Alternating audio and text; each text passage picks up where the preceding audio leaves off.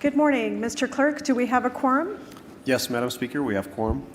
I call this meeting of City Council for October 24th, 2024 to order and acknowledge that we're on Treaty 1 territory, the home and traditional lands of the Anishinaabe, Innu and Dakota peoples, and in the national homeland of the Red River Métis.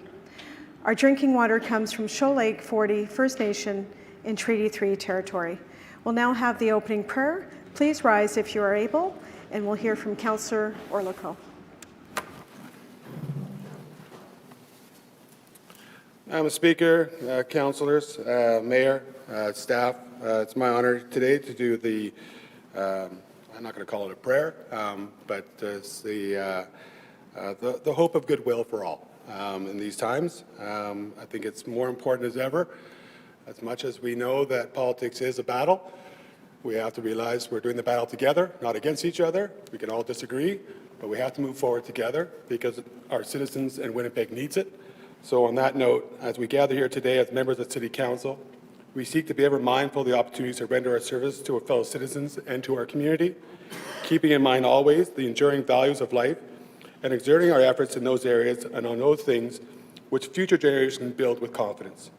We recognize that we are meeting on Treaty 1 territory and the Dakota Nation's territory and the traditional homeland of the Métis Nation. Let us continue to strive to make the world a better place for all. Thank you. Thank you. Roll call, Mr. Clerk. Madam Speaker, Councillor Sharma, His Worship Mayor Gillingham, Councillors Allard, Brawadi, Chambers, Dobson, Duncan, Eadie, Gilroy, Lukes, Mays, Orlikow, Santos, Schreier, and Wyatt. Thank you. I'd like to introduce our page for today, Koan Lee from Ecole Secondaire Oak Park High School. She resides in the Charleswood Tuxedo Westwood Ward. Thank you for joining Council and for your service today. We'll move into morning announcements. Mr. Mayor, you have the floor. Thank you, Madam Speaker, and good morning to everyone through you. Just a couple of announcements today. First of all, related to the Winnipeg 150 celebrations, earlier in October we announced the recipients of the Winnipeg 150 medals, which recognize residents for their contributions to our city. I want to thank and congratulate all the councillors here who nominated individuals who held ceremonies to recognize these outstanding Winnipeggers who continue to do what they do to make our city great. So over the past couple of weeks, there have been ceremonies across the city to hand out the 150 medals and to plant a tree in each recipient's honor. I had the ceremony this past Saturday at the Mayor's Grove in Assiniboine Park to recognize 30 outstanding Winnipeggers. And really, as I said, it's these recipients that make Winnipeg such a special place.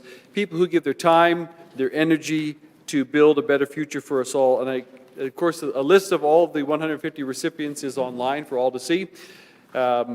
Probably councillors had the same experience I had, that when the individuals were being called forward and their short bio was being read and it was announced that, highlighting the contributions that they've made to our city, it made me feel very, very optimistic about our city because there's so many people doing outstanding work.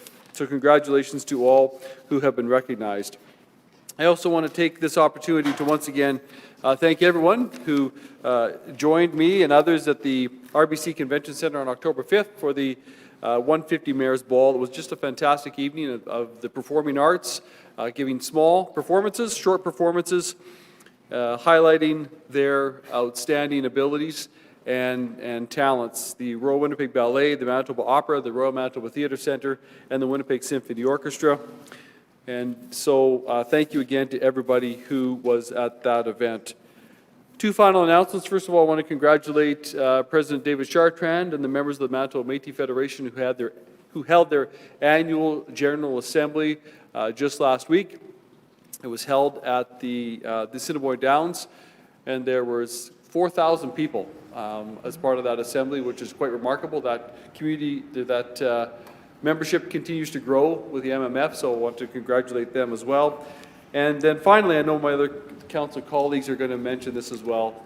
I want to acknowledge the fact that Member of Parliament Dan Vandel, who's certainly no stranger to this chamber, spent many years as a city councillor, has announced he will not be seeking re-election. There'll be time later on as well to kind of expand on this, but just want to congratulate and thank Mr. Vandel for his service to the people of Winnipeg at various elected in various elected positions, and certainly, you know, now as a minister of the federal government, I think he's always been receptive, always been attentive to the needs of Winnipeg. Will always take my call. We've had many good meetings. And in fact, we have a breakfast coming up in the not-too-distant future as well. So thank you and congratulations to Member of Parliament Vandel. Thank you, Mr. Mayor. Councillor Allard, your morning announcement. Yes, Madam Speaker, similar to the last speaker, so I know probably a few people will be speaking to this, so I'll turn to French. Alors, Madame la Présidente, je voulais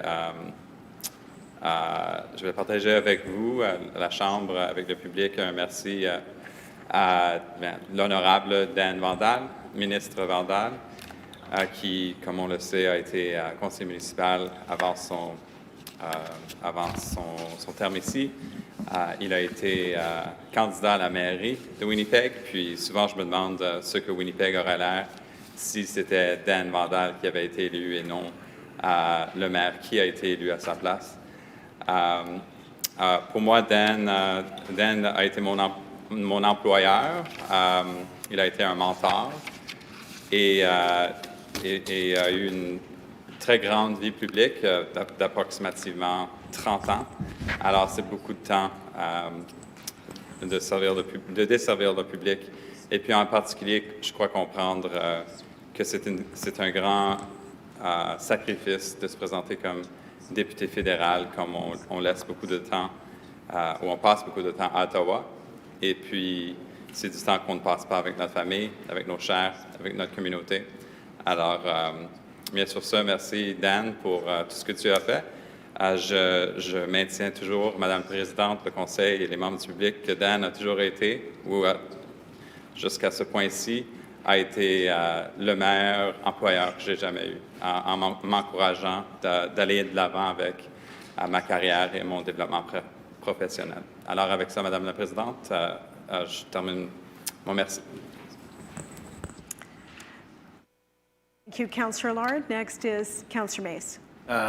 Thank you, and to echo the comments of the previous two speakers, I wanted to say a few words as well in praise of MP Dan Vandal, and former city councillor, who the federal riding is called St. Boniface St. Vital, so I think all of Councillor Allard's ward is in, and roughly 85 to 90% of my ward is in there as well, so it isn't, it's really both the St. Vital and St. Boniface wards that Dan has represented. I won't go on at length. Many fond memories of working with Dan in his current role and here. I remember asking Dan a question in French here and him responding in French, and that was the first time I think that had ever happened in this chamber, and we've actually, I think, come a long way, partly due to Dan's leadership and Councillor Allard's leadership in expanding French language services in this chamber and in the city. I was talking to Councillor Allard last night, and Councillor Allard said, well, I view Dan as my mentor. And I said, well, I view Dan as my mentor. And I thought, that's pretty high praise. Really, when you think about it, that's pretty high praise for anybody. So I'll leave it at that for today. You know, to go through the photos of years and all sorts of different announcements I've done with Dan, it really has been, it's been a pleasure to work with Dan. And Councillor Allard and I have also agree. Very good idea by Councillor Allard. There was a different building I would like to have named for Dan, but Councillor Allard had a better idea, which was to name the Bonnie Vital Pool, because it's right by the boundary. It's Bonnie and Vital. So I think that's a great suggestion from Councillor Allard. Then Councillor Vandal had a lot to do with getting the library in there to sort of consolidate that little area. So we won't be pursuing that today, which we thought about, given that Dan is still a sitting MP and will be for the remainder of this term. So the intent is to come back in next year at some point and move to rename the library, move to rename the pool, the Bonnie Vital Pool, which hopefully will be reopening sometime there after its renovations, and hopefully will serve the residents of St. Boniface and St. Vital with the name Dan Vandal for Piscine Vandal Pool for some decades to come. So again, we just wanted to thank our former colleague here and wish him well in retirement, and we'll be back next year with a motion to rename the pool. Thank you, Councillor Mays. Final speaker, Councillor Eady. Yes, thanks, Madam Speaker. Sorry, I didn't give you a heads up. I didn't realize we would be, well, in a way, honoring the former Councillor Dan Vandal. But I had to rise, Madam Speaker, because back in the early 90s, I was heavily involved in advocating for accessibility. And in 1995, when Dan Vandal won his first city election in the ward of St. Boniface, as we worked together, he chaired the Access Advisory Committee for a time. And as we worked through that kind of thing, Madam Speaker, he took me aside after a meeting one day of Access Advisory Committee, and he said, "Ross, you sound like a politician. You should consider running for city council."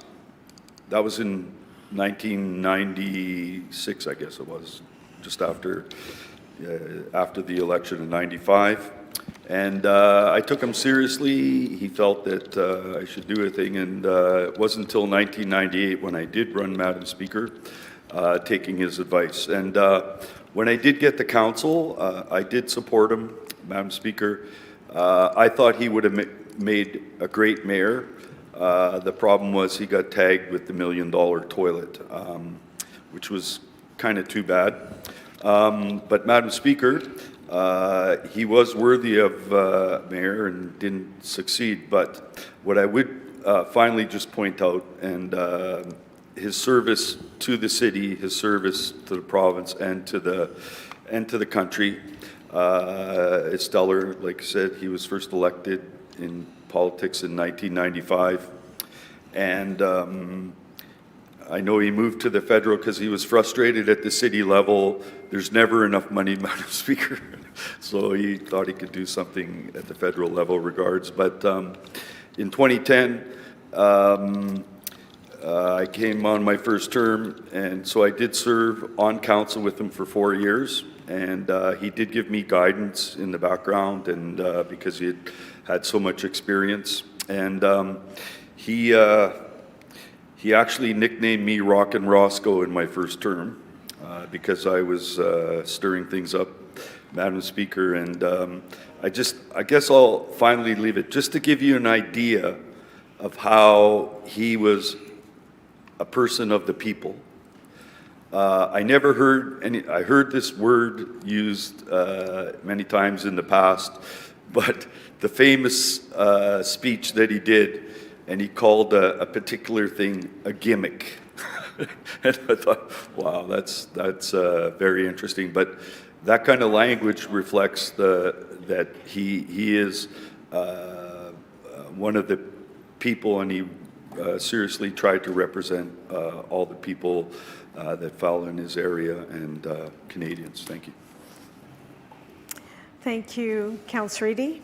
We'll now move on to Councillor Mays. Can you move the minutes of the meeting held on September 26, 2024, be taken as read and confirmed? So moved. All in favor? Contrary? Carried. We'll move into delegations. First up is Kelly Ryback. He's here in person in support of item 4 of the report of the Executive Policy Committee dated October 16th regarding the living wage framework, and the Executive Policy Committee notice of motions 1 and 2. Welcome. Good morning, Council. Good morning, clerks.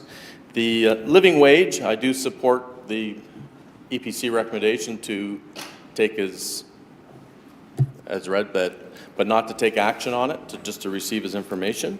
That I first appeared on this on February 22nd, identifying that the city had one of the richest benefits programs, that many of the people earning less than $19.21 an hour, the living wage discussion does not apply to them. Thirdly, and most importantly, there was not a dollar amount tagged to this initiative. And as we are now 8 months later, there's still not a dollar amount tagged to this. And there's not a revenue stream tagged to this to pay for it. and I'll expand on those further. Thirdly is that there's already a clause in the collective agreement to allow for wage adjustment with $1 million, and that has not moved forward. My concern is that that's being used as a bargaining chip, that they're not moving beyond less than 1921, and it's holding things up for the employees to receive more money because they could be stuck on 1921. And we've also learned last week at EPC that 311 initiatives to improve service and improve working conditions is being held up for that same reason. That employees could have received more money if those negotiations had gone further, if they weren't stuck on 1921. And it is also a concern that I addressed in February 22nd, is that the numbers provided in a submission were $963 more than what the superintendent of bankruptcy deems as necessary income and monthly expenses. So I suggest my request, Madam Speaker, is that, yes, we received this information, but no action taken for all those reasons. Secondly, it's not enforceable, it's not accountable. When you look to extend that to contractors and subcontractors, you don't know how much they pay them, you don't know if they will pay them, you don't know if the money received. Secondly, on that aspect, your contracts are going to go up in price. And the biggest factor in high cost of living is taxation. So part C of that is that you would require the minimum, the living wage on all funded organizations. We just heard last month that the General Council of Winnipeg Community Centers requested more funding in their 3-year plan just because of minimum wage going up. And as minimum wage went up, they had to decrease the amount of funding for janitorial services from 28 community clubs to 19. This takes that further when you increase the requirement of them to pay 22%, and that's just one of their cost items. The grant intake program, you reinstated $2.1 million, and they would be required to pay the living wage. So they're either going to need more than what is allotted for the grant intake program, or if they do not receive additional funding, then frontline services to those in need are going to be reduced. So to increase the wages of X number of people, thousands of their clients, of those people in need, will receive less services. I'm on the board of the St. James Assiniboine Pioneer Association that oversees the operations of Grant's Old Mill. If we were required to pay a living wage, then I would be coming to council for an additional $4,500 per year to cover that expense, and that is only for 3 employees over 17 weeks. So how many organizations, community clubs, parks, museums, funded organizations would require additional funding in order to meet the requirement of the living wage? Going back to again, you still do not have the entire information in order to make an informed decision. So therefore, I do support receive this information, but do not take action. Notice of motion 1, remote work arrangements, that this is to everybody work from home, return back to the office. I support this. My employer in 1995 implemented work from home, and we closed our downtown office and opened a much smaller office in the suburbs. We had performance metrics, sales quota, and customer satisfaction. As identified earlier this year multiple times, the City of Winnipeg does not have a proper workforce management structure, and therefore you can have employees unsupervised working from home. In fact, former CAO Michael stated when talking about work from home that he's told the frontline leaders there's more to supervision than ensuring that somebody's chained to their desk. You do not have the performance criteria, the goals, the supervision in order to have proper work from home situations. Bring them back, get those in place, then identify who the high achievers are, because it is not a right to work from home, it's not in the collective agreement, but make sure that those who are working from home are producing. You do not have that today. Motion 2, this is rich. This is free parking and availability of refreshments for citizens when they come to committee meetings. Because of long meetings. So the issue of long meetings is far greater than providing free parking and refreshments. But however, specific to free parking, I would love that. The parking on King Street is the most expensive metered parking in the city. And that is unfair to anybody that has to come and do city business, be it for their taxes or utilities, but also to appear here, and it's limited to 2 hours. You have the choice to go to InPark at $4 an hour. But why on King Street is the most expensive metered parking there when you were trying to foster engagement? With respect to refreshments, in the gallery, we are not allowed food and refreshments. There's nowhere to go within the building to acquire something when you are here for several hours, and there's going to be some time before you can appear or you're involved in a meeting. Ironically, councillor and mayor can have food and beverage at their desk. There's free food and beverage behind this wall. Executive assistants have delivered beverages to mayor and council. Councillors as delegates, being at this podium with this light, have appeared with a coffee mug in hand. Completely disrespectful to every single person who appears in this gallery. And I hope that there's changes to rules, but also for the length of meetings. You want to address the problem?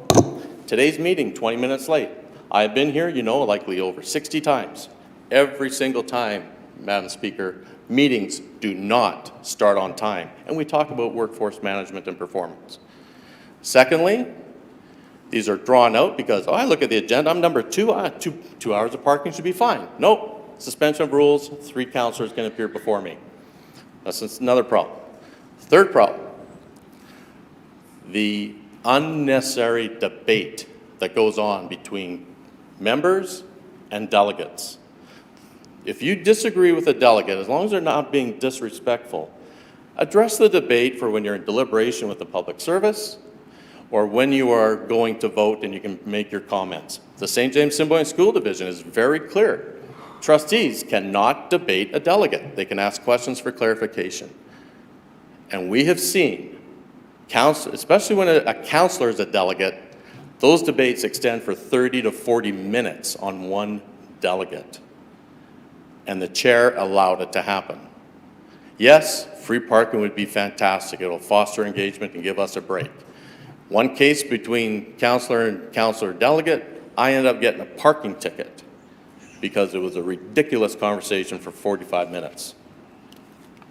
You want to improve things, you want to improve engagement, address those, allow us to have beverages in the gallery, and please put vending machines in so that we can at least acquire something in order to, because you get all that for free discretion. Madam Speaker, thank you very much. Those are my points. I object The to, delegation is concluded. I object to the speech here being characterized as ridiculous. We're entitled to debate on behalf of the residents.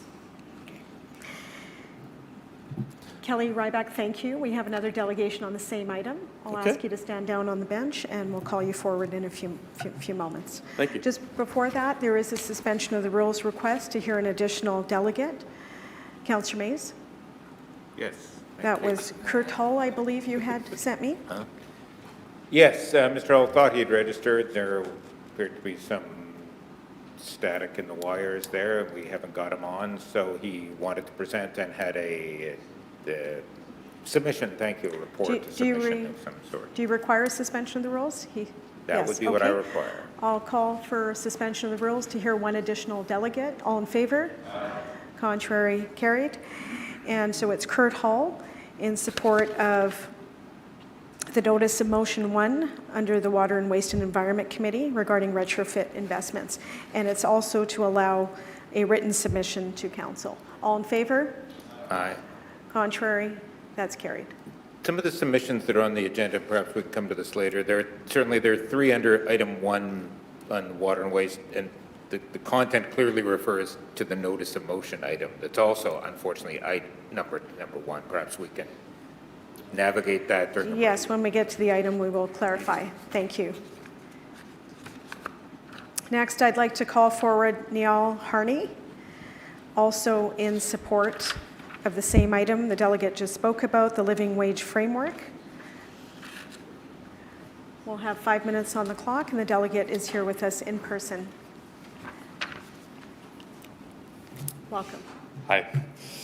I'd like to clarify that I believe I'm actually speaking against the motion. which is to receive it as information. That was a Okay, confusion thank you. on my part. Morning, councillors, mayor. My name is Niall Harney. I'm a researcher at the Canadian Centre for Policy Alternatives. I'm going to keep my comments brief because I believe this is the fourth or fifth time I'm here speaking on this motion, this issue. And I apologize to the members of EPC who heard me speak last week. I'm going to repeat myself on a couple of points, but I'll try to keep it as brief as possible. The CCPA Manitoba has been playing a role in developing the Canadian Living Wage Framework alongside other offices since 2009. And similar living wage calculations have been adopted across North America and in the United Kingdom. It's important, as we have this debate, to just remind ourselves what the living wage really is. It's based on a bare bones budget for 2 working parents and 2 young children to avoid living in poverty. The living wage doesn't provide sufficient income to cover loan or debt repayments, save for retirement, for a home, or for other holiday expenses. And at its core, the living wage is based on this principle that a family with 2 working parents working full-time should not be living in poverty. So by ensuring that all employees of the City of Winnipeg earn a living wage, Winnipeg would be joining over 1,300 employers across Canada who have registered as living wage employers since 2007. This includes 400 in British Columbia, over 850 in Ontario, over 75 in Alberta. Further, Winnipeg would be joining 16 municipalities who have already committed to be living wage employers, including the cities of Saanich, Burnaby, Pitt Meadows, North Vancouver, Quesnel, BC, Cambridge, Kingston, Waterloo, and St. Catharines. In analysis presented to EPC on July 9th, a high estimate of implementing the living wage was provided to EPC members, pegging the number at $3 million, including $1.5 million for city staff and another $1.6 for external contractors. When looking further into that report, factoring in existing benefits programs for City of Winnipeg staff, the number that needs to be achieved to provide a living wage for City of Winnipeg employees is actually closer to $17.87 per hour. And when we look further down that analysis, the cost of implementing a living wage at the City of Winnipeg becomes closer to about $2 million. Now, we all know that the City of Winnipeg faces financial pressures, and this council has done good work to address some of those issues. But what we're talking about here is an amount that is less than 0.1% of the city's budget. Implementing a living wage at the city is not going to break the bank. Further, implementing a living wage at the City of Winnipeg is an opportunity to ensure that no worker at this city is living in poverty and to lead by example in eliminating in-work poverty in our city. Thank you for your time and your consideration. Thank you. We'll have both the delegations come forward. Are there any questions?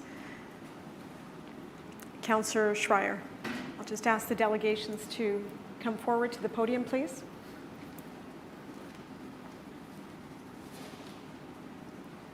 Thank you, Madam Speaker. Kelly, that would include you. Kelly Ryback, is Sure. she still here? And thank you for Kelly Ryback and Niall Harney for being here today. I'm not sure I can address it to both. The reality is, Madam Speaker, that within our lifetime, for most of us here, has been the case back in the day, in our lifetime, not that long ago, when the lowest wage earners that work for the City of Winnipeg made more money compared to the cost of living. And they were actually a higher proportion of the city budget. Since then, we've raised every tax, fine, fee, levy, and rate. We've spent our reserves, and we're going further into debt when it comes to construction contracts. Madam Speaker, are we to say in some way, shape, or form that's due to the lowest paid wage earners that work for the City of Winnipeg? Who would like to reply?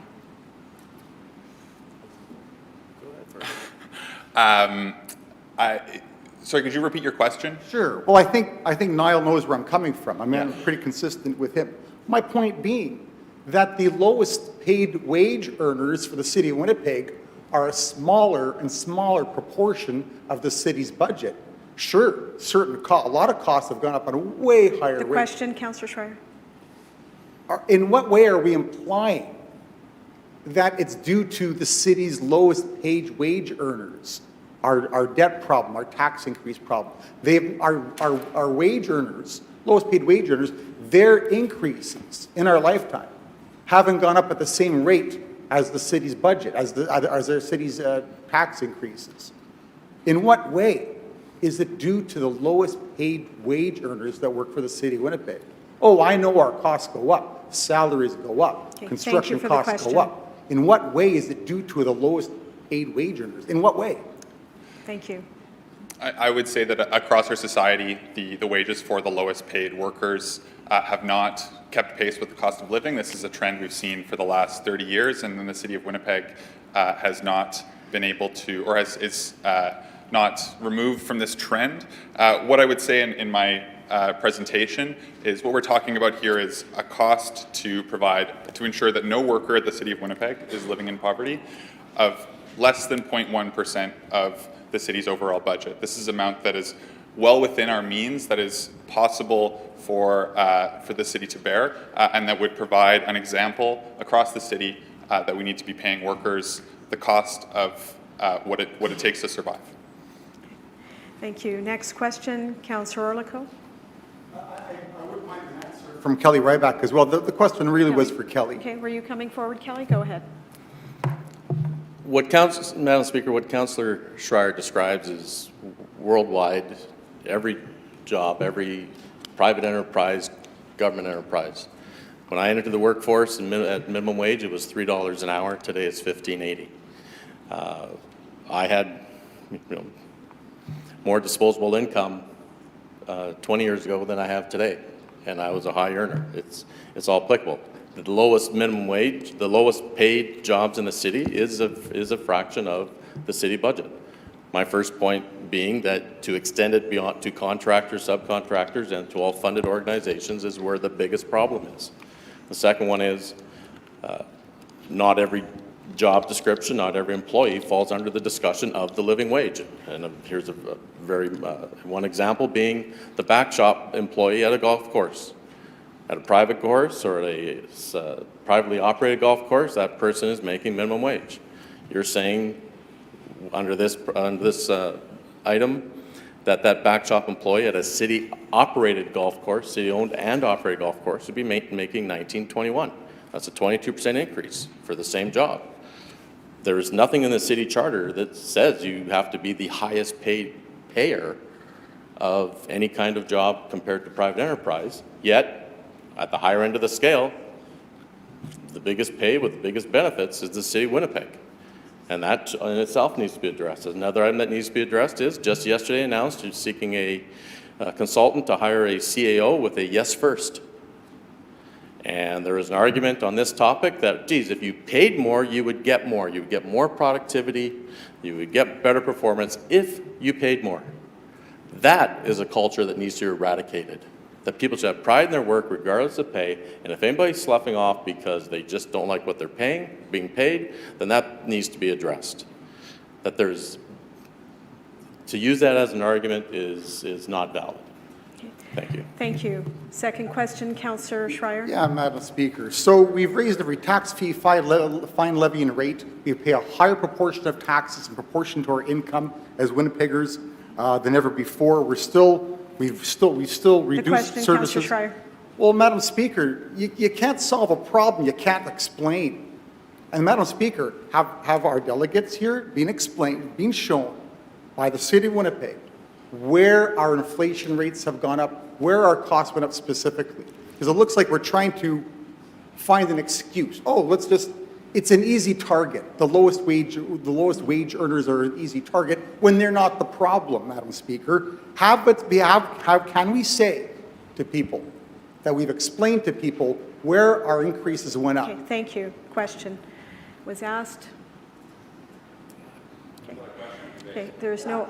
Can our delegates say that we've explained to the City of Winnipeg, to the people of Winnipeg, where our increases are, where our budget increases are, and where specifically they went? Construction inflation is a larger inflation rate than police pensions, as an example. Have we been explained how that is the Councillor Schreier, case? do you wish to answer? We do have other questions. Next question, Councillor Orlico, and then Councillor Wyatt. Thank you very much. In these fiscal constraining times, I must ask a question. You mentioned, we heard today some figure of point something percentage, but could someone give me a dollar value that you believe, that you know or you believe that this initiative would cost? Thank you. The response? So there was a report from R&A Analysis by city staff delivered to EPC on July 9th that provides a dollar amount for the cost of both providing a living wage to city employees as well as external contractors. The external contractors number was quite a rough estimate, but that report provided a high estimate of $3 million. When you look closer down, you find that actually City of Winnipeg staff, a living wage is $17.87 an hour, not $19.21, and that cost brings it down to closer to $2 million. Thank you. Councillor Wyatt? The question is to Mr. Ryback. Mr. Ryback, are you aware that in the Manitoba legislature and parliament, people do not have the ability to go in delegation and speak? Okay. Let's bring the questions and the answers through the chair, please. Sure. The question's been asked. Through the chair, are you aware that in parliament and in the legislatures of Canada, you do not have the ability to come and speak in delegation like you do in a floor council? Madam Speaker, I'm aware of that. Also aware that... Thank you for answering my question. No, I'm sorry. And are you, no, thank you for answering my question. Madam Speaker, may I Second extend? question, Second Councillor Wyatt. question, my second question is, are you also aware that we could also do the same thing that the Manitoba legislature does and every legislature in Canada and parliament, and it would actually then ensure that members of council could have immunity on the floor. And the only thing that prevents us from having immunity on the floor from anything we say is because of the fact that we allow delegations. So we have sacrificed and allowed for delegations at our potential expense so you can speak, even though the provincial legislatures and the Parliament of Canada, are you aware of this, do not allow you to speak. Why? Because they want to be protected. Councillor Wyatt, And, thank you are for you the aware of question. Madam The Speaker, I response? know that I'm allowed to contact any elected official in any riding, be it an MP or an MLA, to lobby my opinion and influence or at least convince someone of a position and to be heard. Thank you for the answer. So then basically you're Third saying that you question, would Councillor support... Wyatt. I will recognize you when it's your turn to speak. Third question. Thank you, Madam Speaker.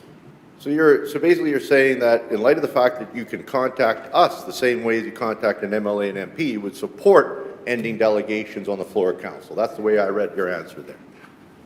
Madam Speaker, I'm not even sure the relevant of the question to the topic, but we'll leave it at that. Thank you. Any further questions? Councillor Duncan. Thank you very much. Through you, Madam Speaker, could we ask the delegate where we can get the free food back there? Thank you. Response? Madam Speaker, I'm aware that there's coffee, tea, and water that's back there. I have not been through the entire wall to say if there is anything else, but it is relevant that it's available to councillor and Thank you. You did mention food earlier. Thank you. That concludes our question period under this delegation. Thank you. Next is David Grant, who is appearing remotely on a number of items as listed on the delegations page of your agendas. Mr. Clerk, yes, we have the delegation online. Welcome, David Grant. Thank you, Councillor Sharma. Thanks to Council for inviting us.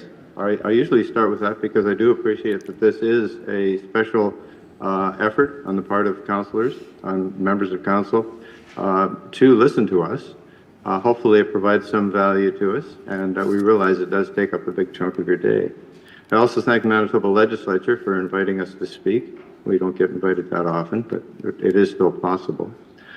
And thanks to Councillor Schreier for attending the last few town halls that I've attended across the city. It shows that he really cares. And thanks to the 3 councillors who hosted these town halls.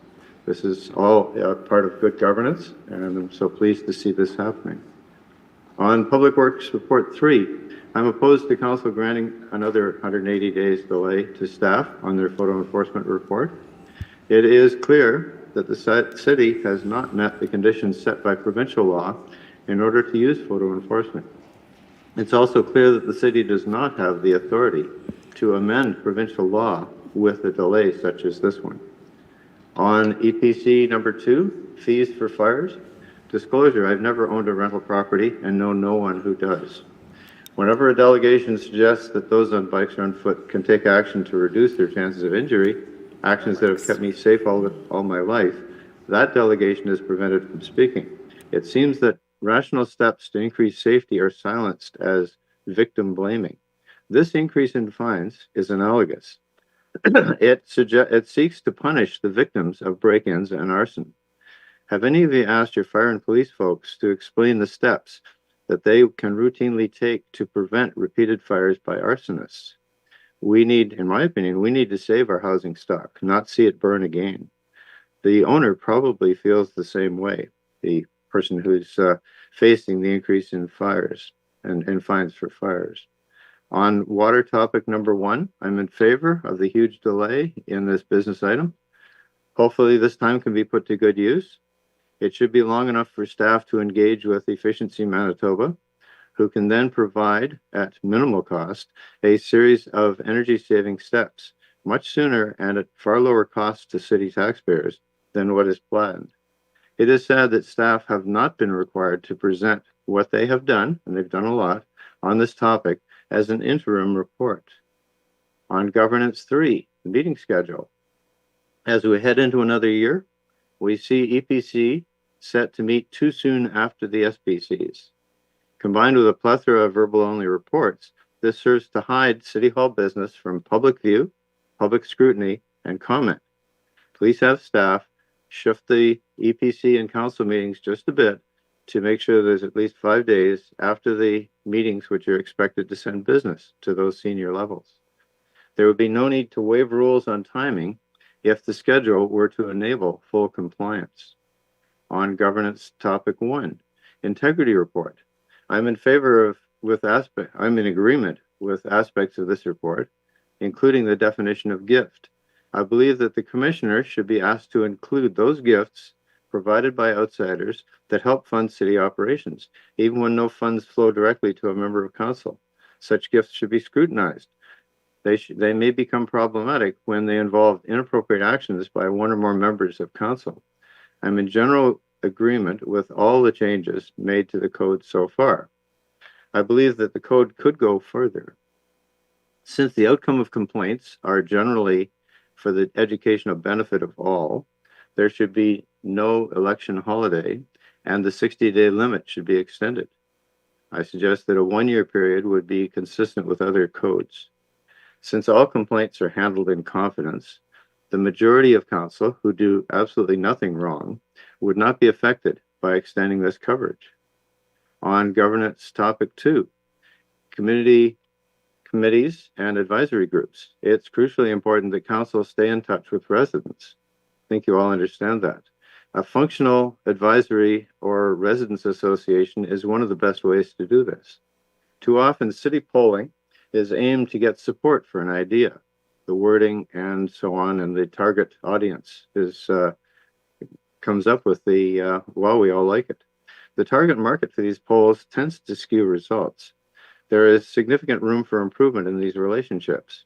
If not done right, a councillor may be unaware of the downside of proposed actions. The residents group should be provided with more complete info. These groups can be used to provide the councillor with a glimpse of public opinion. Not always supportive, but that's good to know. They can be the link that makes representative government, which we have, seem more democratic. When a member of such a group presents concerns, they should be taken seriously. New city policies are weakening the means by which councillor collects and uses delegate comment. A healthy delegation system is a valuable tool for members of council in making good decisions. Reports which are made verbally and reports which arrive late further weaken the delegation process. These are all good tools for good decision making, and I'm pleased to see this item on your agenda. Notice of motion number 3.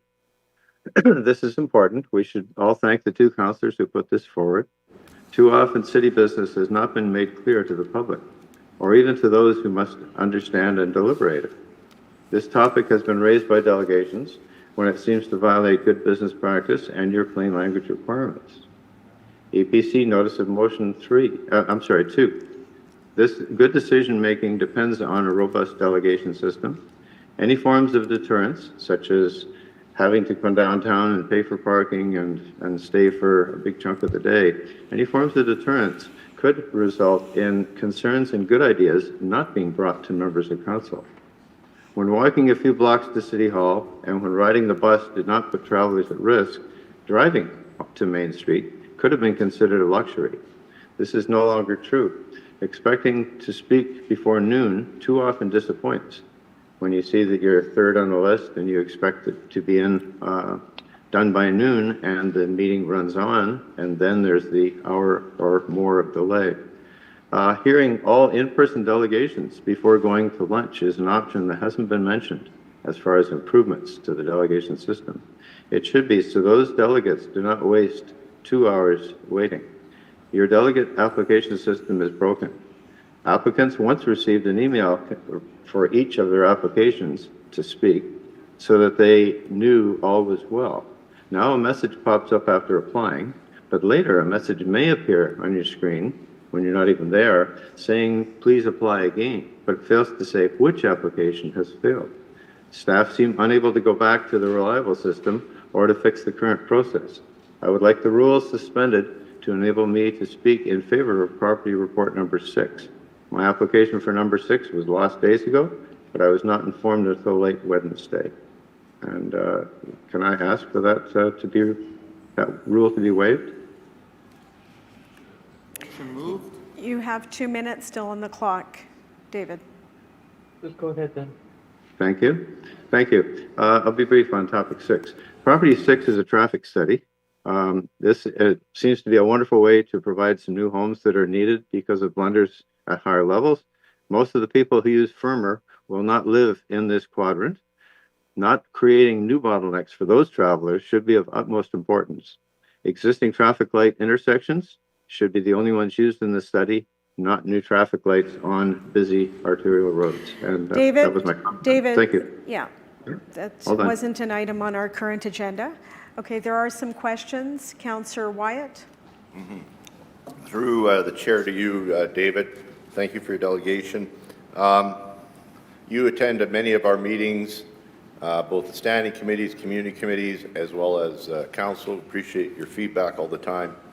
And in your thought, do you think it's reasonable and fair for our process, especially people Councillor Wyatt, through the chair, please. Yes, who register in delegation to speak or who register in opposition to an item, let's say a hearing item, public hearing item, that they should be informed of any changes that are being made, especially after the fact, to an item at community committee, that they should have a right to know that information, especially since they spoke in delegation on these items? Do you think that's a fair request to be made of the clerk's office to inform members of the public of changes to an application that they spoke in delegation on? Thank you. David? Thank you for raising that. I certainly believe that it would be fair to have such notifications. Now, you mentioned hearings. When the item at committee is an official hearing, we do know that the city does, the clerks do send out a paper copy of changes and outcomes. And I agree that if it was as simple as an email to all the people who spoke on that topic, when it changes, I think that would be entirely fair, and it is practical to do so. And thank you for raising that. Thank you. Seeing no further questions, thank you, David, for your time today. Thank you. Our next delegation is Laura Tyler from Sustainable Building Manitoba in support of item 1 of the report of the Standing Policy Committee on Water and Waste and the Environment, the report dated October 5th regarding retrofit investments. Welcome, Laura. Hi, thank you. Thank you so much for having me here today. I am excited to be here because this is the moment that you can take actual action if you pass this motion to allocate budget to building retrofits. I don't want to hate on reports, but they are a necessary step along the way. But today is when real action manifests. The smile is real because I'm really hopeful that today the City of Winnipeg will take action instead of just talk about or explore action. I'm not going to go into the realities of climate change because I think you all know them, and quite frankly, it makes me too sad. But I will remind you that our Winnipeg 2045 sets out a climate target for Winnipeg to meet or exceed net zero emissions by 2050. That is 26 years. There was a time in my life where I thought that that was a long time, but I know now that it is not. And it's not something that we can just keep kicking down the line. And one of those reasons we need to spend the money now is, in fact, money. The old adage, you gotta spend money to make money, is absolutely applicable here. Though instead of making money, you'll be saving money. And you have the opportunity to start saving money today. The council has already recognized that there are savings from the carbon tax of about $9.2 million by adopting the retrofit to reduce carbon tax payment obligations that was adopted by council on September 29th, 2023. And I want to remind you that that savings is only about the carbon tax. It does not include the cost of energy itself. And I know I don't need to tell you about the rising cost of energy because we all feel it every day. But I will remind you that the cheapest form of energy is energy that you don't need to use. Energy that you conserve through building retrofits. Point is, there's a lot of money to save here. I know the city does not have a lot of money, but this is the kind of money spending that will save in more ways than one. So in addition to saving on the cost of energy, I want to mention building retrofits will also expand the life of the building. So 3 cheers to more money saved. These retrofits are for municipal buildings, and since energy efficient buildings can be healthier buildings, that can lead to increased productivity, lower absenteeism, which means, again, the city will save money. Another round of 3 cheers to saving money.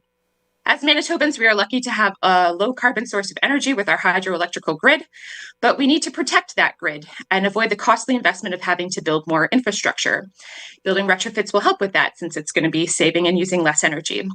So if we don't save that energy, then that might lead to us having to build more energy infrastructure, and that will be more expensive for Manitobans at a time that we're already facing an affordability crisis.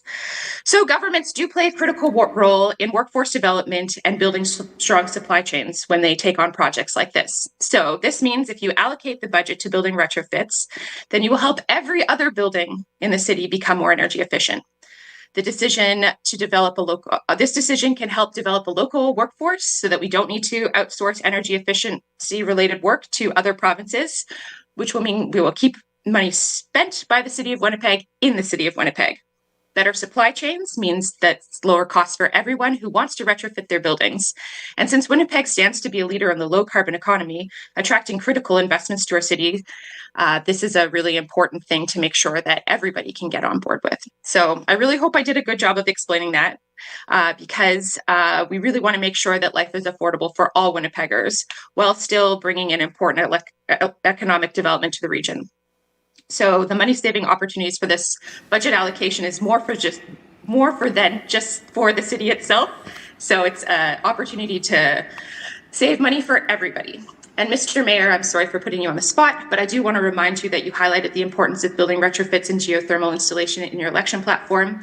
And we cannot go and do geothermal or any other kind of fuel switching until we have gone through the building retrofit process, because you don't want to waste money on systems and installing and building systems that are bigger than you need because of the energy that you haven't saved. So the point is, this is the budget, by allocating this budget is a chance for you to make good on the values that you express in your platform. So please make sure that the money is in the budget for retrofits so that we can finally move from talk to action.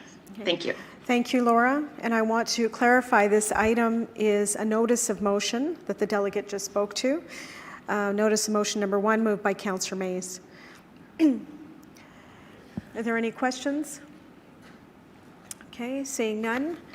Thank you, Laura, for your presentation. We'll now hear from Kurt Hull in support of the same item. There'll be 5 minutes, no questions. And there's a submission that will be put on the public record. Thank you, Councillor Sharma. Good morning, Mayor Gillingham, councillors and staff. Thank you for giving me an opportunity to speak. I'm speaking in support of Councillor May's motion, and I thank him for standing up for the citizens of Winnipeg by bringing it forward. The motion before you reveals a startling fact. If the same mathematics were used for the building energy retrofit proposal as was used for the Route 90 widening project, this would be the conclusion. And I quote from the motion.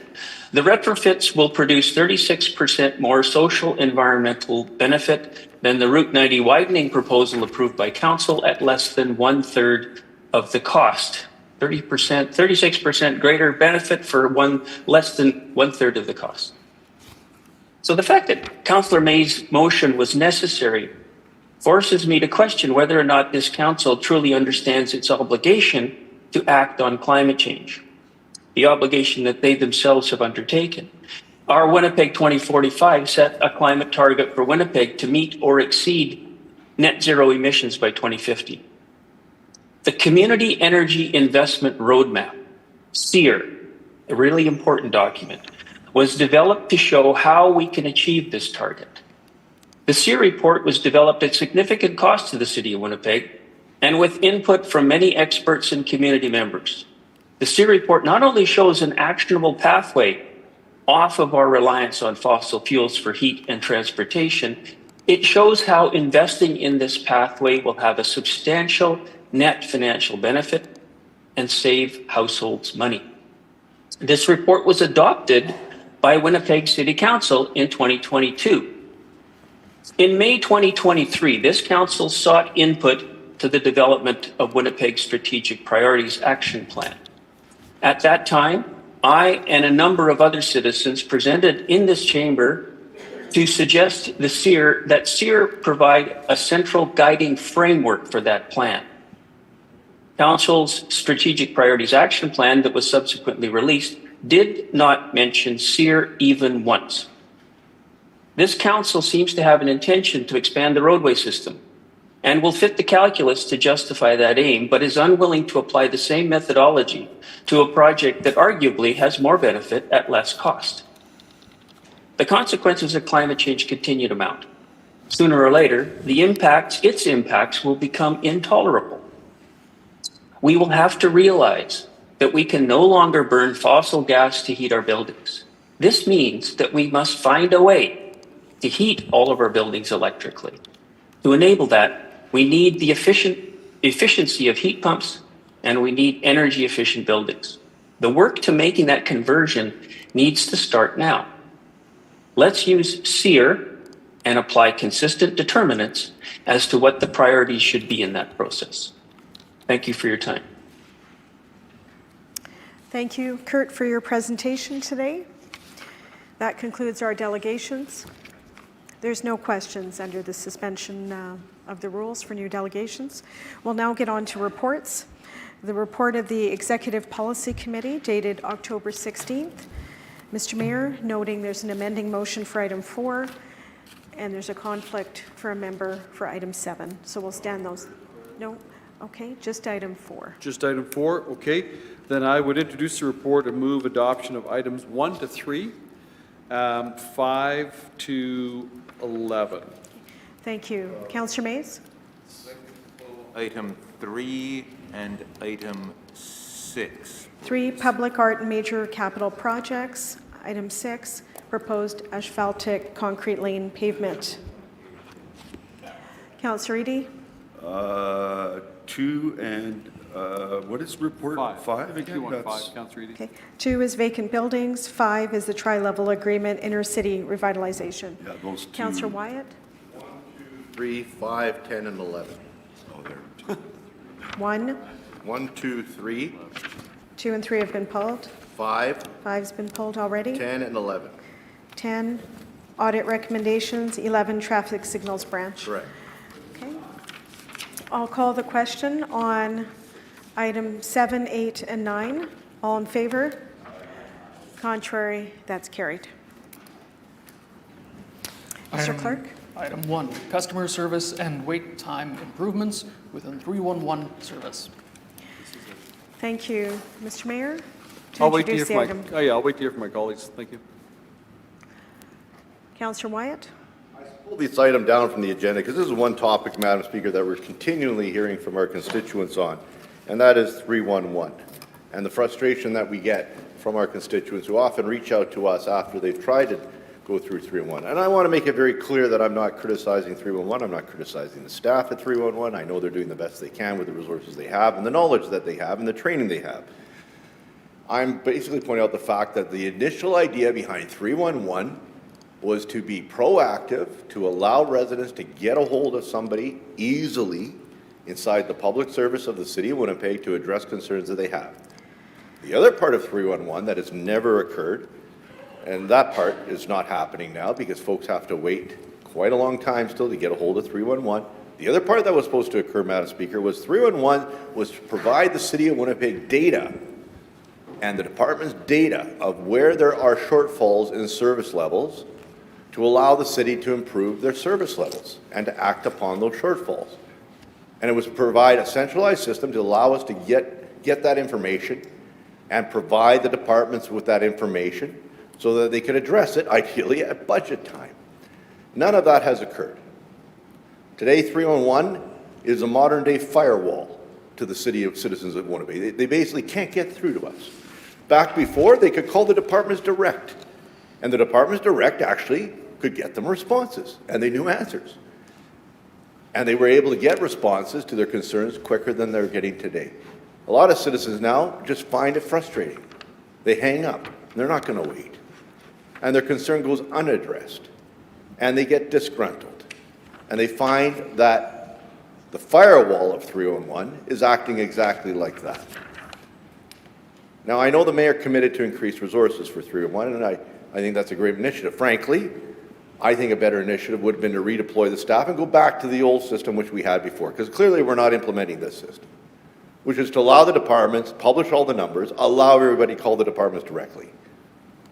We could still get the data. That's not hard to do, of where the shortfalls in the funding are. That's just a software system that could be built to do that, to incorporate all the calls coming in from the various departments, but at least residents could get a hold of the departments. I remember when we rolled 311 out, there was a big controversy at the time. People couldn't even get a hold of the public library in their area to see if a book is available.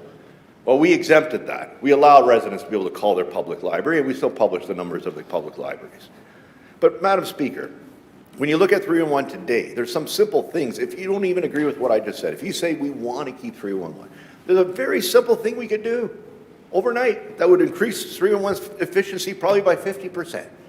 And that is we shave off 311's transit calls, because they get bogged down with transit calls, and create a separate number for transit. I don't know what you want to call it, 211 or whatever. But, have a separate number for transit and the transit calls coming in, because quite often that's what's bogging. People are calling, when's the next bus? When can I get my transfer? Guess what? Come June of next year, 311 is going to be totally bogged down when we roll out the transit master plan. My frustration here, Madam Speaker, is that we're not addressing, we've created a system which has closed Winnipeggers off from the services that they rightfully often have legitimate concerns and questions of. And the irony is that when a resident calls us, and you all know this, that when a resident calls us and asks us for help on a matter, and then we go to the department about it, and then the department says, well, what is their 311 reference number? Well, in some cases, the resident said, I couldn't get one because I couldn't get through, and I just got frustrated, hung up. And I have great sympathy for residents who deal with that. I mean, if any of you have been on the phone to wait to call another level of government about a personal matter or any other matter, you know how frustrating it can be when that phone call is not picked up in a timely manner. And we brush it all off now on 311. And I want to stress over and over and over again, it's not the staff of 311. They're doing the best they can with the resources they have. They've been trained as well as anybody else to handle these calls. But in some cases, the 311 staff do not have the knowledge, do not have the information on matters pertaining to department policy or department implementation or recommendations that the departments themselves would have if they were to get the call. So it's not only a firewall, Madam Speaker, for the residents not able to get through city services, it's acting as a firewall to our departments. They don't have to hear from the public. They don't have to hear the complaints, nor do they see them in some cases, I would argue. They can brush it off. So they're totally out of touch with what the public's thinking too, or concerns that they have. It's a great convenient thing for a lot of our departments to turn off, which what they've done in terms of the concerns of the public and the services that they're receiving or they're not receiving. I think 311 needs a massive reform. This report doesn't address that. That's why I'm stepping it down to talk about that. I hope this matter does not go away, and that is something that's taken seriously by this council and by the mayor and the mayor's office, because frankly, it's a mess right now. 311 is a mess. Not the fault of the staff or the management there, not the fault of people working there, the fault of this council and senior administration to fail to rise to the initial initiative 311. If you want to make it work, go back to the original plan and implement it and give them the resources to do the job that they need to do. And that means significant more resources based on the calls that we're getting and the accountability that we wanted, which was to flow the information back to the departments on the shortfalls on the servicing so they can address that via the budget process, even if it means that the budget working group is bogged down with more work because all of a sudden we got all these 311 issues coming up that we never expected, because that is what 311 was supposed to do in the first place. Thank you. Thank you, Councillor Wyatt. Next, Councillor Lukes.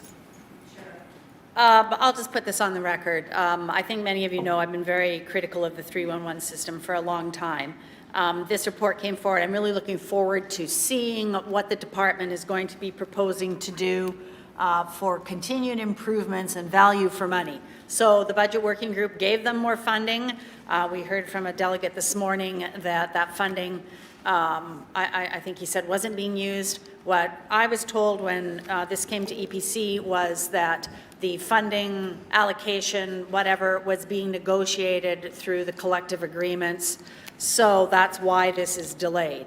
So I'm going to hold optimism here for 311. I think everyone knows in the public service, you know, we've got an interim CAO, we're going to have a new CAO.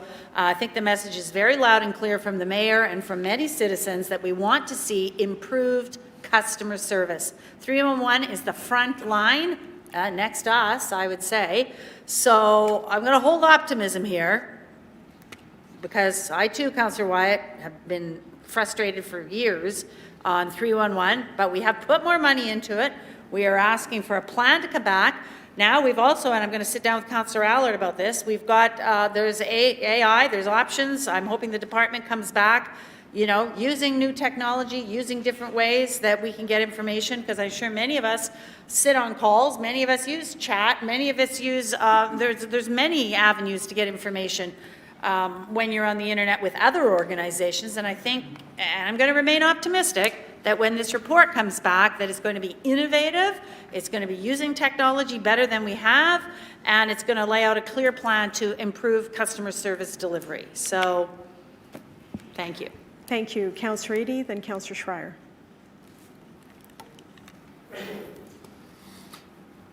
Madam Speaker, I didn't mean to speak. I'll be supporting the report, Madam Speaker, but I just wanted to speak to 311.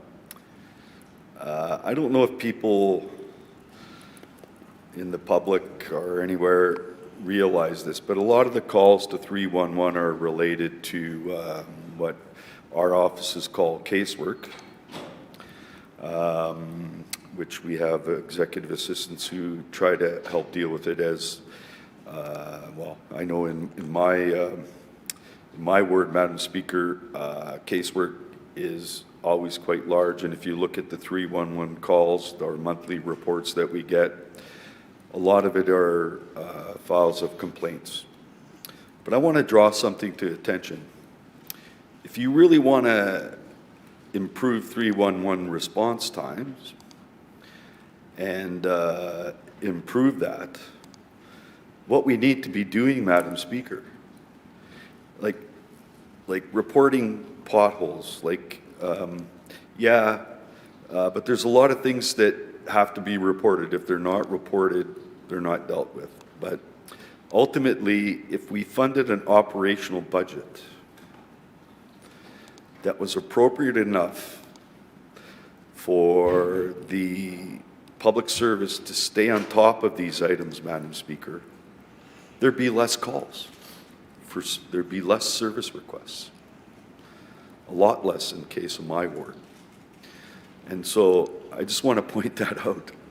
If you really want to see an improvement, because if our budget keeps going the way it does, and we don't, for example, expand add enough employees to keep the grass cutting cycle, for example, to say a 10-day cycle or whatever, Madam Speaker, rather than it's increased. Ever since I've been on council, there's continuous non-funding to deal with the expanding city, and the service that's being provided to, I can tell you for sure in my ward, has been reduced in order to serve the suburbs. And what we haven't done, Madam Speaker, is properly fund the public service to do a good job to prevent all these calls. And there's a lot of complaints about bus service. We're trying to improve that.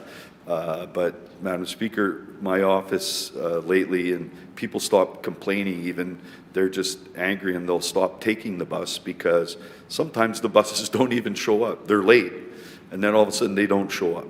It happened to me the other day at the concert hall, Madam Speaker. So, and I filed a 311 complaint because you know what? Being a blind user out there, I don't appreciate that. You know, I'm a busy person, and so are the people out there who are using the transit system. Or there's a lot of people, you know, if you didn't report, say, a curb that was busted up, and it's on your boulevard that you're supposed to cut the grass and take care of, but the curb is busted and sand overflows or whatever. If you don't report it the same year that the snowplows caused the damage, the city won't deal with it. So there you go. Another problematic situation that can be addressed if the public service had enough operating dollars to provide top quality service. So I'll leave it at that. That is another way that you can improve the efficiency and effectiveness of 311, who, by the way, are the intake, and then it goes to the various departments to deal with. Okay. And again, if we're funding those departments appropriately, then things, maybe we don't get those calls as much. Thank you, Councillor Eadie. Councillor Schreier? Thank you, Madam Speaker. I believe my ward gets The about clock, fourth. please. Thank you. Oh, Madam Speaker, you don't have to worry about that. I believe my ward gets about 4,000 please, it's in this 311 calls per month, something like that. And I use the 311 system, the citizens 311 system, much more often than I use the councillors one to check on 311 issues. Probably, oh, I don't know, 20 to 1. I'll test the system on a regular basis for real issues. I'm not there to waste 311's time, but I will use the 311 system. One thing I know is the biggest pattern of confidence and relief I have is the professionalism and goodwill of the 311 workers. This is another case where we're looking at trying to fix our budgetary problems where we have the least budgetary problems. That's part of it. 311 workers don't make a living wage. And that's where we're trying to find our savings. Madam Speaker, I don't really think we at City Hall take our budget efficiencies that seriously. And I know could be a mean thing to say, unfair thing to say. But what am I supposed to say, Madam Speaker?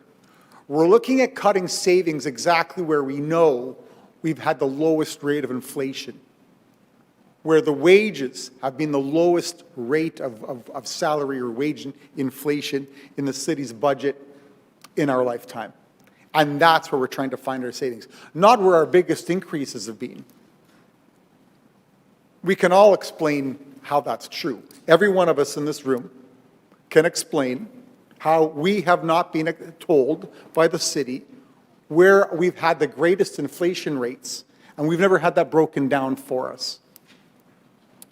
Not in a report. And we get lots of reports. Ask Janice Lukes. She's even said a couple of meetings ago, City Hall can sometimes be reported out. We get so many reports. But we do ask for these reports at the same time.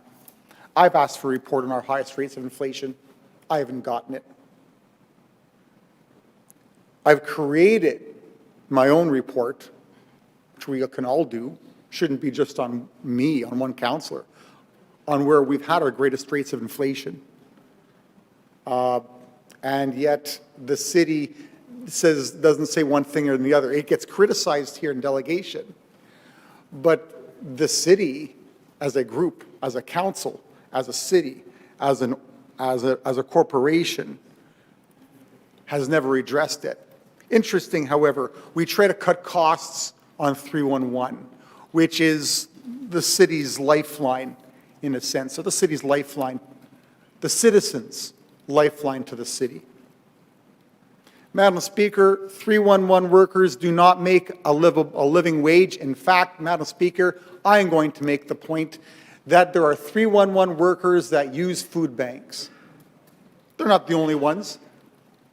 But I'm going to say this. One thing I know, and is backed up virtually every time I use this system. When we're dealing with the complexity of a system like the City of Winnipeg, using a triage system like 311, in which it's a general triage system, it no longer goes from department to department. These workers are there to assess with a citizen who doesn't know, doesn't necessarily have to know, what department they're supposed to go to, and try to filter out what exactly the nature of the problem is. Madam Speaker, I have tested this system before I was a city councillor. I've tested the system constantly, regularly as a city councillor, and one thing I do know, one thing I have one of the greatest confidences in terms of city workers, are the 311 workers. They have been professional. They have been patient. And I don't, sometimes you get upset, you get frustrated, because you're dealing with something about the city, and it's frustrating, including just the process of phoning 311. I've been impatient, and in fact, I don't think I did anything exactly wrong, but I should know better, given what I know about the inadequacies of City Hall, for sort of my impatience. Nothing I've said in particular to the 311 workers, but having said that, I've been impressed with their patience. Madam Speaker, I'm more impressed with 311 workers. I don't know, you can get into trouble. Well, let's just say this. They are at the highest edge of professionalism for dealing with citizens' concerns as anybody else in the city. And that just should not go unnoticed. We are trying to solve our budgetary problems where we do not have one. We do not have a budgetary problem with the lowest paid workers, with 311 workers. That's not the problem. It's a lower part of our budget than ever before. Trying to solve a problem where we've actually had the solution, if you will, is backwards, and it's not working. So let me tell you, Madam Speaker, here's the question. We've been looking at cutting, in terms of a proportion of our budget, the lowest paid wage earners in our city. How is it working for us? Madam Speaker, we raise every single year, every tax, fine, fee, levy, and rate. We have spent our reserves. We cut services. We sell more debentures. So how is it working for us, Madam Speaker? It's not, and it never will. It's impossible. So we look where we shine a light over here. Well, let's shine the light over there. That's not really where the problem is, but that's where the light's shone. So let's look over there. Easy pickings. How is it working for us? It's not, because that's not where the problem is. It never was.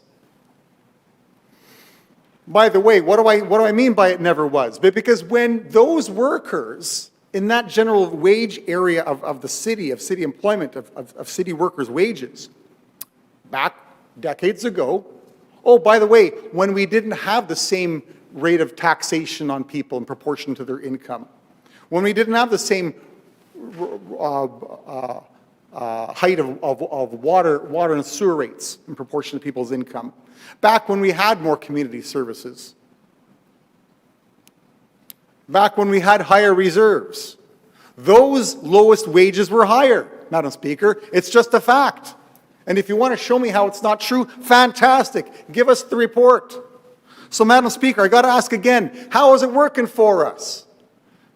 Trying to save our budget by continually cutting the lowest wage earners of the city. And in the case of 311, they do a great job. Some of them are at food banks. But you know what? An extension of time. Yeah, Madam Let's Speaker. speak to the wait time improvements. I think you've made your point.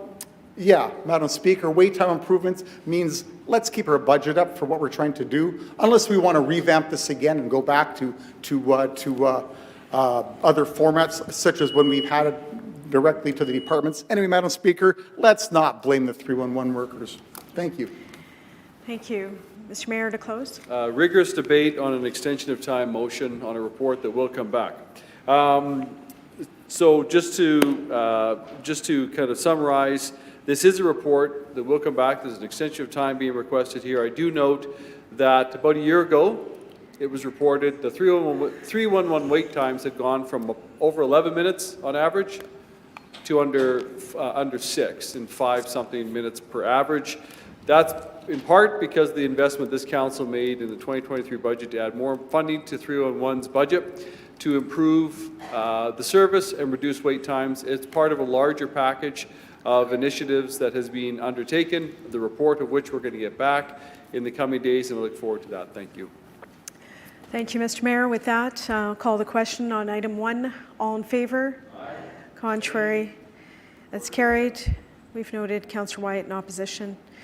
Item 2, Mr. Clerk. Item 2, amendments to vacant buildings bylaw number 79 of 2010, fire prevention bylaw 35 of 2017, and revised fee structure for vacant building fire response fees. Thank you. Mr. Mayor, to introduce the item.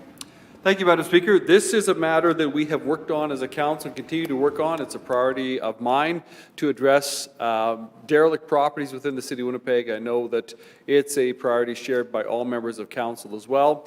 Our public service is working on this, and there's more to come. What we have before us here is an adjustment that EPC has supported, an adjustment recommended by the Winnipeg Fire Paramedic Service to change the fees associated with building fires. And so I'll wait to hear from my other colleagues before I conclude. Thank you. Thank you, Mr. Mayor. Councillor Eadie. I stood it down first. Thank you. Okay. Councillor Eadie, then on to Councillor Wyatt. Thank you. Madam Speaker, I'm actually voting for this report, but again, I've been listening to the media. This is something we're working on. This, we created a stick to pummel. In most cases, though, the owners of these properties are victims, Madam Speaker. They're either victims of living in poverty and couldn't afford to pay or get house insurance, for example, in R2W, which is very difficult. Insurance companies are very leery because people are setting houses on fire all the time. You just have to keep looking at the emails we get about fires here, fires there. It's the same in Councillor Gilroy, same in Councillor Santos' area. There's often quite a few fires where the housing stock is very old, it's in bad shape. If a landlord owns it, maybe it's vacant and derelict because you can't live in it. And they don't want to spend the money to renovate, which is why we have a stick, actually. We want the people who do own these places and do have the wherewithal, we do need a stick. But Mr. Darrell Warren in William White, where they're dealing probably with, at least when it comes to single duplex, triplex issues, probably the largest amount for any neighborhood. I can't say for sure. I haven't looked at the latest numbers, Madam Speaker.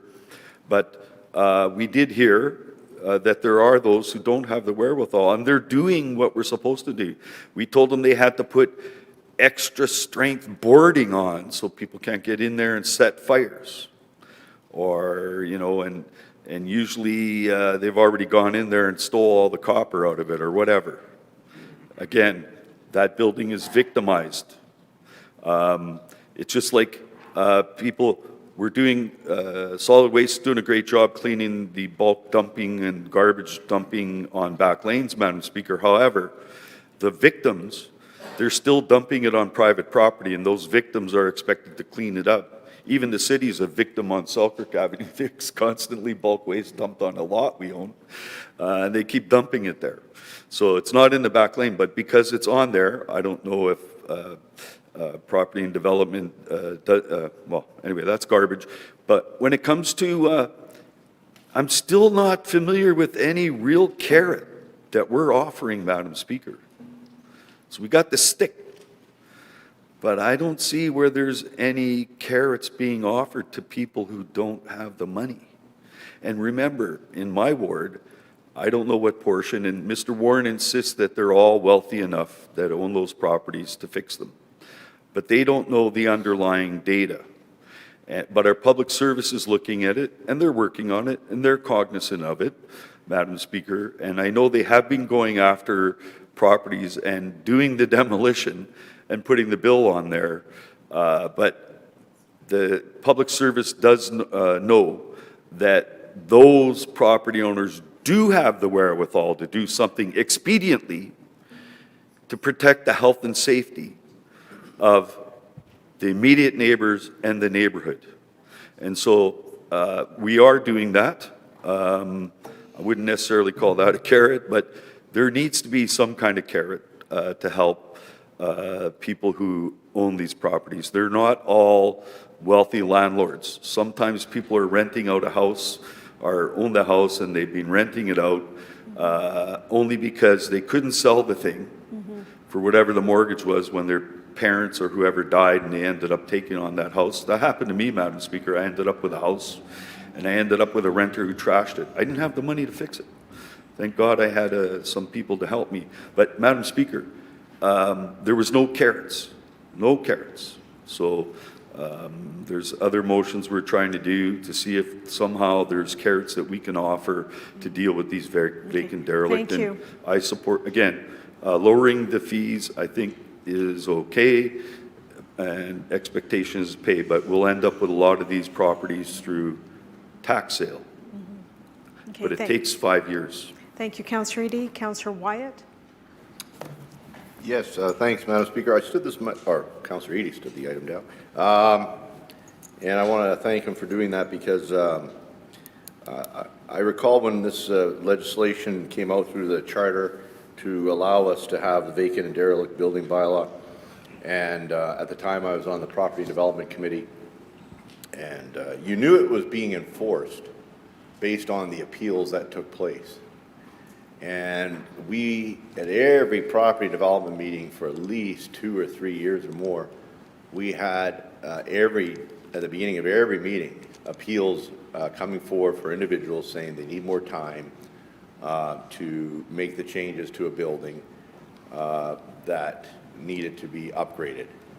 And the rule is quite simple, you know, and it can be enforced fairly easily, that in the event that a building is vacant, all windows must be either glazed, in other words, the glass in the windows, or fully boarded.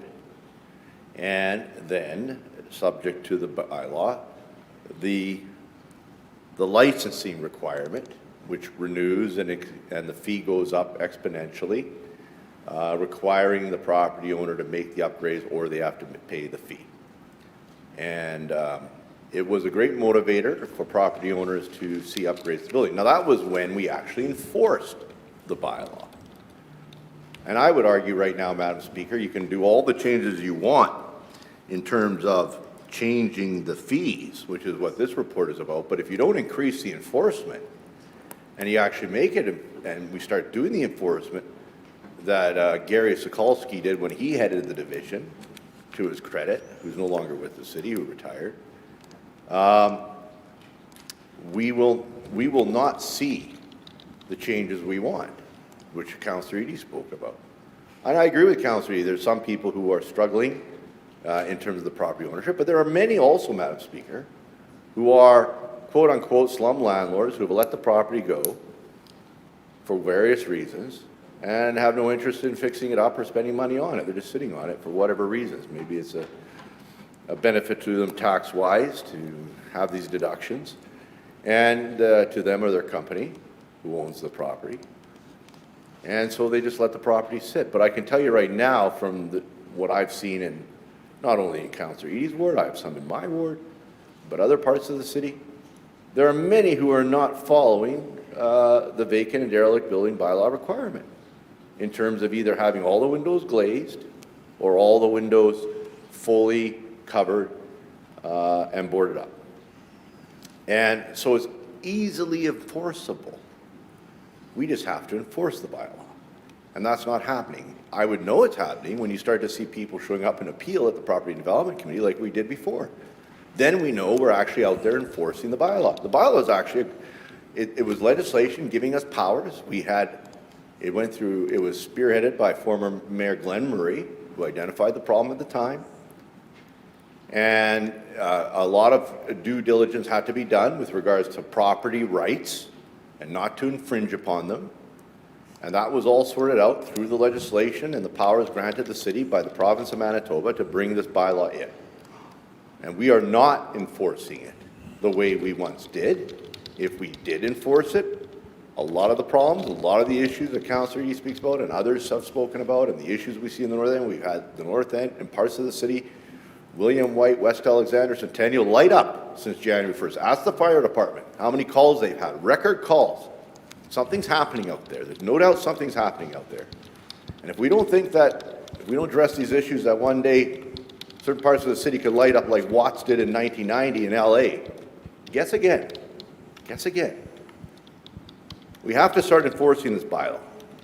We can address all we want when it comes to the fees, which this report does. We got to get the staffing levels up. We got to, and the irony of it all, Madam Speaker, is we are doing enforcement on certain things. I'm getting calls from business owners who are being told that they got to get this and they got to get that now.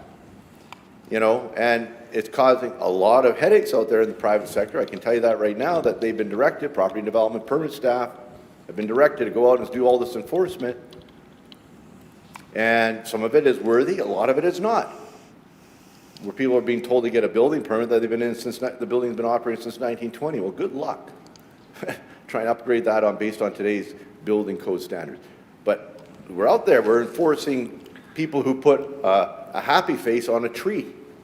Oh, well, you can't have a happy face on a tree that you put on a tree. Oh, no, that can be enforced. But this, which we actually need the enforcement on, or the host of other bylaw-related issues in the city that I could drive down any street of the city and I could point out one violation after another that should be enforced, not going enforced.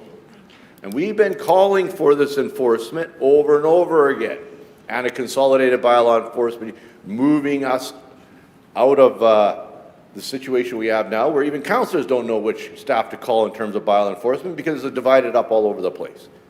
And that's supposed to be happening as well, I understand. And we're still waiting on that one. This, Madam Speaker, needs enforcement. And that's why I'm not going to support it, because you can increase the fees as much as you wish. If it's not being enforced, they mean nothing. They mean nothing. Thank you. Thank you, Councillor Wyatt. Seeing no further speakers, Councillor Schreier. Sure, I'm not going to speak long on this, but it's a really important issue.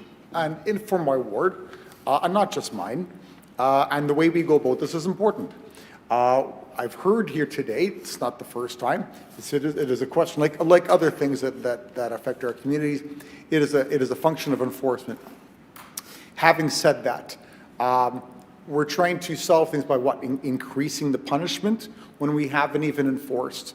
Councillor Eadie made the point, that's what essentially what Russ Wyatt's saying. Councillor Eadie made the point, where is the carrot, where is the incentive?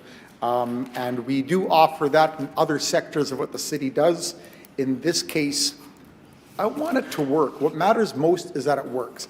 Are we saying that if we increase the fines, we'll have a better record of dealing with vacant and derelict houses? I'm not certain of that at all. What we do need is enforcement, absolutely. And if there's some sort of incentives that can help, that's important too. What is going to help us reduce the number of derelict houses in Winnipeg? I'm not certain that this is it. What I do believe is enforcement and some sort of incentive to help. We got to look at solution here. It's not just about punishment, it's about solving it. And I don't think we've tried with the bylaws we have, because it is a question of enforcement as well. Thank you, Madam Speaker. Thank you. Councillor Duncan? Thank you, Madam Speaker. And just for the record here, my council colleagues making some comments that are just not factually correct. The fines are not actually increasing. They are decreasing if you read the report. $26,000 is currently the minimum fine, and it would be proposed to sit at $10,000. So that should be clarified for the record there, that this is not increasing. In fact, it is an increase from the public service recommendation, but it is not increasing. Thank you, Madam Speaker. Thank you. Mr. Mayor, to close. Thank you, Madam Speaker. Through you, I want to thank Councillor Duncan for the clarification there. Just a couple of things. Ultimately, I think we have to keep the goal in mind. The goal is to take the 700 properties that are currently vacant and derelict and get those transformed and redeveloped into housing or commercial, industrial, whatever the case would be. That is ultimately the goal, the aim. And so this is yet one other means by which we are trying to encourage property owners to avoid the penalty of fires on their site that would come with fires on their site by transforming and making the investment. A couple of councillors, Councillor Wyatt being one, was correct in saying that there are some property owners who seem to do nothing with their property year after year after year. It just seems that they're not interested. They're just sitting on the property for whatever reason, hoping maybe sometime the value goes up or parking their money, whatever they're doing. We need to get those properties developed. We have a time in our city right now where we know we need more housing. As a council, we're working very hard to get more housing built and encourage more housing to be built all across our city. The vacancy rate, last time I checked, on rentals is still below 2%. It's a tight housing market. We need as much housing as we can get. These 700 or so sites, most of them, represent opportunities for housing to be developed. And so what we have here is a recommendation. It's a bit of a compromise on a recommendation the Public Service made to reduce the fines, as Councillor Duncan just said, for firefighting on these sites from approximately $26,000 down. They recommended $5,000 for the first fire. We've come to look at landing on a number of $10,000. Every time our fire trucks roll up to fight a fire, every time police have to respond to one of these sites, it represents a danger to our own staff. It represents a danger to the public.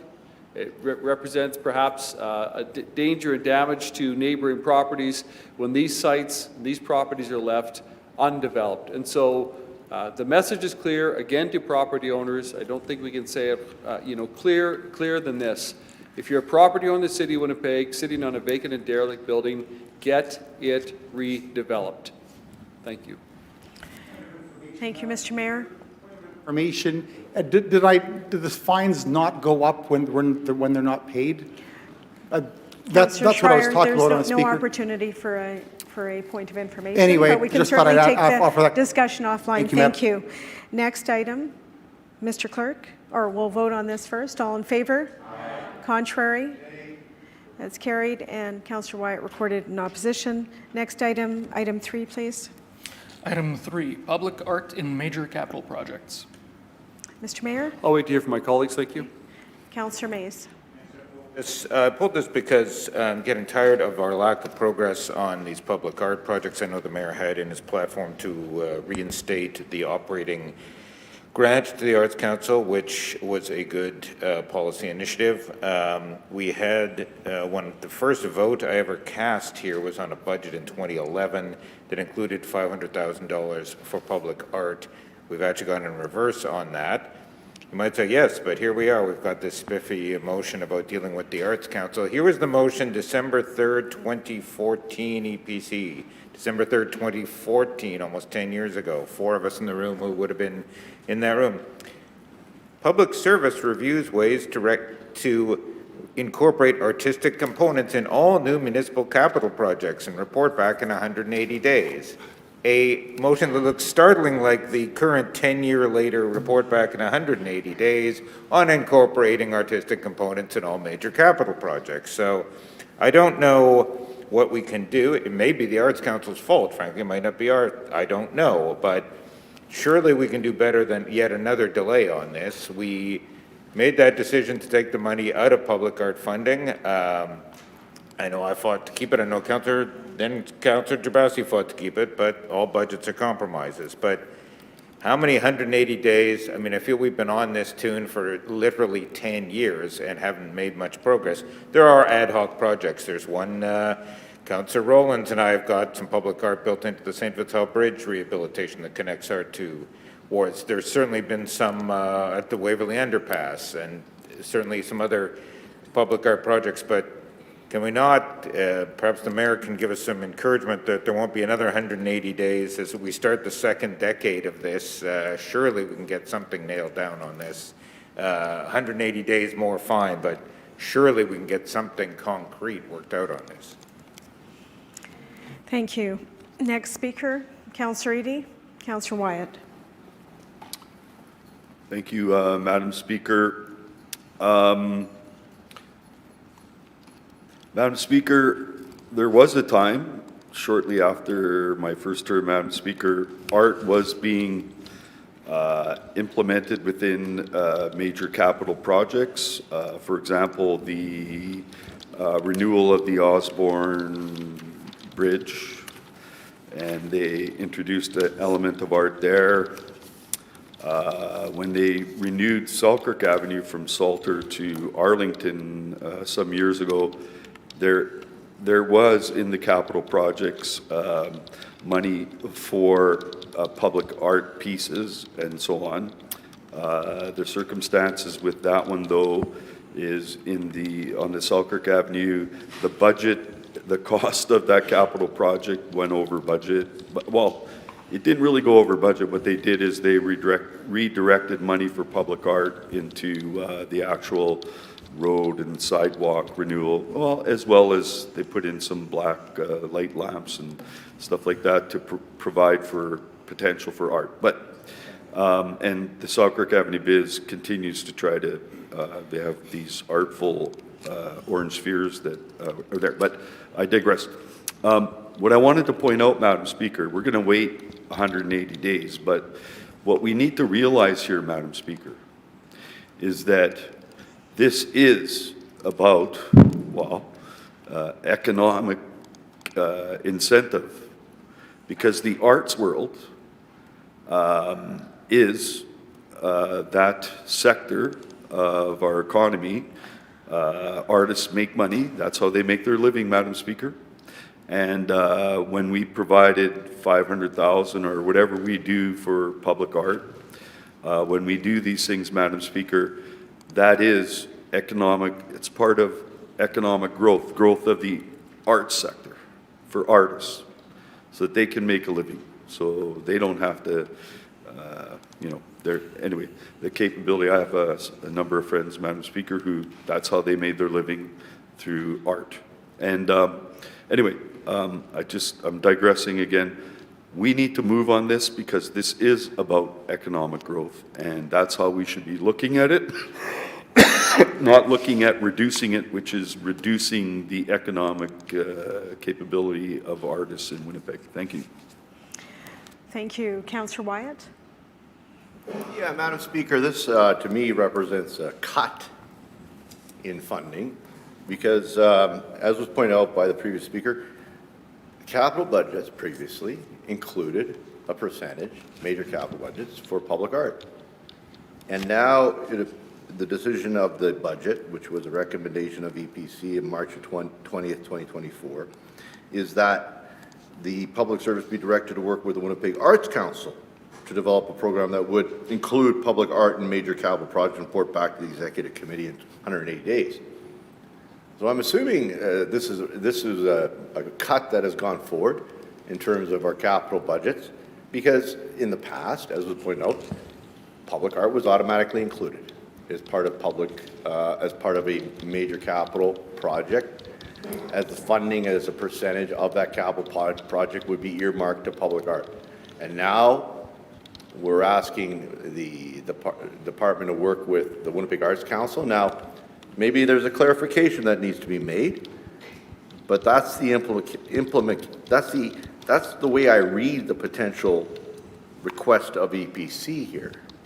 Now, if we're requesting them to work with Public Works to use the existing funding within the capital budget that will still be there for public art, and we're asking them in terms of a program, but it's not clear if the program is for the purpose of giving guidance and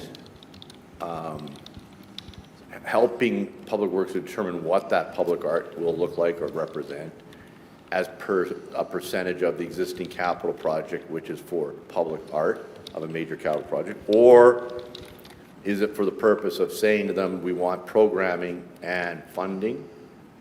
And so I'm not too sure. I want some clarification around the intent from EPC, and if that could be explained, I would welcome that, because and you know, I agree that maybe that's something that needs to happen if the funding is remaining in place in capital projects for public art. I experienced this firsthand with the Plessy Underpass, where we were kind of left, well, okay, what are we going to do for the public art? Well, there was no program because we didn't have the experts like the Winnipeg Arts Council involved. It turned out we did something pretty interesting, and with the naming of the public art and the underpass going to South Transcona, welcome to South Transcona, welcome to Transcona, and that was done. I don't know if it was done by artists, but it looks darn good. But anyway, Madam Speaker, I would say this, that and it was public art, but it's functional public art, which I think people appreciate versus just public art that they sometimes see and wonder why we're spending the money on that. So that is that's my question. If it could be, some light could be put on this request of a notice of extension. Is it related to reducing the capital project in lieu of what the Arts Council taking over the program of public art, or is it just simply that we're asking them to assist in guidance in terms of performing and implementing that public art as part of a major capital project? Thank you. Mr. Mayor, to close. Councillor Schreier. Madam Speaker, yeah, we've been, everything we do, if you look around this room, if you look anywhere, you can't go 1 second, 1 minute degree without looking at aesthetic. It's a funny thing, we think we're not a very artistic-oriented society, maybe, but I can't look anywhere in this room where I'm not looking literally at aesthetic and where resources and talent, money, tax money, was put into aesthetic. Anywhere. And it's a funny thing, because I didn't even come to that conclusion until just like a few years ago. Everywhere you look, you're looking at some form of aesthetic. It's not merely just for functionality, not merely that. And that goes through all sorts of society, including all the resources we put in, even into advertising as an example. So much of what we do is aesthetically oriented. And so what we're talking about here isn't new at all, as it's been already said by other councillors. And we've been doing this for years. Actually, we've been doing this for generations here. We've been doing it for centuries. So this isn't new. I guess my concern, and I've learned this at a young age, when it comes to these things, which are merely about aesthetic, but aesthetic is about something larger. Why do we love architecture? Why will we put extra money into architecture? Why would we do such a thing? We could just have slabs of concrete and things like this. Well, I guess one could say in our era of postmodernism, that's what City Hall is in some buildings. But why does it matter so much? So this isn't new at all. There are reasons for why it comes up as a motion here. And to me, the major issue is this. It's going to be cost. And I believe to taxpayers, it's going to be about cost. They're not against the art. It's going to be about how much it's going to cost. I learned that a long time ago. And nothing's changed. We're still an aesthetically oriented society. But as things get more expensive, let me tell you, do you think people are going to say, yeah, my taxes are going up for everything, including for construction, especially if they're allowed to be told that by their City Hall. So where are we going to cut costs kind of thing. I think when it comes to art, I think we really have to watch our budget. It's really important. You know, as an example, as a great example, as a matter of fact, it's Winnipeg 150. Happens to be that one of City Hall's treasures, the longest serving member, staffer, worker in this building of this generation, over 31 years in this building. Chris Hurley, he's an artist, he's a photographer, he does wonderful things. For free, we could put his photography, celebrating 150, celebrating City Hall's treasure of someone, I don't even know who's worked in this building more than 31 years consecutively. Chris Hurley has. We could be celebrating his art throughout his art of the Assiniboine River, right here on the second floor, for free. I think that would be an excellent celebration of art, of the city, of 150, of City Hall, and it wouldn't cost us a thing. It's just an example. But that's what I mean. If we're going to talk about art, we have to be careful how we spend the taxpayers' money. We have to be careful how we celebrate that. And that is my primary concern. Art in public spaces, we've been doing that for millennia. Right now, more than ever before, we need to watch the taxpayers' money. There's great ideas in terms of how to do it effectively, fairly, cheaply, and sometimes great art like Chris Hurley's for free. Thank you, Councillor Schreier. Councillor Chambers? Thank you, Madam Speaker. I rise in terms of this agenda item, just noting that I was in a conversation just last week with respect to proposed plans that are coming up for Pembina Highway and that passes over Abinogi-Michana. And to my surprise, and again, this is a council directive in terms of capital projects, capital construction projects that are over a certain value, that there would be a 1% inclusion of public art. I was actually quite surprised to find out that for this project, there was no public art considered. And it is a capital project in excess of $30 million or thereabouts, that a public art piece would not be installed. So again, based on the conversation that I was involved with Councillor Lukes and Public Works staff, we asked them to ensure that public art is a factor or a portion of this project that is going forward. Again, it is a council directive. It is something that will enhance the aesthetics of our city, and it's important for us to take pride in terms of those aesthetics where public art is a part and function of our growing city. Thank you, Madam Speaker. Thank you, Councillor Chambers. Councillor Orlikow. Speaker, I'm getting up to speak to this matter, which the matter before us is an extension of time. I do so love hearing all your voices today.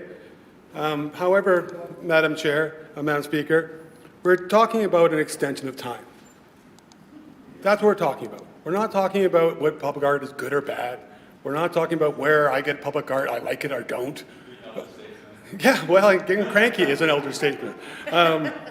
We have a lot of serious issues to talk about today. And I know everybody has a right, but I do ask the Speaker to constrain councillors to speak to the issue in front of us, including delegations. The delegation isn't about public art today, it's about an extension of time. So I ask the Speaker to, and us as well, I'm more than happy to sit down with coffee and talk about public art till we're blue in the face outside this chamber. We'll have that chance when that public art comes forward. But again, we spent now half an hour on this matter, which is wonderful information, I guess, has no bearing to the motion what's in front of us, which is an extension of time. So I please ask the Speaker and councillors, focus on what's in front of us. We'll have time to speak to this matter when it comes back to us. So again, yes, I apologize, I am getting cranky, but as we see that we go through this agenda, how many of extension of times are we actually debating or discussing other issues that aren't extension of time? I have a lot of work to do in the ward, we all do, so I'd like this, if we could all just focus on what's in front of us, not that wherever else we're talking about is an extension of time. So on the extension of time, I support it. Thank you, Councillor Orlikow. Orlikow's comments a point of order or not? Councillor Orlikow was using his speaking time. Thank you. It's not so, Okay. the use of time on this issue. No. No, it is not. Mr. Mayor, your opportunity to close. I don't know, Madam Speaker, if it's appropriate, but I'm going to say Councillor Orlikow's comments are my favorite speech of the day. So I thank him for it. The irony, in fact, I got a text, the irony is that we debated for over 15 minutes on an extension of time for the 311 report, and in the intervening time, I found out that while we debated for over 15 minutes, 311 wait times are down to 2 minutes. So on this matter, which is an extension of time, there was one question that the Councillor Wyatt asked. I thought it was fair. Just to close, Councillor Mays rightly took us back to 2014 when there was a call for public art to be put into capital projects. We put it into capital projects kind of here and there. There was no strategy. What we voted on in 2024 budget, the 2024 budget included a clause that said that the public service be directed to work with the Winnipeg Arts Council to develop a program. We've never had a program before. To develop a program that would include public art and major capital projects. And what we have before us here is our staff saying they are working with Winnipeg Arts Council. They need more time to develop that program. Can we give them another 180 days? I want to see a program. Most of us want to see a program, I think, on public art and capital projects to vote upon. So I support giving our public service 180 days more to develop the program with the Winnipeg Arts Council. Thank you. Thank you, Mr. Mayor. With that, I'll call the question on item 3. All in favor? Aye. Contrary? That's carried. Opposed to giving 184 days for a program without providing the money in the budget. Okay. Thank you. Next is item 4. Mr. Clerk. Item 4, living wage framework. Okay. This item does have an amending motion that goes with it. Motion 1. Mr. Mayor, your opportunity to introduce the item. Thank you, Madam Speaker. I'll ultimately be consistent with my votes and my words on the record about the living wage matter, and I'll be supporting EPC's motion to receive the matter's information. I'll look forward to hearing from others, both those who are introducing the amending motion and debate on the topic. Thank you, Mr. Mayor. The amending motion is moved by Councillor Gilroy, seconded by Councillor Mays. Councillor Gilroy? Thank you, Madam Speaker. This is a long-standing issue. I think I've been working on a fair living wage since I've been on council, so this has been well discussed, Madam Speaker. This isn't something new. We've had many different reports come through talking about different amounts. We have, the amounts from Canadian Centre Policy Alternatives to, city amounts. So, this has been a well-documented debate throughout the many years that I've been here.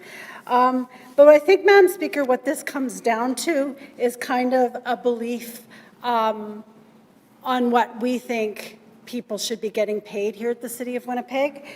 And really mine has come from my experience working within my community. And I'm having a hard time with the fact that we have people that aren't making a living wage, that are right here in my community, that are really doing a really hard job, Madam Speaker. And those were our 311 staff. And they get a lot of flack, Madam Speaker. I think that we have all seen within our offices the discourse that are coming through and how people are talking to their representatives, how people are talking to staff. There has been a change, Madam Speaker. There's also been a change in the way people look for employment nowadays, Madam Speaker. Nowadays, Madam Speaker, people are looking for employment in terms of where do they want to work? And back in our day, it was, you find a good city job, it's got good pensions, good benefits, and you stick to that job. That's not what we're seeing, Madam Speaker. And in fact, in my area, I really struggle with getting staff for things like our waiting pools, for things like our rec centers, and that really impacts areas where we have a higher needs of poverty, where we need higher levels of services, because families aren't able to drive their kids to ballet classes, or, you know, it's just a different level of service that is required, and a higher level of staffing, Madam Speaker, that we're just not seeing. And I think we all got a way of how we're going to make that work.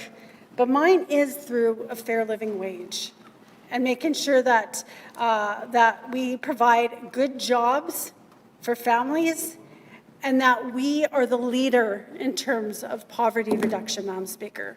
That we at the city are leading the way. And we're saying that everybody that works at our city is going to be having this living wage. And we're leading that. Other cities have been leading that. Other corporations have been leading that, Madam Speaker, and quite frankly, we're so close to achieving that. Like the cost is very, very minimal of ensuring that we're a fair living wage city. I want to send a message to our staff that we care about this issue and that we care about them, Madam Speaker. I want to send a message to citizens that this is important, and that when it comes to poverty reduction and ensuring that we are being an employer that cares and values its workers, I believe that it starts with us, Madam Speaker, that we take that lead. I also believe that, Madam Speaker, that if we want to look at keeping the staff that we have, we have to look at how we value it. And I think that this is a good way of ensuring that we are sending messages to our staff that we do value them.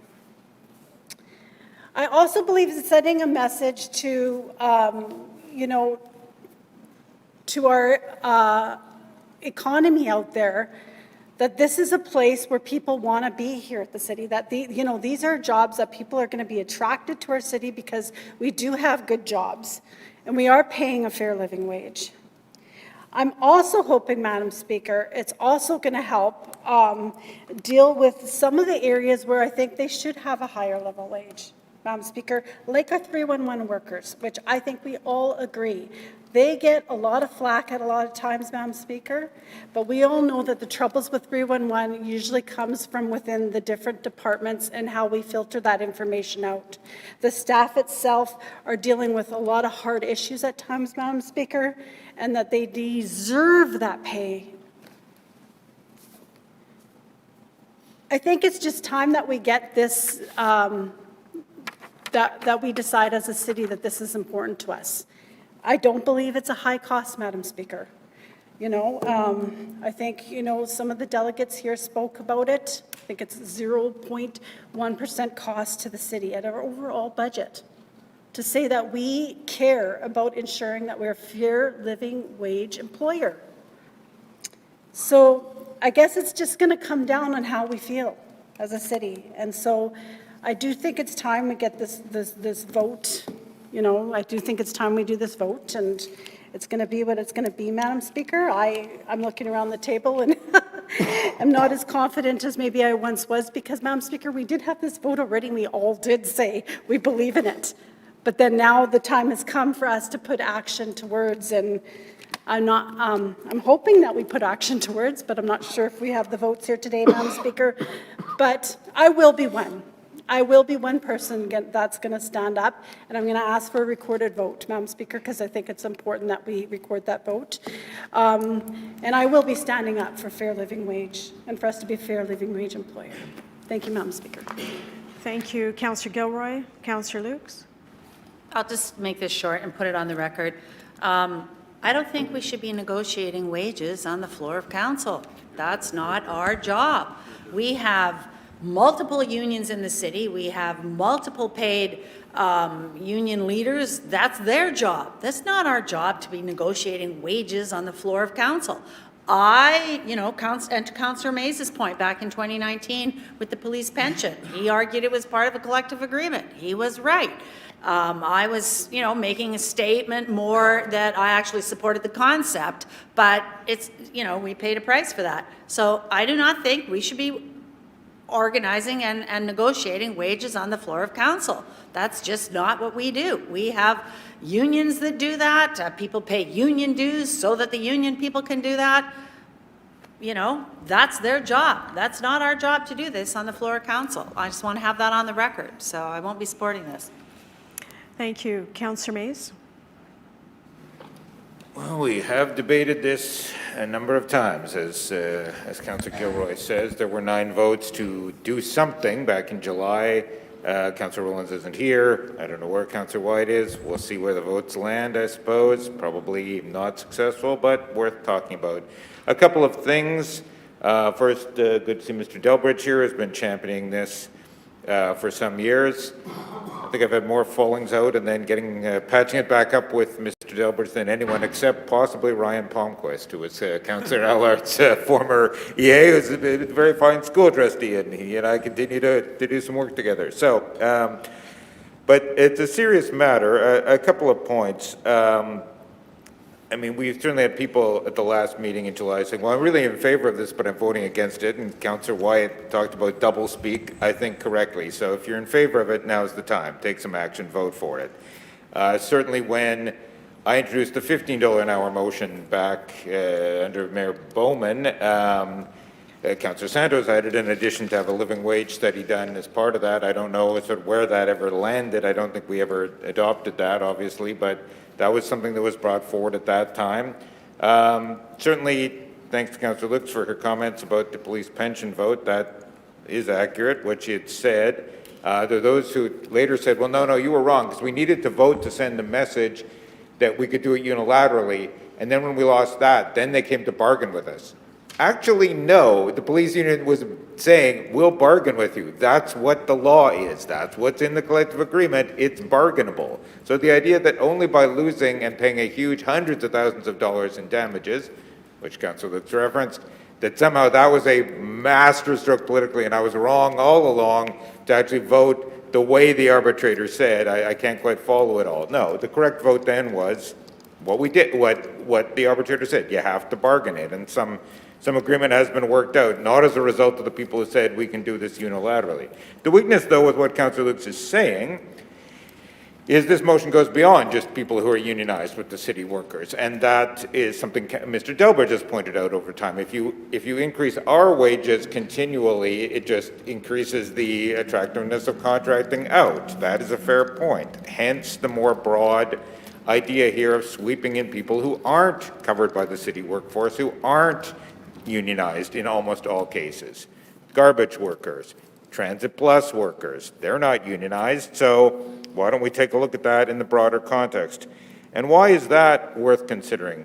As I've said here ad nauseum, that is what we put into our Winnipeg. That's what we voted for. That's in our Winnipeg, to have a living wage for not just city workers, but beyond that. Now there are those, and the silver lining here, to me, is if this loses, well, you have people saying, well, our Winnipeg's kind of a shopping bag. You take some here, you take some there. It's not really a plan so much as it's a nice host of intentions. Fine. And when we get to debates about zoning and people tell me, like I'm an 8-year-old boy, that it's in our Winnipeg and we have to do it that way, I'll remind them of this moment where we actually have a living wage commitment in our Winnipeg, but we don't seem to feel we have to do that. Councillor Lutz makes a point in some ways. We can make these decisions. We don't have to follow the letter of things. We can, in fact, make exceptions. Good precedent last month, too, down there with LeMay Forest. We've heard over and over there's a housing crisis, but we had the maturity to unanimously vote to not go with the planning department recommendation of 800 units on that site. We said, well, there's a housing crisis, but that doesn't mean we have to approve everything in some desperate attempt to have density everywhere. I'll be coming back to that as well as we move forward in some of the discussions we are to have, because we can make intelligent decisions. We can draw lines without having an idea that we have to do everything. So go ahead and vote as you see fit. Thanks to Councillor Gilroy for bringing this forward. But let's remember, if we're saying, well, it's in our Winnipeg, but we certainly don't have to do everything that's in our Winnipeg, fine. And we'll be seeing this in spades later today when we get to that community energy investment roadmap, where we haven't done any of it. But if that's our commitment, well, we take some of our Winnipeg and we leave some, that's fine. Let's take that same philosophical approach when we come to making some very important decisions about densification and changing of neighborhoods. So hopefully Councillor White is back and hopefully is prepared to vote for this as he was back in July. Hopefully Councillor Santos is prepared to vote for it as she once was, but she had made her concerns clear as a member of the budget working group, though she's not on the budget working group now. So this is an important item, I think. It's an important commitment to the workers. And finally, in terms of cost, can anyone in the room remember what the public administration said the cost would be when we voted, and I voted for it, and I'd vote for it again, when we voted to add $23 million to the Southwest Rec Center budget? The admin report said there are no financial implications. There actually are financial implications on the operating side. It's $1 million in the first year and $1.5 million, Councillor and thank Schreier you moves to extension staff. to work past noon. All in favor? Contrary, carried. I still have 2 minutes left. Just work past the 12 noon. Oh, sorry. Thank you. Sorry, Madam Speaker. So, yeah, we are making financial commitments that are not in the budget. We are making some financial commitments. This is not much in excess of that, as far as I can tell. I think it's an important commitment to make. So the idea that, the cupboard is bare, well, we've heard that, but also we did vote for $23 million more in debt room. I think Councillor Rowlands voted against, some others did as well. I voted for that. I agreed with Councillor Lukes on that. But there's a cost to that. Let's not dance around that. There's an operating cost to servicing that debt. So let's keep all of that in mind as we move forward on this. Thank you. Thank you. I think, seeing the hour, there is a commitment to break at this time and reconvene at 1:15. Let's start at 1:30 sharp, like 1:30. Thank you.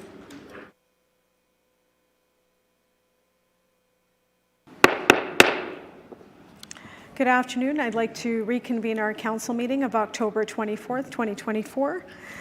We are on the report of Executive Policy Committee, item 4, Living Wage Framework. The next speaker is Councillor Eadie. Thank you, Madam Speaker. I stand, I hope, you might say it's inefficient or inappropriate debate because we've been debating this for, I don't know, a long time, Madam Speaker. But I rise because it is a very important issue. And I'm speaking in support of the amending motion from Councillor Gilroy. But I just want to, Madam Speaker, I'm hearing on debate about somehow this is somehow a negotiation with labor. Now, Madam Speaker, well, it's not in the amendment. The Executive Policy Committee of Council, which is chaired by the Mayor of Winnipeg, is the Human Resource Committee, Madam Chair. Now, if you wanted to frame it appropriately, the Human Resource Committee of Council is responsible for laying out what we're trying to get in negotiations that are undertaken by a contractor and the HR division of our corporation, Madam Speaker. And I'm quite aware that they are, because when I served on the Winnipeg Police Board, where I got a better idea of what goes on, the parameters were set by the mayor and EPC, whoever the mayor decided to involve on that, to negotiate with the Winnipeg Police Service what we were trying to achieve. Now, Madam Speaker, there's nothing saying that council can't give direction to the Human Resource Committee that, negotiate at a minimum a living wage. Nothing. This is what council is doing today. We're not negotiating. This isn't a collective bargaining thing. What we're saying is council is saying that we would prefer that the City of Winnipeg provide to at least its bargaining units that there is a minimum living wage, and that should be what's negotiated. In the past, Madam Speaker, what had happened is there was a negotiation because, as Councillor Gilroy appropriately points out, we can't recruit workers to work doing difficult jobs unless we're paying them a living wage. Now, there was a collective bargaining negotiation where they did increase the value for certain categories of workers with the city, and they did increase it to try to attract more, say, lifeguards. Now, the problem we're having in the neighborhoods, and business improvement zones are neighborhoods of business or whatever, and I'll give you another example where this year, working as green team workers in difficult areas where we need somebody to do it because the city won't clean the garbage off the sidewalks. They won't put in enough litter bins and collect them. We have to do it. But what we're hearing from green team workers, if I knew what I was dealing with, there's no way I would have took the job for that wage. If it was a living wage, something that was more helpful towards them, then that helps. Now, so what I'm saying is we should be promoting within the city. I'm not going to give the lecture about the North End. You know, there was an attack on higher paid city worker jobs starting in the 80s through the 90s. We gutted things. The way we got out of paying people a decent wage, we contracted out garbage. And they paid the crappy wages. So, Madam Speaker, what we need to do, and you see the decay all around the downtown, we're putting money into downtown. You see the decay. Part of the reason that that decay is in the North End is there's no ability to get living wage jobs for people who might have a skill to collect garbage, pick up litter off the streets, whatever, what have you. If we don't provide living wages, and that's not even enough to take care of our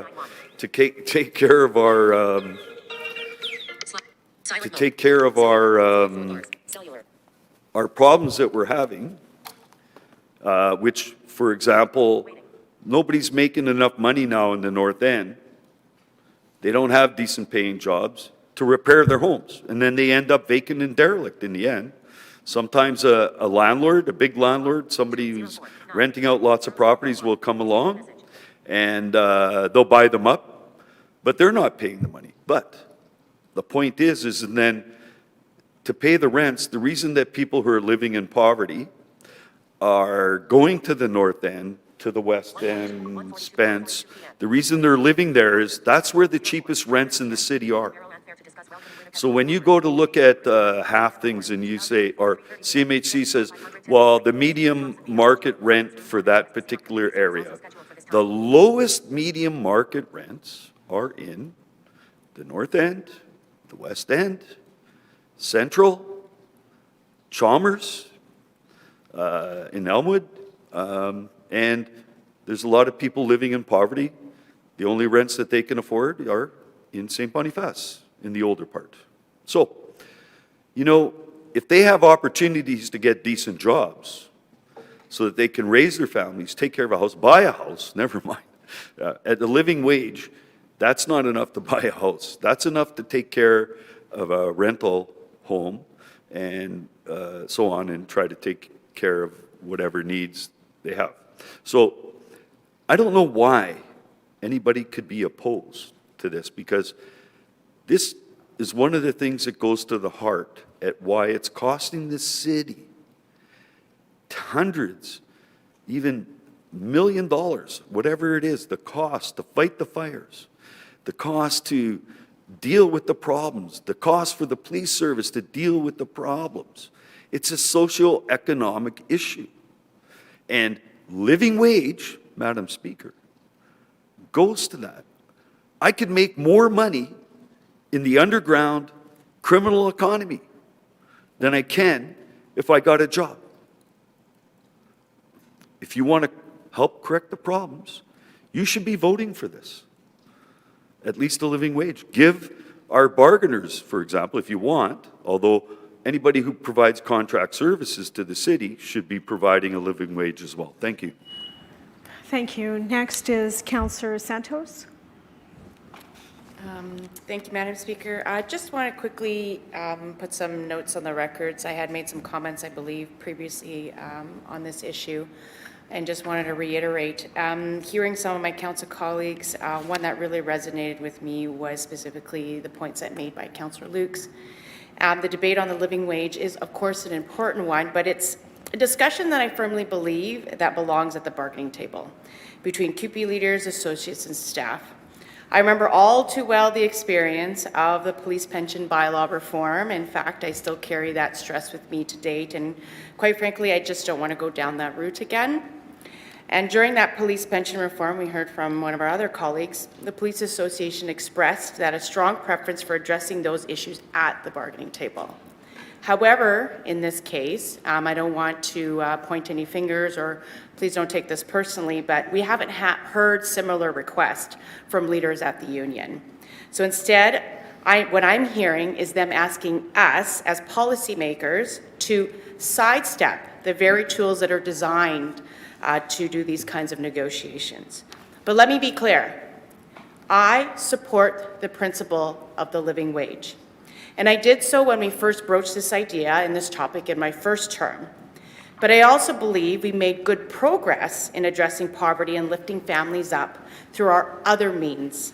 One example is our social procurement process, which ensures that when we issue RFPs, we're actively assisting Winnipeggers who are struggling to find jobs and create better opportunities for them and their families.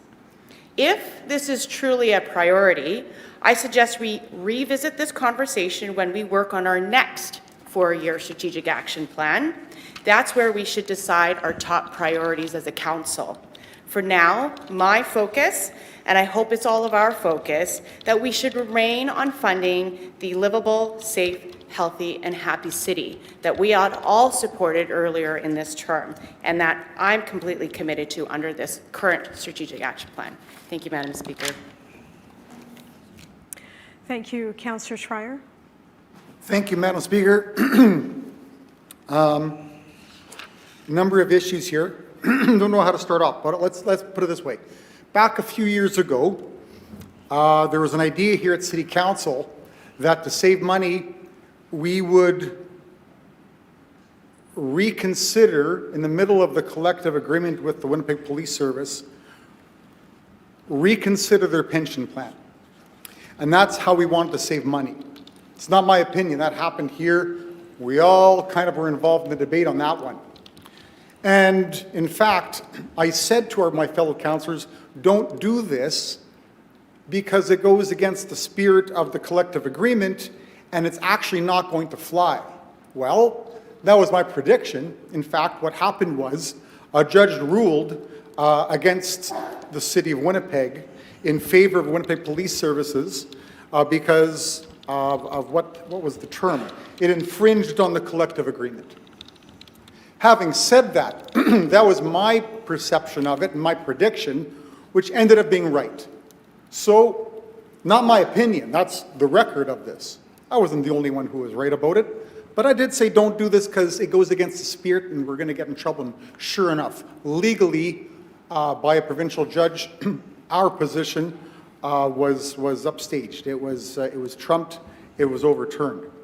That didn't stop the majority of members of this council to have the perspective that they could change the collective agreement, or if they didn't consider part of the collective agreement, change something in the middle of a collective agreement term. They literally wanted to change the terms of a collective agreement regarding the pensions. So we already have councillors in this room that have that perspective that you can do this. However, in this case, I'm going to give you my advice, which was right last time, 3 years ago, 4 years ago, and that is, it won't go to court. If you do it this time, it won't go to court. See the difference? If you're in favor of the idea 4 years ago, that you could go and challenge the Winnipeg Police Service pensions 4 years ago. If you believe that then, well, believe it now, because this one's going to be a lot easier. Believe me, or judge me. Vote as you did last time on the police pension. Vote like you did last time. Vote with Cindy Gilroy and myself against today's motion, which just says, receive it as information. Vote for it this time. And I'm saying you're not going to get in trouble from the provincial court because it's not illegal. Why isn't it illegal? Why are we allowed to do it this time? We weren't allowed to do it with the police services. The majority of council thought we could. But why can we do it this time? Because it doesn't abrogate any collective agreements. Because it's actually not part of a collective agreement. So if your current concern is about dealing with collective agreements, well, I can understand that kind of if you voted with me last time against trying to get some money out of the police pension 4 years ago. That I get. But if that is your argument, believe me, this is not interfering with a collective agreement. I'm going to reiterate, I'm not sure how to say this any more simply. It's a little complicated. 4 years ago, people thought in this room we could play with the police pension. We couldn't, because it was part of the spirit, if not the wording of a collective agreement. This is not. So if that's your concern, your worries are allayed, unless you truly believe that a court, that a provincial judge is going to overturn this motion to have a livable wage. It will not happen. How do we know this? We've got precedents already. We already had Niall this morning explaining how it is that other cities in Canada, other municipalities, have livable wage policies. It doesn't abrogate a collective agreement. It doesn't go against the spirit of collective agreement. Voting against trying to get money out of the Winnipeg police pension, that was ruled out of order. This is not. So if that is your concern, don't worry about it, if that is your concern.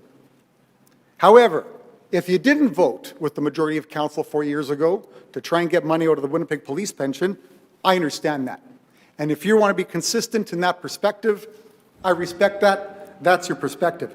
The idea that we're somehow interfering with collective bargaining here, but we weren't 4 years ago when it came to the police pension, that's just not true.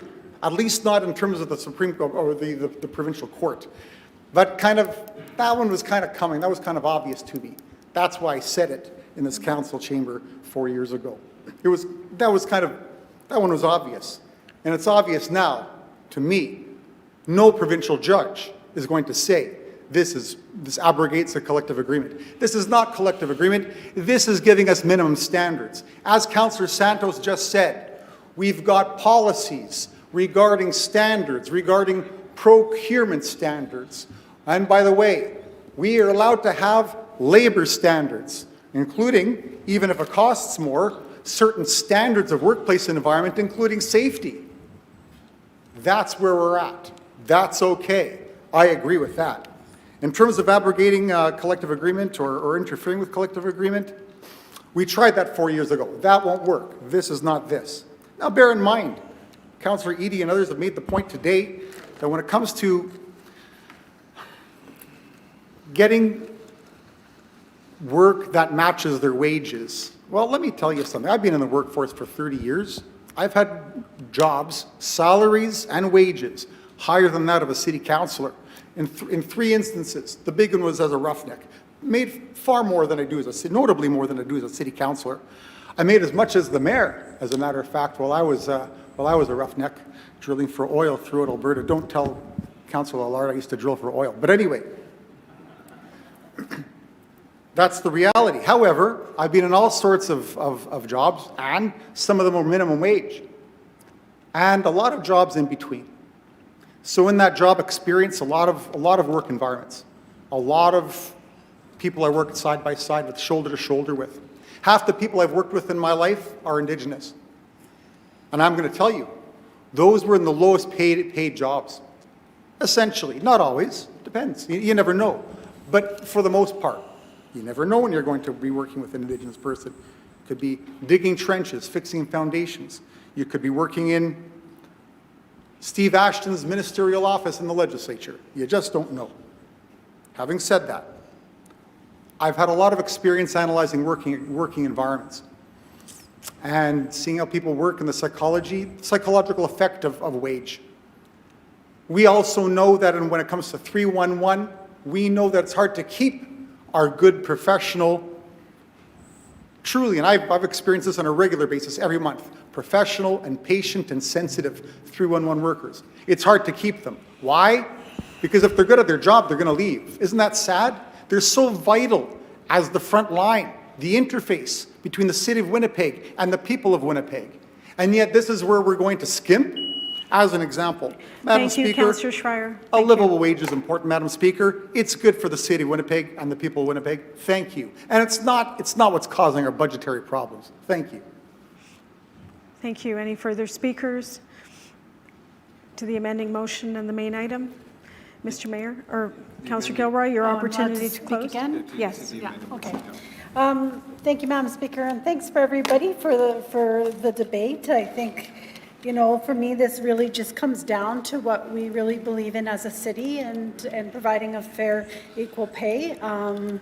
I heard my council colleagues. I don't believe this is a decision actually that needs to be done through our contracts and our unions. I think this is a decision that we make as council on how we want to be perceived as a city, how we want to be perceived as an employer, and if we want to make sure that we do provide a living wage. That's something we decide. That's not something that's decided, I don't think. At the other negotiations, yes, that's not our purview, but this is one that's up to us. It's our decision. So I hope that you join me. I'm going to ask to make sure it's a recorded vote, but I hope that you join me because I do think this is the right thing to do.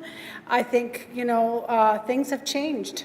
Employment has changed, and we know that we're struggling with getting our own staff.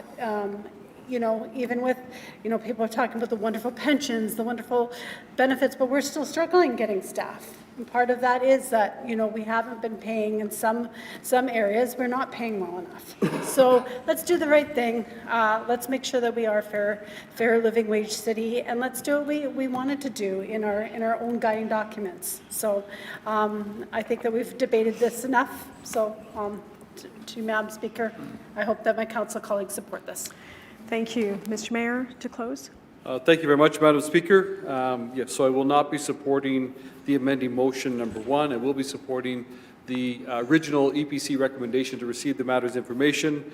To me, wages for union employees are set through collective bargaining, and so that's where this matter should be. I've been consistent in that. I also note that when Felicia Wiltshire, who oversees our communications 311, reported on this, or was at the EPC, the last Executive Policy Committee meeting. She did indicate that right now, through the special wage adjustment that was negotiated through collective bargaining, that part of the reason the report for 311 is delayed is they're still in discussion with members of her staff. And so that needs to play out. And so I think that, yes, as many have said, there has been a lot of discussion on this, and as I said, again, I'll be supporting the original motion to receive this matter's information so that wages can continue to be set through collective bargaining. Thank you. Thank you, Mr. Mayor. With that, I'll call the question. Thank you. All in favor? Yes. There's an amending motion we're going to vote on first, amending motion 1 that's been circulated, moved by Councillor Gilroy, seconded by Councillor Mays. This changes the recommendation that's in front of us today. That's the first vote, and the second will be the main item as amended.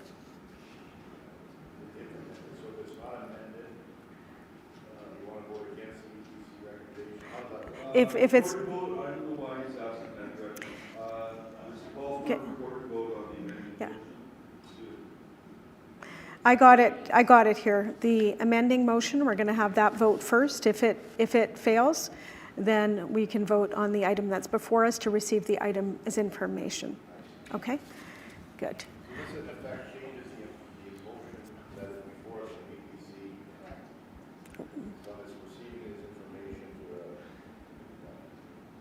Okay, clear? All in favor of amending motion 1, please rise. Councillors Allard, Edie, Gilroy, Mays, Orlico, Schreier, Wyatt. Those opposed, please rise. His Worship, Mayor Gillingham, Councillors Brawadi, Chambers, Dobson, Duncan, Lukes, Santos, and Madam Speaker, Councillor Sharma. The vote, Madam Speaker, yeas 7, nays 8. Okay, motion 1 is defeated, and now on to the main item. All in favor? All in favor, please rise. His Worship, Mayor Gillingham, Councillors Brawadi, Chambers, Dobson, Duncan, Lukes, Santos. Those opposed, please rise.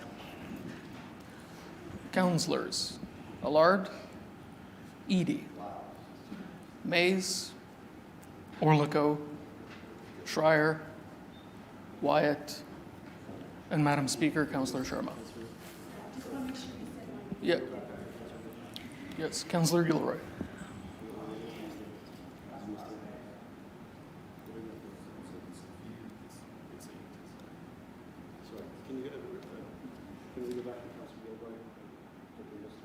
Yes. Councillor Gilroy.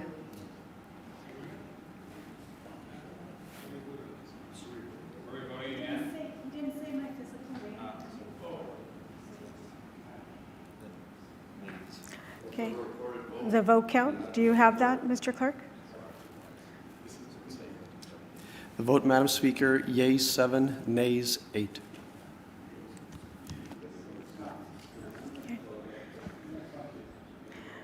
The recommendation is lost? Yeah. Okay.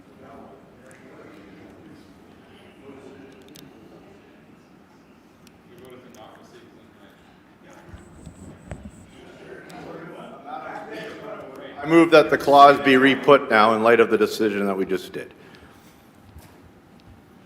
The clause be re-put in the affirmative. The clause to receive his information? The clause be re-put as was worded. Point of order. The decision of EPC to receive his information has been defeated. Therefore, council has a right to vote on the actual clause. That went to EPC. That went to EPC, as has always been our tradition and our practice.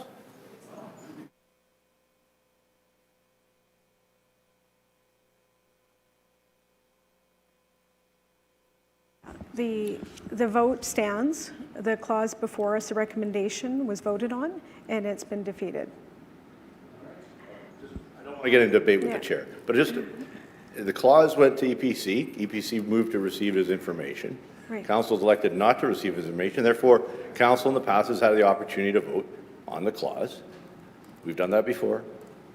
We can vote on the clause itself now, which was unaided by EPC. I've never seen that, Councillor Wyatt. So I'd like to move on to the next item. The motion did not come from the administration to EPC. It came from councillors to EPC. There was an original motion from this circle, from this group, that EPC may have had a certain vote, but this council did not. It is not a recommendation for the administration. We're going to look into separate- this, okay? And we're going to move on to the next item in the meantime. It was prior to the end of the meeting today on this matter? Why not? Councillors rendered a decision on the item, Councillor. No, but I'm talking about what Madam Speaker just said. She's going to look into it. With the clerk, yes, we will look into your question. I don't know when we're going to have an answer. Madam Speaker, comes to councillors always gets to come back to council.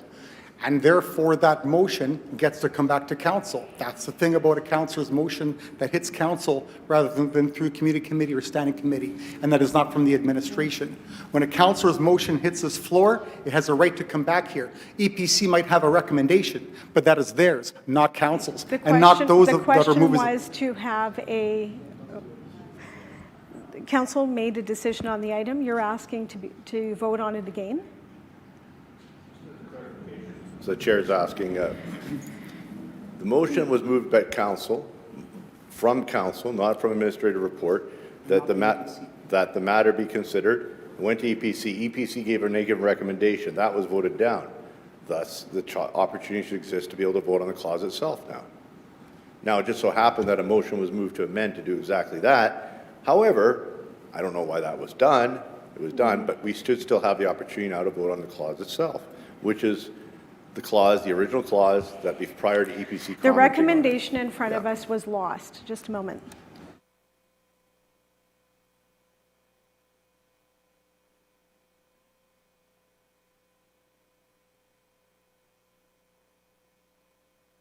Can we have the votes read back on who voted for what on the items? We're going to move on to the next item. Okay, we will come back to this. We can take a recess if we need to. The recommendation in front of us was lost. Okay. Now, the next item, Mr. Clerk, item 5, please. Thank you. Mr. Deputy Speaker, have a seat, please. The next item. Thank you.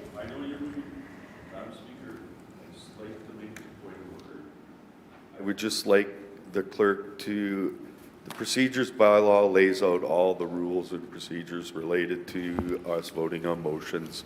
So if before the end of this meeting, it would be good to have the precedents and workings of the procedure bylaw explained to us as to why we can't then consider the actual motion from council versus EPC's recommendation. There was something different put forward in an amending motion that was also voted on, and it was lost. Okay, on to the next item. I mean, isn't this exactly where we were in July, when there was a vote Precisely. that was defeated to receive it as information? Hence the limbo, hence the motion. It's nothing different. Back to limbo, Than okay. that time. Probably Exactly. debate- It's nothing different.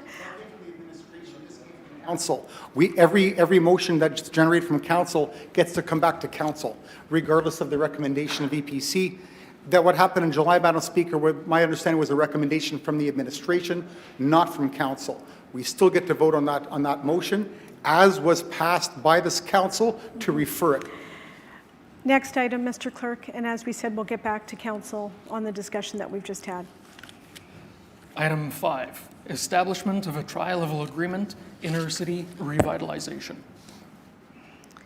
Thank you. Mr. Mayor, to introduce the item.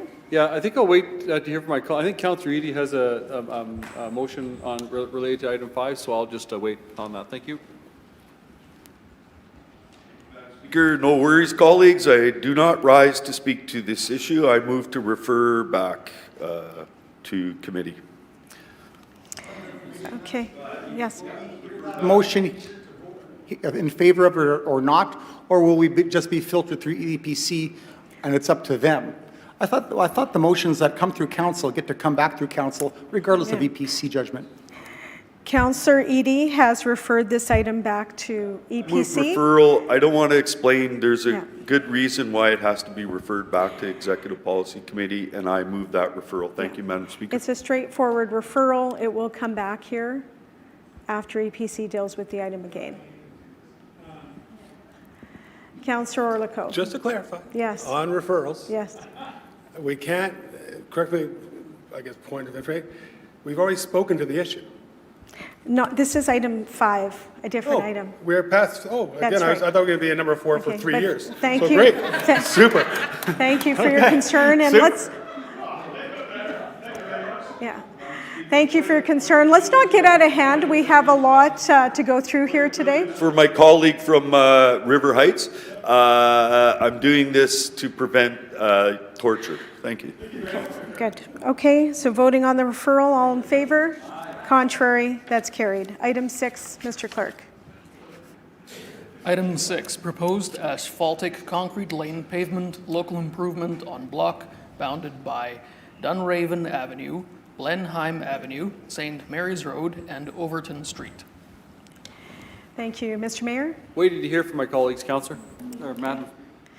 Councillor Mays. Surely Blenheim, not Blenheim. I'd like to move to lay this over for a month. A very small street. I think I can meet with these folks.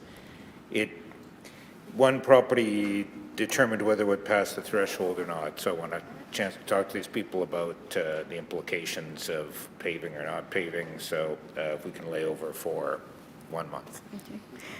Thank you. All in favor of layover? Or, pardon me, is there any other speakers first? No, Mr. Mayor? Call the question, Madam Okay, Speaker. all in Thank you. favor? Aye. Contrary? Carried. Item 10, Mr. Clerk. Item 10, implementation of audit recommendations report 2024 quarter 2. I'll wait to hear from my colleagues, Madam Speaker. Thank you. Any further speakers? Councillor Wyatt? Yes, we're on item number 10. Thank you. I rise only because there is a matter that we really need to have a look at, and that's the Archives and Records Management Audit. This was an audit, by the way, that goes back to the term 2014 to 2018, has not been included. I would really encourage the Executive Committee to dig that one up as a recommendation to get that moving. The reason I say that is only because, well, basically all the decisions we make here and everything made at Community Committee and everything made at EPC and standing committees, there's real concern about the standard the city has in place in terms of archives and record management and the decision-making that we have and how we are keeping track of those decisions and how they're being recorded and maintained. So everything that we do, including done by the public service where we have delegated significant authorities to senior public members of the public service, is at stake here. That if we do not have, for example, accurate records of previous decisions made being kept, previous councils have done that. I recall when I first arrived here, way back when, we used to have a shelf down in the, doesn't exist anymore thanks to all our IT, but there used to be a big shelf of all of the minutes of all the previous council meetings going back to 1972, and actually even before that, of the City of Winnipeg council meetings, and books all literally up on the shelf, all in print. Now it's all electronic, which is great. However, if we're not keeping track of our decision-making accurately, if there are issues arising and concerns about that, which the auditor has expressed in the past, and it's one that I know is about as exciting as watching paint dry, but nonetheless, it's one that I think we need to do. So I'm only flagging that one. It was identified at the top of the list, by the way, of an auditor's report, one of the last auditor's report in the term 2014 to 18, top of the list of future audits to undertake, which is, again, it was titled the Archives and Records Management Audit. I would encourage everybody to go back to look at that, but I would encourage EPC to consider this as something coming forward. Thank you. Thank you. Mr. Mayor, to close. I want to thank the councillor for flagging that. Appreciate that. I will look into that. So with that, you can call the question, Madam Speaker. Thank you. All in favor? Contrary? Carried. Item 11, Mr. Clerk. Item 11, Traffic Signals Branch Procurement and Contracting Audit Report. Thank you, Mr. Mayor. Yeah, thank you, Madam Speaker. I would just note that I remember having quite the robust discussion on this back in, I think it was 2022, and one of the things that was the outcome with Councillor Lard was part of this as well, working together to call for this audit. So I want to thank the Public Service for the report. I look forward to hearing from any other colleagues on this matter. Thank you. Any further speakers? Councillor Wyatt? I stood this matter down just because I was not here during that period of time when this all erupted. I read this report with interest. Just a couple of things, I've noticed. One of the things I kind of got a kick out of was Councillor Brawadi putting on a regular agenda. I forget where it was on Main Street. He wanted a traffic signal installed. So you just put it on the agenda every meeting to require Mr. Patton to show up and speak to it, so that actually got done. And, but well, it's interesting because, and then on top of that, the department has indicated to me in writing that certain traffic signals were going to be installed this year. One got done, the other one not. What I find interesting about the report, and of course we then communicate that to our constituents, right? This is what's happening this year, and then the department, well, we can't do that, Councillor. But then what I find interesting is on page 17, bullet number 1, 2, 3, 4, 5, we noted that PeopleSoft, that 7 out of 8 of the POs, purchasing orders, were still open with a total encumbrance value of $716,604, from 0 to 490,000, even though the association contracts had ended. What does that mean? It means basically money is being tied up that could have been moved automatically to another project, but they're sitting in a system that hasn't closed the purchasing order. I'll jump over to page 16 now, the page before, last bullet. Public Works Finance advised us that they are currently exploring ways to standardize the accounts payable process for consistency within their department. Well, that's directly related to purchasing orders. And so I'm concerned about this, Madam Speaker, that we have these outstanding issues in this department and the Division of Public Works that are not being addressed. And we're seeing it showing up literally in terms of the services and the capital budgets that have been approved and commitments that are being made to area councillors that are not being fulfilled. And a lot of these commitments, by the way, are related directly to development. So in other words, we're approving new developments.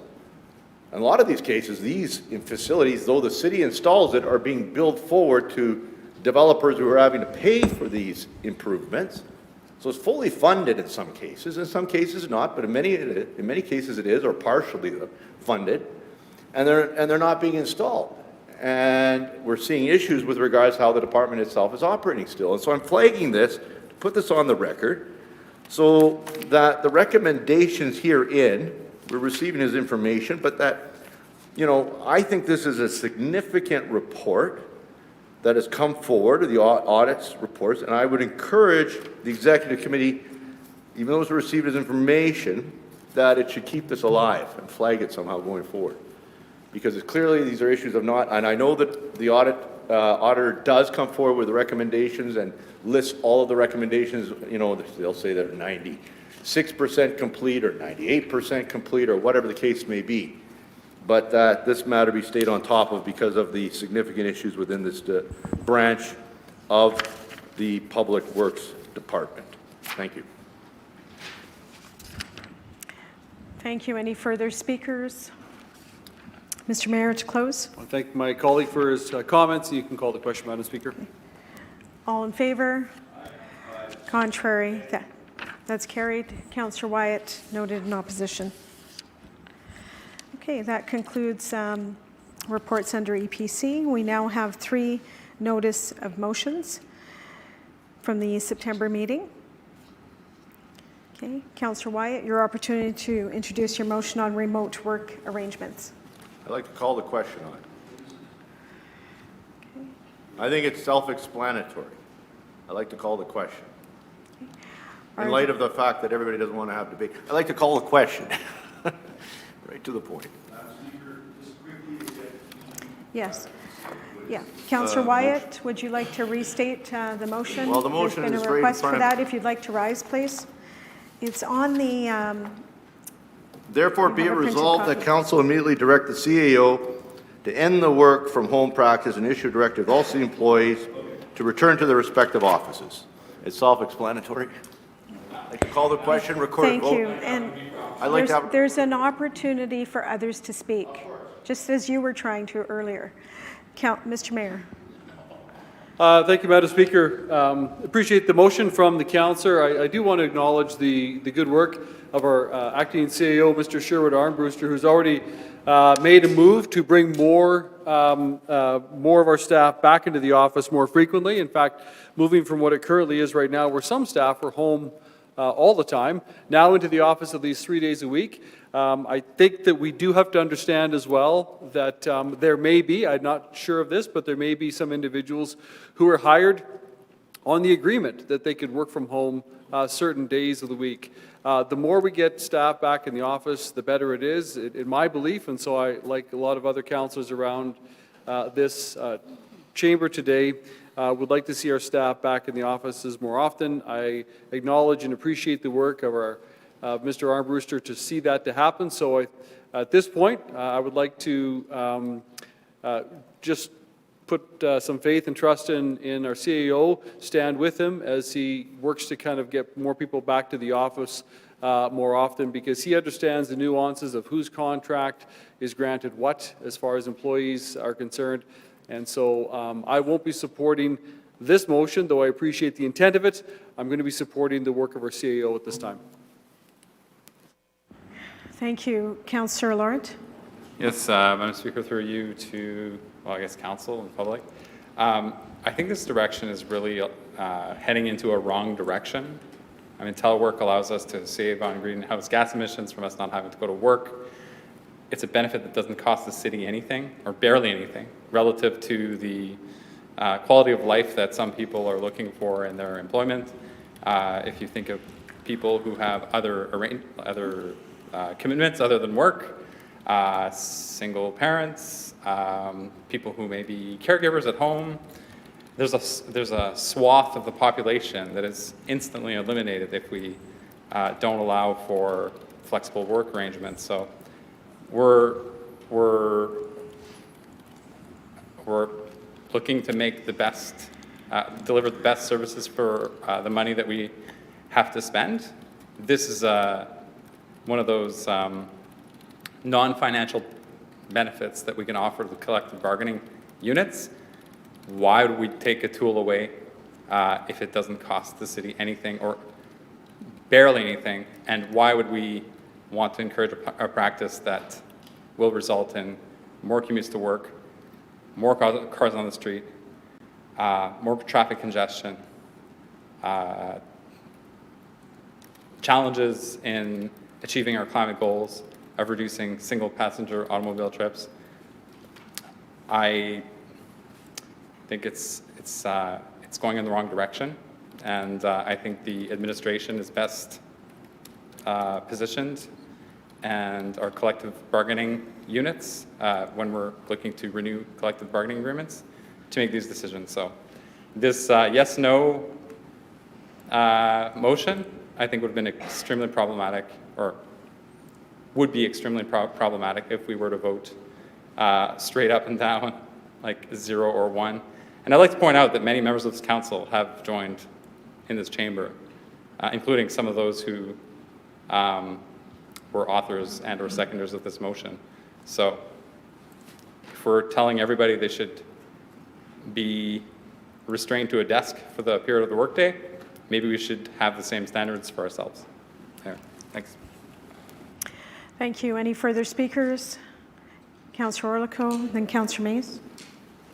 Yeah, I'm going to support what the mayor said today, but not for the same reasons actually, but on the other side. I believe that the CAO has come to a compromise within our system. We know it's not that many employees that are working from home, but we do know there are some, and there's a flexibility in the letter that we received from the CAO. If I had my druthers, I would prefer to have less staff here. I'd like to sell some of these old buildings so we can get some money.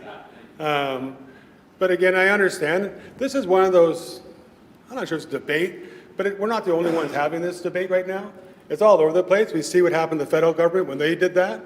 Well, he wasn't too keen on that, and they didn't have any space for all these people. Again, ideology won out. People have to, if they're at work, then they're working. and we can make sure they are. We don't know. We don't stand behind their computer to see if they're playing Minecraft or anything like that. We try to get them to the outcome-based. Now, again, and I've had this debate with other people, what coming to work really is important, and maybe one day, I'm with Councillor Allard, we can transform our systems. We need to get people together so they can share ideas, they can develop camaraderie, they can know each other. That's very important. Does that mean you have to be in your butt on seats 3 days a week? That's just an arbitrary thing. I think our systems need to create that environment. And if we didn't have all these people coming downtown all the time, maybe we could use one of our buildings for these type of conference centers. There's some really neat models in the States where they do that. So again, I understand the debate. If they're in their seats, we know they're being productive. Well, that's a fallacy. We know that. It's the outcomes that they produce. So there are some jobs really where you can produce it. You can produce the outcomes at home probably better than you could at the work environment where you're constantly getting disrupted by Joe who wants to talk about his night last night. Again, but that's also a sense of the camaraderie that you develop with that team, the team building. So we actually know the city of Winnipeg, we're hurting hiring people. We are. We just know that. I met with the auditor, met with a department, some people who work in the department, I won't say which one last night, and they are saying they have, of 25 people, they have 15 outstanding jobs. They just take people, the people come, they get hired with us for a bit, and then they leave because the other work environment's better over there. They are mobile. People are mobile right now. So again, I would prefer to have maybe less days that they have to be back at work or no days. But again, I also understand, I don't think the world's ready for that yet, and that's okay. 3 days a week was a fair compromise. But again, because it includes the flexibility for those jobs that can work it. But again, so I'm with the mayor on this one. Back in the CAO, he's found a middle ground somewhere. Won't make Councillor Wyatt probably happy. Won't make me that happy.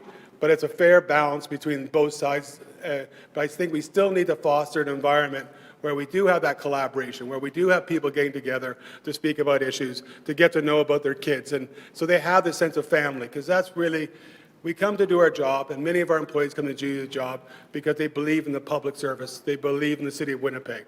But we also have to make it so the job is flexible enough so they can also believe in their families. Someone living in Transcona, they're coming in from a big hike if they have to come all the way downtown all the time.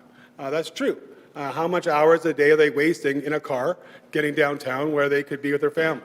Again, outcome-based measures rather than 1, 2, 3, 4 people are sitting in a seat today, that's good. That's not the way we should be going forward. But again, that transformation won't happen overnight.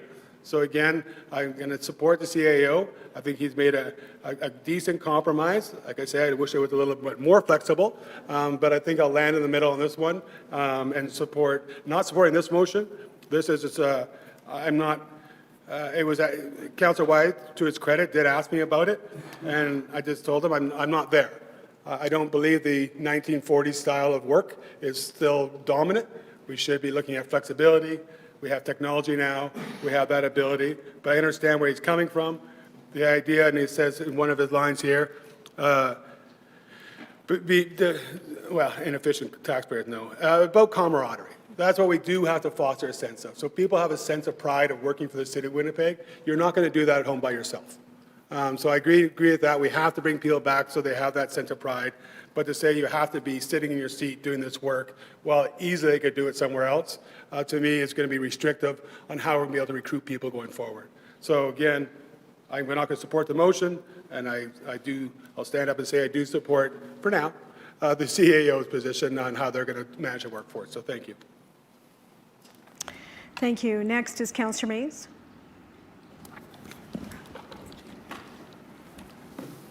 As you will hear later in the debate today, one of the factor that tipped the cost-benefit analysis on Kenaston to favorable was the attribution of a social benefit from reduction in carbon tonnage, the carbon emissions.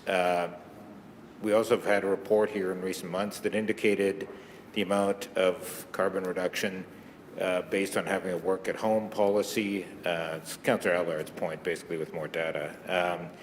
Basically, we're saving half as much from just letting people work at home somewhat as we would for the $100 million plus expansion of Kenaston. And to that, we put a value, a social benefit that we'll see later today. So if we're being consistent, we have to recognize there's a social benefit worth quite a bit of money from having a work-at-home policy. So I will not be supporting the motion.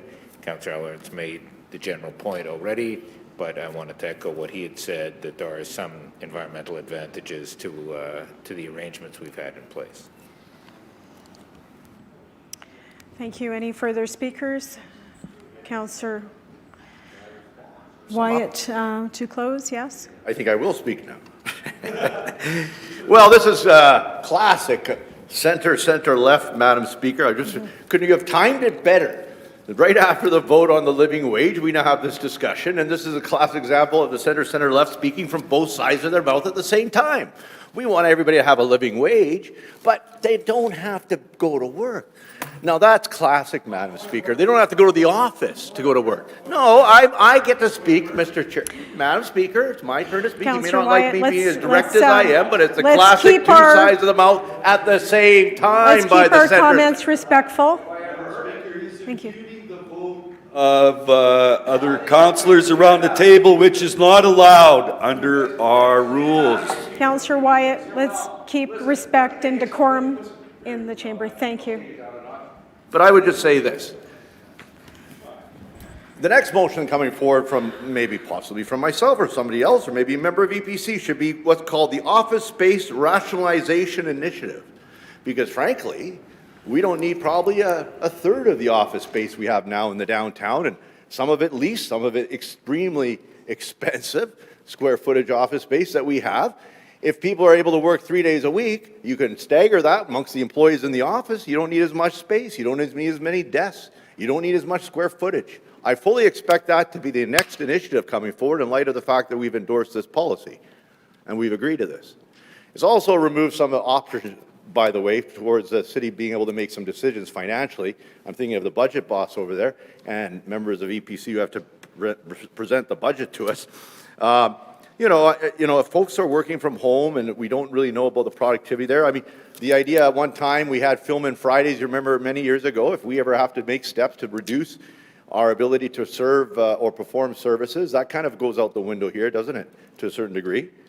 The idea of training and succession planning, that's one thing that Councillor Oracle and I agree on.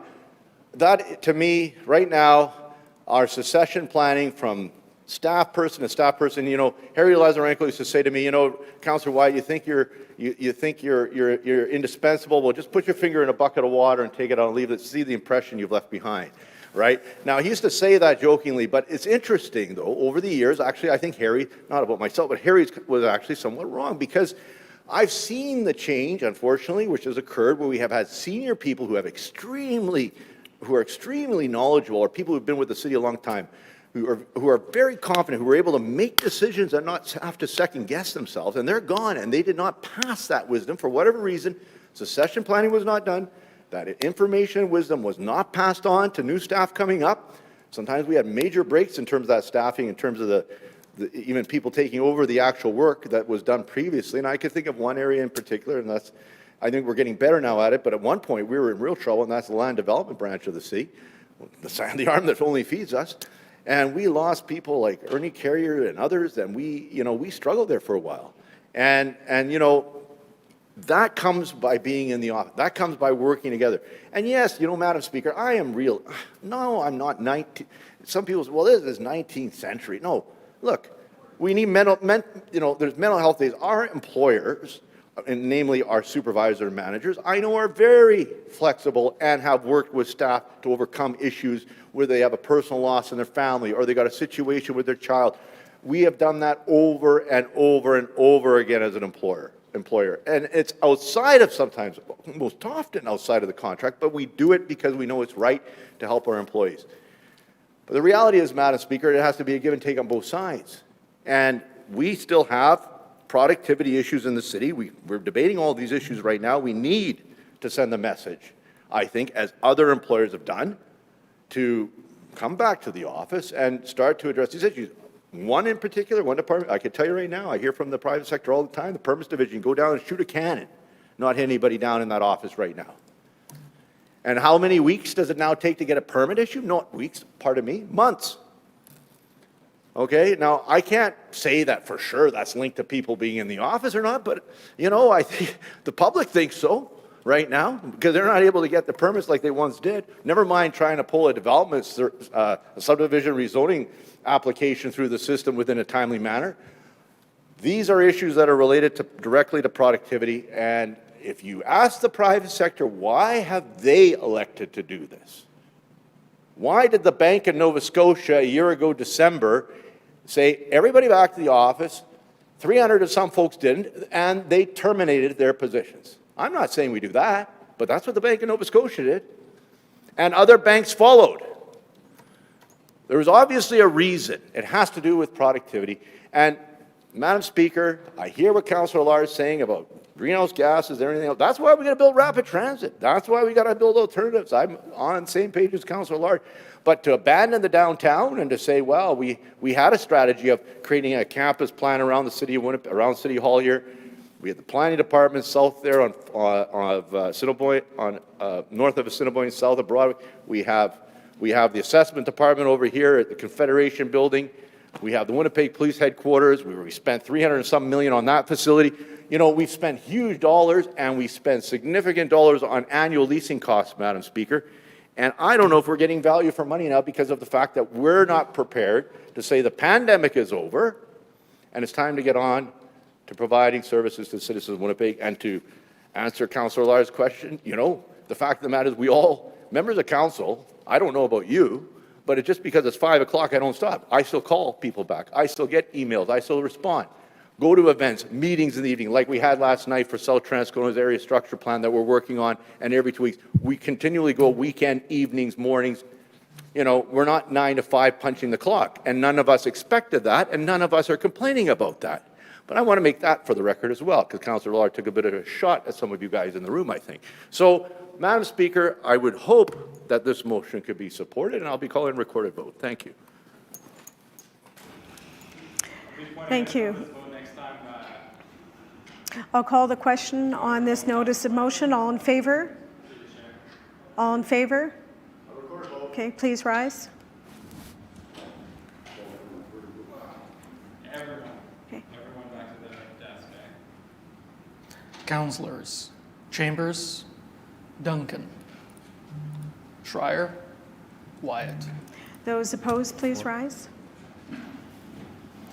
His Worship, Mayor Gillingham, Councillors Allard, Brawadi, Dobson, Eadie, Gilroy, Lukes, Mays, Orlico, Santos, and Madam Speaker, Councillor Sharma. The vote, Madam Speaker, yeas 4, nays 11. Notice of motion is defeated. Next, on to another notice of motion moved by Councillor Wyatt. It's regarding parking and refreshments at City Hall. Speaker, I'd like to move referral of this matter. I was told by the clerks that to do this so that it could be referred to governance. There was no other way to do it because of the procedures of the council right now. So I'd like to move the matter be referred to governance with the purpose of reporting back within 90 days. Okay, so you're moving referral to governance. We'll have a vote on that. All in favor? Aye. Contrary? Okay, that's carried. Councillor Eadie in opposition. Next notice of motion is notice of motion on council motion naming standards. Moved by Councillor Schreier, seconded by Councillor Wyatt. Madam Speaker, I move referral to governance. With instruction or without? Okay. Without instruction, therefore no debate? That's right. Councillor Schreier is moving referral to Governance Committee. All in favor? Aye. Contrary? And that's carried. Okay. Motions on this? Now we have a motion number 3, moved by Councillor Wyatt, seconded by Councillor Mays. It's regarding establishing a regulatory framework for water and sewer rates. It'll be an automatic referral to the Executive Committee.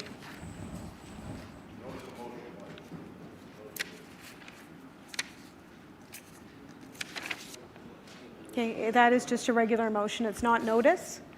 Okay, so it'll go to the EPC Committee. Thank you. Now move into bylaws, Mr. Mayor.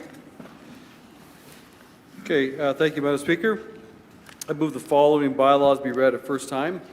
Bylaw number 115, 2024, bylaw number 116, 2024, bylaw number 117, 2024, bylaw number 118, 2024, bylaw number 119, 2024, bylaw number 120, 2024. All in favor? Aye. Contrary, carried. Bylaw number 115 of 2024, bylaw number 116 of 2024, bylaw number 117 of 2024, bylaw number 118 of 2024, bylaw number 119, 2024, and bylaw number 120 of 2024. Mr. Mayor, second and third readings, please. I move that that bylaw number 99, 2023 be read a second time. All in favor? Aye. Contrary, carried. Bylaw number 99 of 2023. Mr. Mayor? I move that bylaw number 99, 2023 be read a third time and that the same be passed in order to be signed and sealed. All in favor? Aye. Contrary, carried. Mr. Mayor, next section. I move that the following bylaws be read a first time. Bylaw number 114, 2024, bylaw number 126, 2024. All in favor? Aye. Contrary, carried. Bylaw number 114 of 2024 and bylaw number 126 of 2024. I move that bylaws number 114, 2024 and 126, 2024 be read a second time. All in favor? Aye. Contrary, carried. Bylaw number 114 of 2024. Councillor Schreier, if we could be at our seat during the vote, please. Thank you. Bylaw number 114 of 2024 and bylaw number 126 of 2024. Madam Speaker, I move that the rule be suspended and bylaws number 114, 2024 and 126, 2024 be read a third time and that the same be passed and ordered to be signed and sealed. All in favor? Aye. Contrary, carried. We'll now have question period for the mayor. Councillor Gilroy. I was wondering if the mayor can provide us an update on any encampment funding. Thank you. Mr. Mayor? Thank you, Madam Speaker. Through you, thank Councillor Gilroy for the question about an update on encampment funding. The federal government a little while ago announced $250 million for encampments to help cities deal with encampments and to get more people out of encampments and into housing. The funding was conditional on provinces matching the federal government's funding. And the federal government indicated that any province that doesn't participate in the matching would be a province where the feds would bypass that province and deal directly with cities. I'm pleased to say that our provincial government is participating and has been, I know, in discussion with our CAO, Jared Baker from my office, and Chris Brenz from the Public Service as well as talking to frontline service agencies and the federal government. So all that to say, the province right now is working on drawing down into our city as much funding as possible. I commend them for that. We want to work collaboratively with that. There is a sense of urgency, though. We all know winter's coming. And so it's a little bit a little frustrating that the money is not already here, but again, our province is working very actively to coordinate that and to get the money at work in the city of Winnipeg as quickly as possible. In the meantime, I remind everyone that we have an encampment strategy. It's an encampment process map is what it's called, and that was established during COVID. And of course, during COVID, people couldn't be indoors, and so that's really what led to the need for an encampment process map. And our current acting CAO, Mr. Sherwood Armbruster, has started a review of the current encampment steps and processes. We do this in coordination with city departments. Mr. Jared Baker from my office is also part of that initial discussion with the CAO. And of course, the CAO is also working with the frontline agencies that are providing mobile outreach services and others, our departments like police, fire, paramedic, and the province also has a part to play. I can tell you we're making every effort to try to be in lockstep and work with the province of Manitoba. I've publicly commended Minister Bernadette Smith before. I'll do it here on the floor of council again. She's very receptive. She's working very hard with her team to try to make sure that we have with us and others one coordinated approach to all things related to addressing homelessness, including encampments. So it's a work in progress. I believe we're making progress, more to come. I think once our CAO, not to put him on the spot, but once our CAO, has a bit of something to bring forward to us, or at least to share with us, I think council needs an opportunity to give some input to ultimately the city's encampment strategy, because I know it's frustration. It's in the news right now. Members of the public are very concerned with what they see in and around their community. They're concerned for individuals within the encampments, and rightly so, they're concerned for their own property. We've got fires in encampments, we've got debris and garbage around encampments, and so the bottom line is this: we need to get people out of encampments into housing with wraparound supports. So that continues to be our primary focus. But where there's safety issues in encampments, where there's fire issues in encampments, our public service needs to go in and do their work. If a vacate order needs to be brought forward and people need to be moved, then that's what should be done. But what we don't want to do is just be shuffling people from one neighborhood to another. We need housing for people, and to get them out of the encampments and into housing with the supports that they need to keep them in housing. So I want to thank the councillor for the question. Lots going on. Stay tuned, because as the CAO continues to work on an update to our policy, we really need to have our council members give input on that. Thank you. Follow-up question? Thank you. Second question? Yes. Will the mayor look into more of a transitional shelter situation where it becomes more of a permanent place where people can leave their items, have a bed to call home? And we know that housing is going to take a long time to build, but we need a shelter system. The question, Councillor Gilroy. Will the mayor look at a shelter system that is less of a on-demand shelter system and more of a permanent home for people? Excuse me. I want to thank the council for the question. I'll go back to my answer, back to the comment about the city working in concert with the province. So to utilize some of those funds, we don't yet know the allocation and how those funds that would flow from the federal government would be used, but there's some work being done by Minister Smith's team to notionally determine how best to use those funds. If we can get, I'll speak for myself, if we can get people out of housing, and we don't have permanent housing for them yet, but we can get them out of housing, pardon me, if we can get them out of encampments, and we don't have permanent housing for them yet, then if a transitional shelter is a stopgap before we can get them into housing, I'm in favor of that. In my mind, much, probably for a lot of us too, much better that someone is off of a riverbank, out of a tent in a park, into transitional shelter housing than leaving them, out in the elements. So open to that discussion in concert with the province of Manitoba, for sure. Thank you. Next is Councillor Wyatt. Yes, Madam Speaker, I rise in today's Winnipeg Free Press, Dan Letts reporting, and I want to give the benefit of the doubt to the city and the mayor, but it's reporting that the city continues to offer few details to whether Mr. Schiegel has paid any of the money he owes to the city, and he refers to the $1.1 million in costs and damages that were assigned by Chief Justice Glenn Joyal, as well as he says a similar statement as well. The city is saying little as to whether Caspian Construction has repaid the $21.5 million as the agreement has indicated. I realize that I'm raising this now with the mayor, and if he needs to take it under advisement, I'd appreciate that. That's fine. I just want to raise this because I don't always, I think healthy,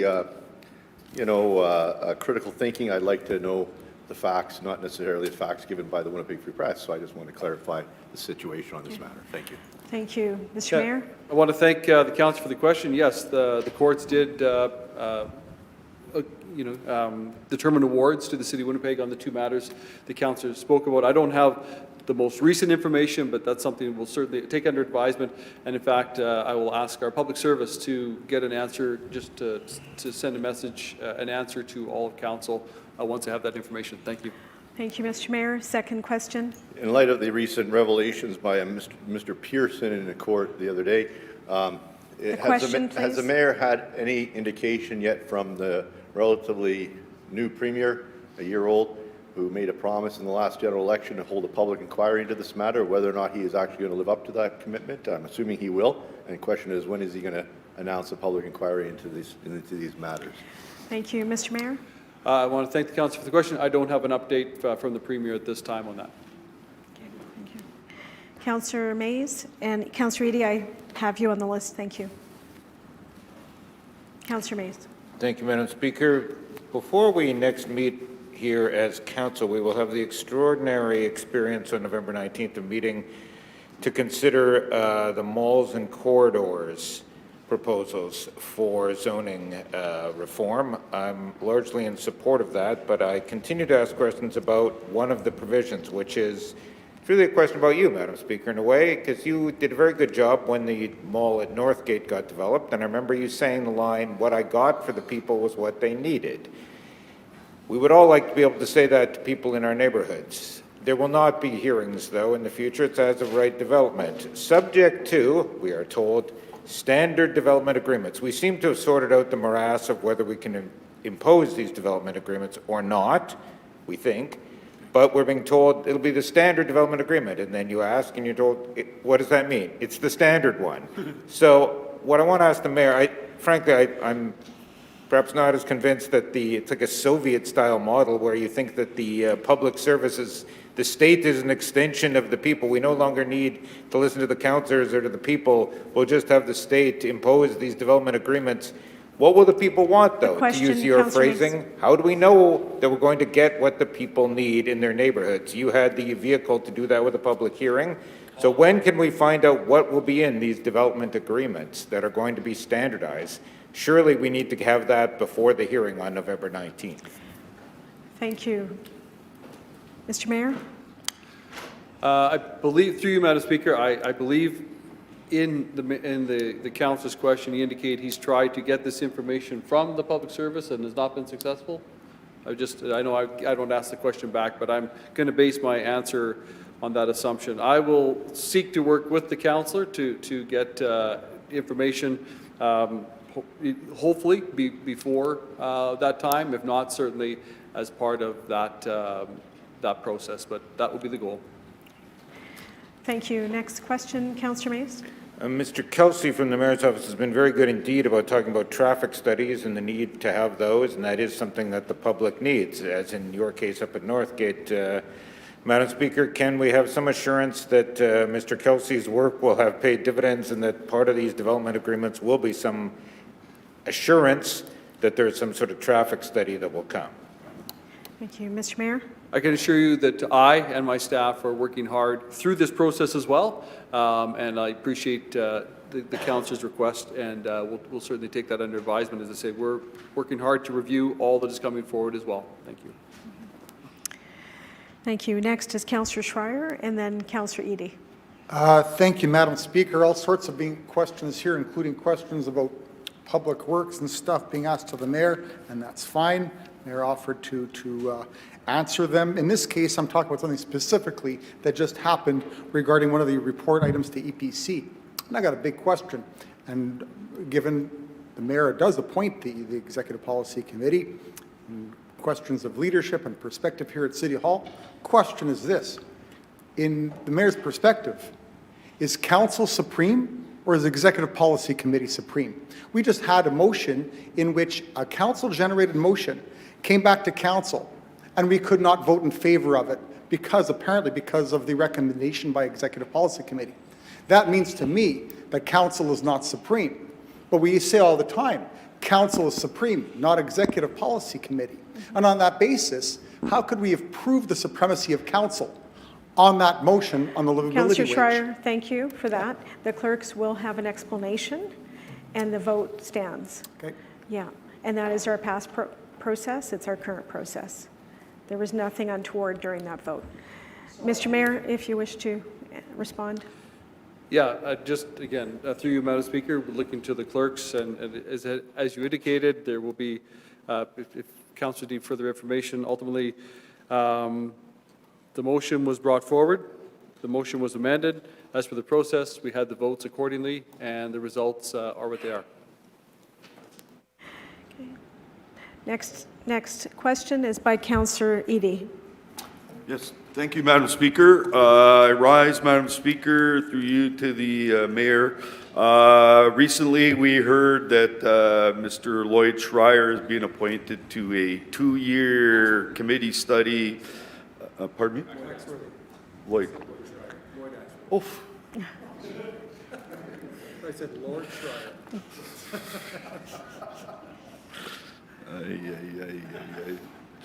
Okay.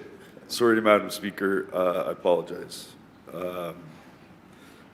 Anyway, we heard about the Rail Study Commission headed up by the former Member of Parliament, Lloyd Axworthy.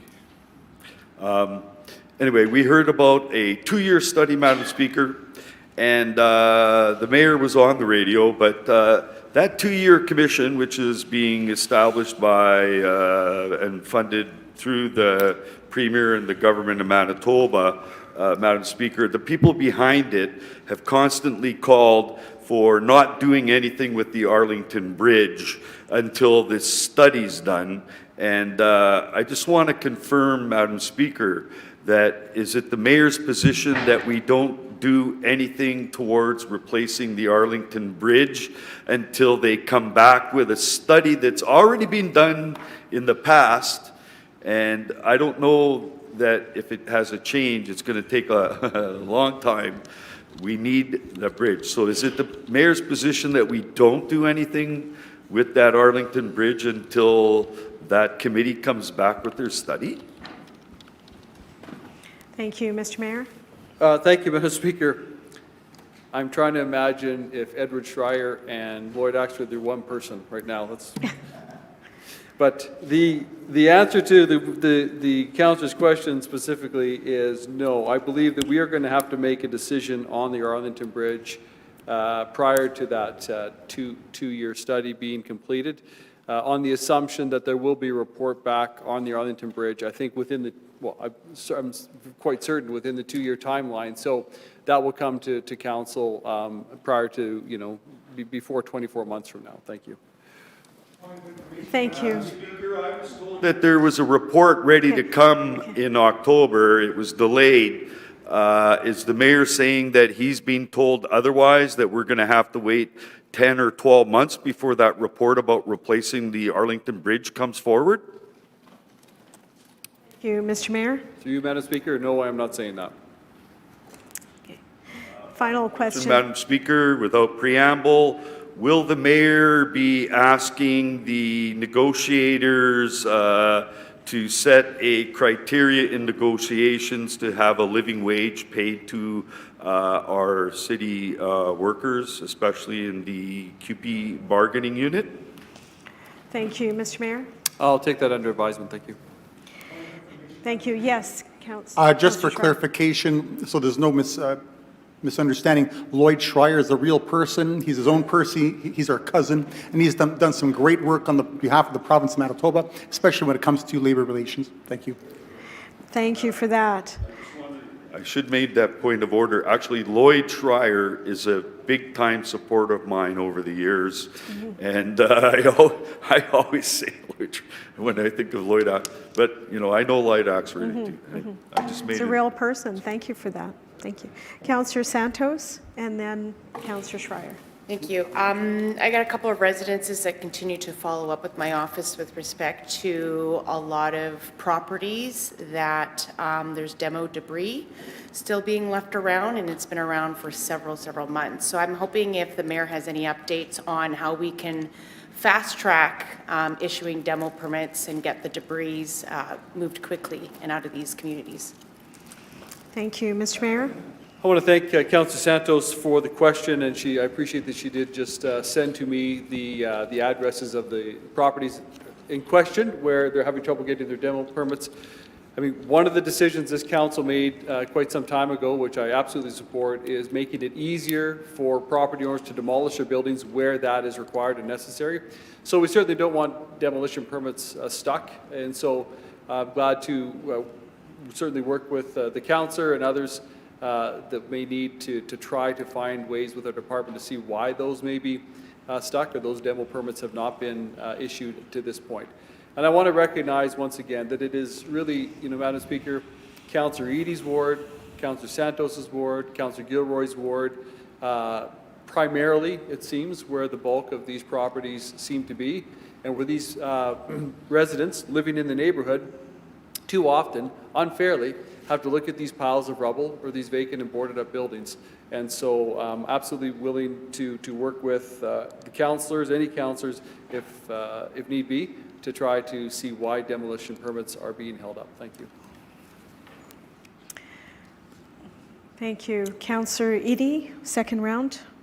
So I won't do too much of a preamble. This is just kind of a heads up. Madam Speaker, the CPKC Winnipeg Beach rail line, I think it does have one customer, which is the city of Winnipeg, but they are building a solar plant up in Selkirk, Manitoba, and that Winnipeg Beach line used to provide service, and I think still does provide service to the, there's a Selkirk steel mill or some sort of metalworks out there. I'm not sure. They still might be a customer, but Madam Speaker, there is a cost. And I'm just wondering, and the mayor or whoever's the chair of Water and Waste, Madam Speaker, should find out the amount of chemicals and things that we need for processing the sewage at what is momentarily called the North End Sewage Plant, but it's North Winnipeg Sewage Plant. There's a huge amount that gets transported by rail, which is way cheaper by truck. And I'm wondering if the Water and Waste has looked at what would it cost for them to actually truck in all those chemicals and what the added cost to already a very expensive facility. Thank you, Madam Speaker. Councillor Eadie is right. Really, on that line, there is one customer. It is the City of Winnipeg, the North End, North Winnipeg, I will say, Water Pollution Control Center.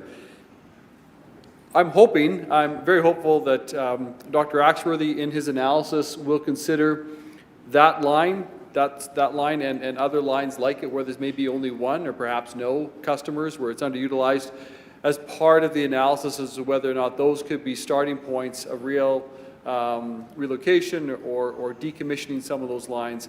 But the councillor is right. To do that would require that the City of Winnipeg could calculate the costs and the financial implications and of changing the way that we receive the chemicals needed to do the work of the plant.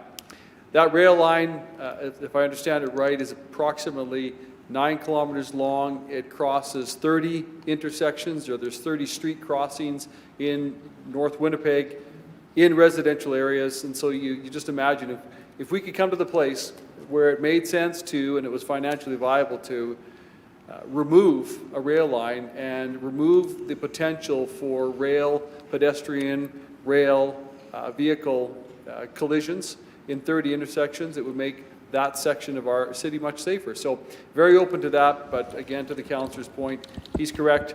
The analysis, the financial impact of finding another way to get that product to the North End plant would be something that would be required as part of the analysis.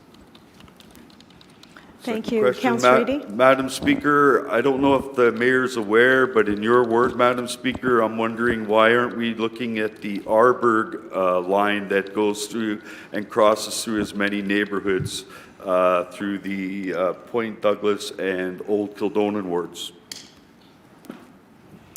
Thank you, Mr. Mayor. I have a call scheduled, or scheduling a call. We're playing a bit of phone tag between myself and Dr. Axworthy. So I will just, in my call with him, just look at the scope of his work. I believe it's all rail lines in Winnipeg, but certainly I hope that it is, but I appreciate the council raising that potential line as well.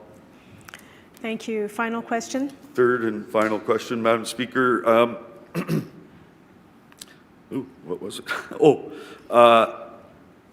How has the mayor being confirmed that there's only one customer left on the Winnipeg Beach line, which goes all the way out to Selkirk, Manitoba, where they're building a new solar plant, and they're going to have to move all those solar panels somewhere across the country for sale.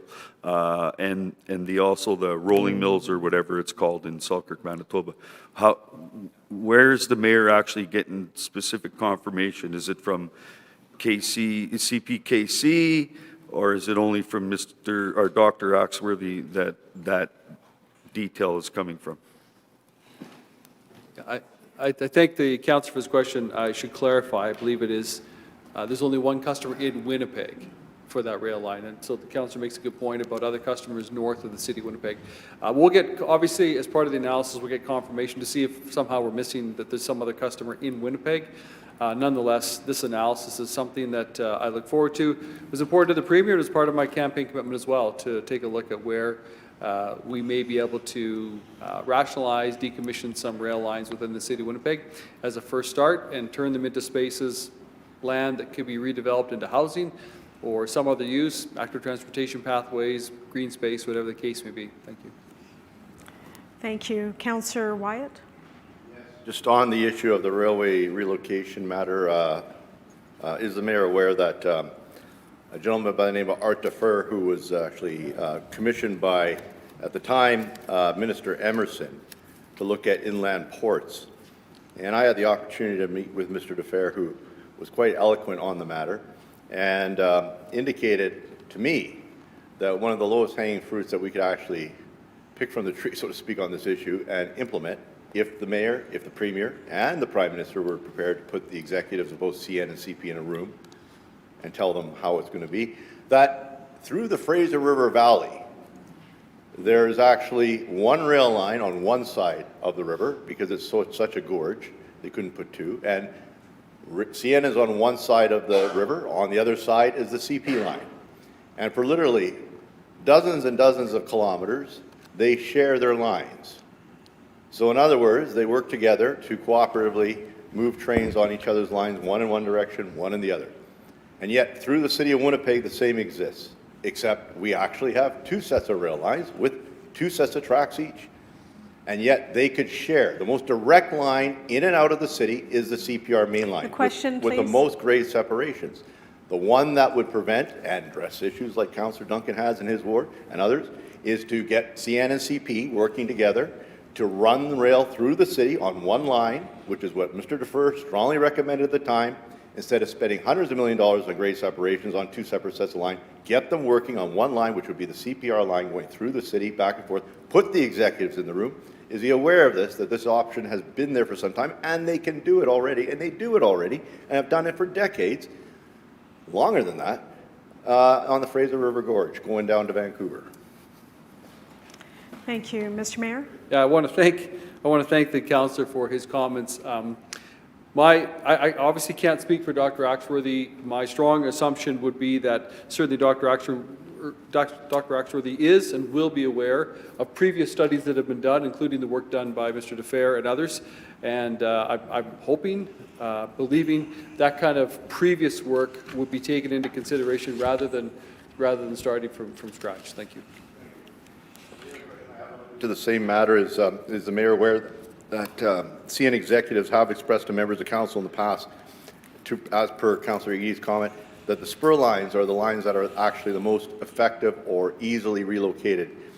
It involves creating a spur outside the city to run them off the main line south. So, for example, the Emerson subdivision, the Letellier subdivision, the one that Councillor Eadie just referred to, heading north, that these are the subdivisions, rail subdivisions, that could actually be moved relatively easier than moving a main line. Thank you. Mr. Mayor? Yes, through you, Madam Speaker, I am, and really the councillor from Transcona is going to hit upon what I think probably a lot of us think could be the incremental, the low-hanging fruit, and start with some of these places that spur lines that are maybe underutilized, that could be built elsewhere, accommodated for, compared to moving all of the, the big yards that we have in the city. We could start small and have proof of concept. But again, that's all to be analyzed in the work that Lloyd Axworthy is doing, and really looking forward to the outcome of that work. And hoping, frankly, hoping that we as you know, certainly I as mayor and we as council have opportunity to speak to it. I think, you know, Councillor Orlico here, for example, you know, had a line going through his area there, and now there's, in some of those spaces, there's some nice housing there. So anyways, so this is more, you know, I think there's opportunity here for us, all of us, and I hope that there's an opportunity, frankly, for council to have some input on this, this analysis. Thank you. Final question? The final question is the mayor aware that on the order paper of Parliament prior to the fall of the Paul Martin government, legislation was actually written and prepared for the House to vote on that would have given municipalities across Canada the first right of refusal on surplus or abandoned railway line corridors, and that legislation already written could easily be brought back into the House of Commons. Thank you. Mr. Mayor? Madam Speaker, thank you. I either did not know or at best did not remember. I think it was the former. I don't think I knew that information, so I thank the councillor for that information. Thank you. That concludes question period for the mayor. Next committee is the Standing Policy Committee on Finance and Economic Development. Councillor Browadi? Thank you very much, Madam Speaker. I'd like to introduce the report of October 10th and move item 1 as consent. Councillor Mays? Standing it down? Yeah. Okay. All right. Mr. Clerk. Item 1, Entertainment Funding Tax Annual Report 2023. Thank you. Councillor Browadi? Thank you very much. I'll wait for my colleagues. Councillor Mays? Councillor Browadi has to his credit in the past questioned why we continue to have this tax, given that we rebate virtually all of it to 3 of the major players. So I guess if you can speak to 2 points, any progress on that, because it does artificially inflate the grant totals that we have by tens of millions, at least $10 million. Additionally, I assume the True North agreement, the rule is venues over 5,000. The Sea Bear is obviously playing in a venue of over 5,000. I assume whatever agreement we have with True North that was negotiated with the Jets sweeps that in as well. May need to take that. I'll be impressed if you know that off the top of your head, frankly, Councillor Browadi. But 2 things. Are we collecting or rebating with the Sea Bears, and any progress on simply phasing this tax out, since we do make a little net, but we don't make much? Sure. Thank you. Councillor Browadi? I'd like to thank my colleague for the question, through you to my colleague. The entertainment funding tax under a previous administration really did just become a movie theater tax. At this point, there really is not anything that does not get refunded back. I think it's even by venue. So anything that happens at the arena, including concerts. Just for a example. moment, Mr. Chair. This is not question period. When there was a. Oh yeah. Yeah. Thank you. So, sorry. I know there's been a lot. It's okay. I was talking with the clerk as well at the moment. So Councillor Wyatt wants to speak to the item. Yeah, no, and we'll certainly come back to you. Although I was enjoying the answer, but I would say, no, that happens to all of us, Madam Speaker. So that. Well, none of you said anything, by the way. So go absolutely, ahead. absolutely. So True you're North. sleeping. I guess I stood this. Councillor May stood us down, and I'm thankful for that from doing that. I think the key thing here in my mind on this report is just to highlight a couple things that, you know, it's kind of like the truth that dare not speak its name at times, it seems, around here, and because it involves a certain party that is kind of equivalent of his kingship. But anyway, that the True North facility and the folks that have done a lot of great things for Winnipeg by bringing the Jets back. But I want to put on the record that when we decided to do the entertainment tax refund to the Winnipeg, it wasn't the Winnipeg Jets at the time, it was the Manitoba Moose. That was the decision at that time. And that doesn't seem to have been put on the table. I note in the report that their arrangement with us expires in 2029, which is really not that far away when you think about often they will approach us a few years in advance to start renegotiating the terms of the contract or to verify it. I would hate to see something being walked on last minute prior to an election or right thereafter on that, but that the True North contract, there should be an arrangement, I would think, that there should be a negotiation to the terms better to the city that we have right now in terms of refunding the entertainment tax in light of the fact that this was done for the Manitoba Moose, not for a professional hockey team, number one. Number two, following the decision by the city to refund entertainment tax, the True North received from the province of Manitoba a casino license to operate their own casino in downtown Winnipeg called the Shark Club. There's not many people who get a sole source casino license, but they did, and congratulations to them. And that's a direct revenue source to them that was not on the table when we decided to refund the entertainment tax and looking at the business plan at the time. And it was not. And number three, the decision was made by the province of Manitoba to sole source and to give $12 million to their fourplex expansioning in Headingley, or next to Headingley, which cost at the time about $20 million to build a fourplex, or $25 million, and $12 million of which came from the province of Manitoba, awarded without any tender directly. Could you imagine if we did that as a city, what would happen to us with the media? But Premier Dewar was able to do it, and nobody questioned any of that. And that was leading up to the return of the Winnipeg Jets, by the way. That was prior to. So these are factors, Madam Speaker, that I think work in our favor when it comes to the existing, with the planned or the future renegotiation of this contract with True North. I hope that these matters are taken into consideration and that, indeed, we may need to refund part of it, but we maybe don't have to refund all of it. And either that or a phased-in approach to reducing the actual refund itself so that it could be budgeted for by the professional hockey team in the city of Winnipeg. Thank you. Madam Speaker, for the record, the Manitoba Moose are a professional hockey team. Thank you. Yes. Respect, Madam Speaker. Okay. And a professional hockey Go team. talk to a hockey fan. Okay. Any further speakers on this item? Councillor Brawadi, you may now close. My apologies for the That's okay. Response I there. didn't stop you either. Again, the entertainment funding tax over the years has basically transformed into a movie theater tax. I mean, some could argue that, the price of a movie ticket and the accessibility of movies are a lot more accessible than professional hockey tickets, and why are we taxing those? But that is a debate perhaps for another day. Again, Winnipeg definitely needs our revenue sources right now, and again, that tax remains at the moment. Again, I'm just going to say that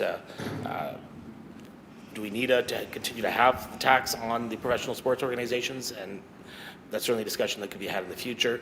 I do know things like the concert hall and that were excluded a number of years ago. At one point, it used to be the traveling shows got the entertainment funding tax on them, but local shows did not. It got simplified, I think, during my time on council, and that's no longer the case. It is interesting, even though movie theater tickets have gone up in price, the revenue being brought in is pretty comparable. I think the way they're getting around that perhaps a little bit is there's a base fee for a movie ticket, now there's all sorts of surcharges. Apparently in recent years now, they have assigned seating in movie theaters, you have online bookings, and all these things have additional charges above and beyond the ticket price. And apparently those ancillary fees are not subject to the City of Winnipeg entertainment tax. So anyways, I move this report today, and thank you. All in favor of item 1? Contrary? That's carried. We'll now move into question period under this committee. Any questions for our chair? Councillor Mays? Yeah. I had asked at the last council meeting the mayor about the unfortunate mess of the 911 fee where the revenue has been booked into the budget, but we have no revenue. As Marty Morantz once said, it's easy to balance the budget if you can just make up the revenue numbers. Something has gone wrong. I think the mayor's office staff have talked to me and found fault with the civil service. The civil service, unfortunately, has found fault with the mayor's office. Maybe it's the province's fault. I don't know. To the credit of Ms. Watt, she talked to me about, I'd asked last time for documents. She had indicated at some point, she did not give a date, at some point a bylaw would be coming. We continue to fall short of revenue by, I'm not sure how much, hundreds of thousands per month. Digging a hole into the budget. It would be useful to have this revenue, if only for the rainy day fund. So can Councillor Brawadi update us on when we might actually get the bylaw? I understand there's a federal aspect. I understand there's a provincial aspect. In fact, that seems to have been in the drafting of the budget, it was thought that this was nailed down with the province. Clearly, it wasn't. Someone has erred here. I don't know who. I don't know if we'll find out who. But Question, please. Can Councillor Brawadi update us on when we might get this bylaw? I thought it would be coming today, but when might we get the bylaw from the staff and start actually getting some revenue on this? Thank you. Councillor Brawani. Thank you very much, Madam Speaker. Through you to my colleague. I guess perhaps this is a new ground for us. It did require a bylaw from us before the province could approve it. That bylaw is still forthcoming. I'm hoping it's going to be here sooner than later, but I will get an update for the councillor as soon as possible. Thank you. Any further questions? Seeing none. Next is the Standing Policy Committee on Property and Development. Councillor Duncan will step in for Chair Councillor Rowlands. Thank you very much, Madam Speaker. I would like to introduce the report of October 3rd and move adoption of consent agenda items 1 through 6. Thank you. Okay, item 6. I'll call the question on items 1 through 5. All in favor? Aye. Contrary? That's carried. Mr. Chair, item 6. Item 6, subdivision and rezoning, Southwest Dawson Road, south at Plessis Road, Precinct J, DASZ, 12 of 2024. Thank you. Councillor Duncan. Thank you very much. I'll hear from my council colleague. Thank you. Councillor Wyatt. Yes, Madam Speaker, I stand this down because I'm quite concerned about what I've read here with what happened at Property Development. I realize the chair is not here, but I can tell you, Madam Speaker, this was a matter that was dealt with at 3 public hearings at the Community Committee, where the Community Committee went into great detail. This is a major housing development spearheaded by Qualico inside the ward of Transcona. There was a lot of issues that we had to deal with in terms of the housing development. There's new developments that are happening beside it that have already been approved by this council. ANS has a development to the north of this site. There's another major 222 unit that we approved as well to the northwest of this site. But this is a major development and a major new subdivision. And we thought we had an agreement at Community Committee. We worked extremely cooperatively with Qualico, only to read now major changes to what we had voted on at the Community Committee now being rescinded, cut out of the report. And I don't think this was anything being done politically or politically motivated in any way, shape, or form at the Standing Committee. I think this is coming right through from our administration. I don't know what's going on there in terms of the relationship. I'm not going to skew that or create a cloud over that between Qualico and members of our administration, but I can tell you right now that it does appear that one company has a bit of more authority through the back room that other developers may not have the same kind of leeway. And I can tell you that some of the conditions that have been removed are really concerning. And I would hope that this matter could be referred back and that a discussion could be had with, I would be happy to meet with the chair about this. I was given no heads up by the public service, only on one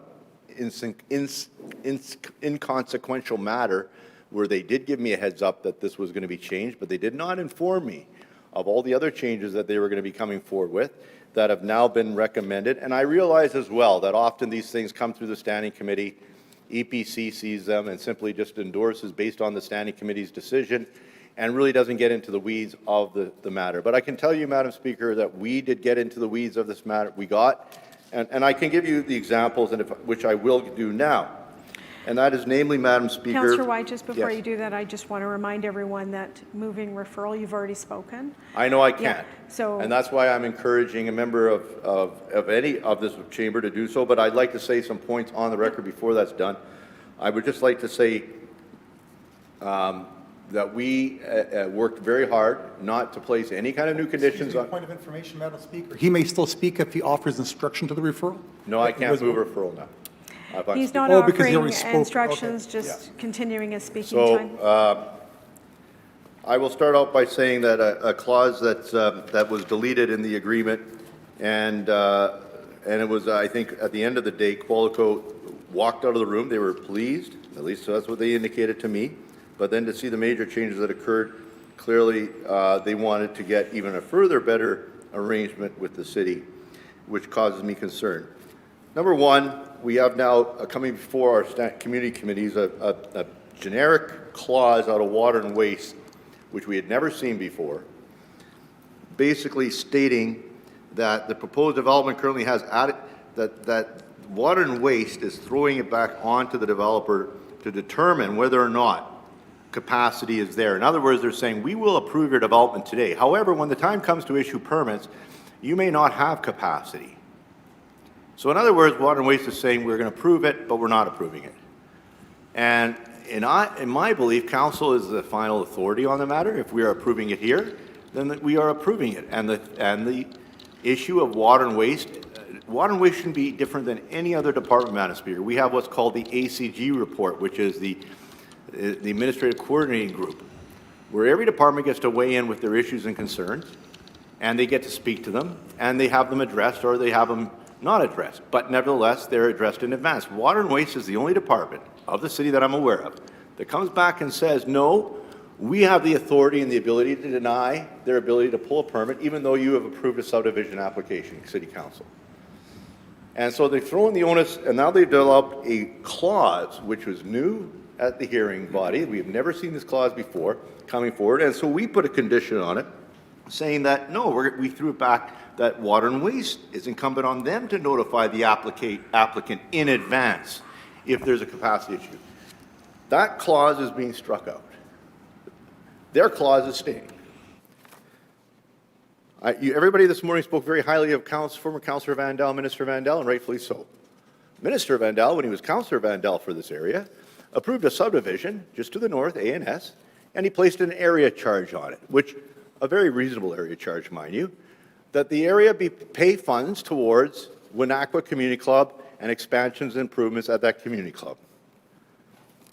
A&S felt it was fair, and I thought it was fair as well, that the Qualico subdivision, which is right beside their subdivision, building the same kind of subdivision, should be subject to the same area charge.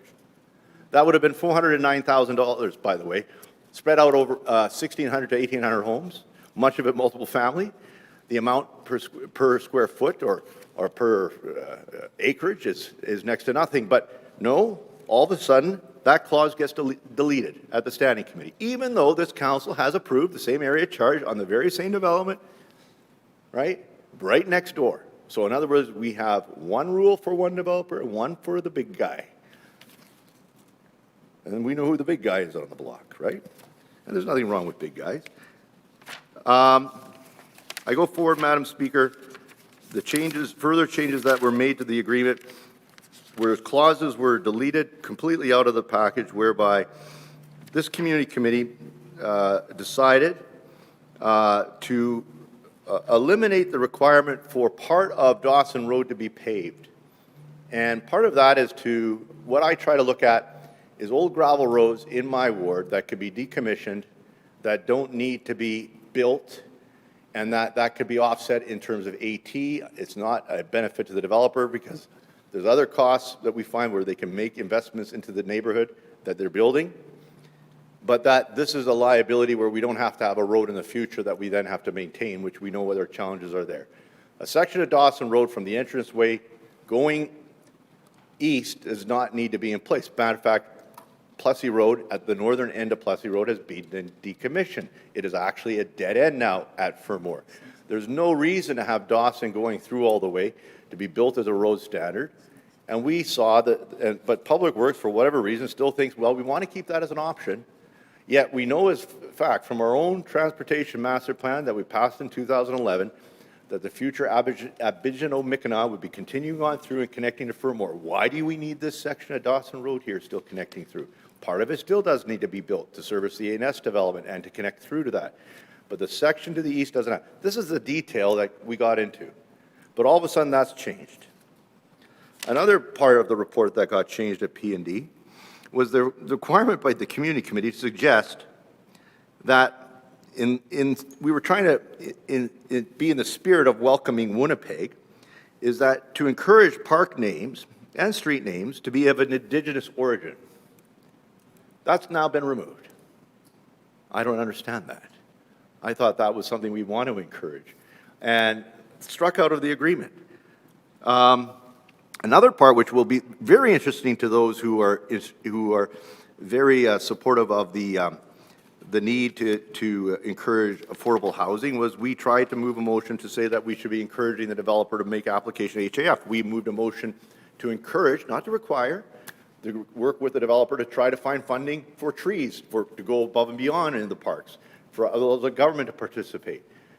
Not a motion that would actually force the developer to do that, not a motion that forced the city to do anything, but rather to do exactly what the mayor likes to Extension say. of 2 minutes, all in favor? Which is every member of council Contrary, campaigned on one carried. theme, which was actually forestry and trees. All of that, sudden that intent is gone.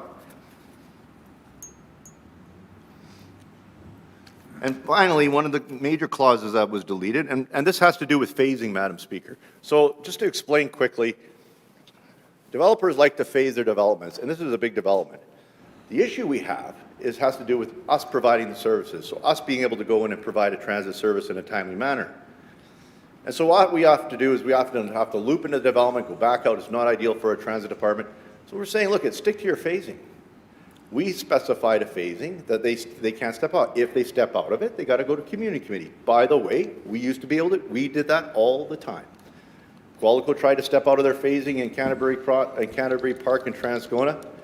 We said, no, you're not going to do that. By the way, you're going to punch Ravenhurst through, and you're going to do it now if you want to step out of the phasing. We were able to do that and make it happen in a timely manner, and that actually facilitated Qualico's development in the area to take off. They didn't realize that Ravenhurst was such a key connection to them.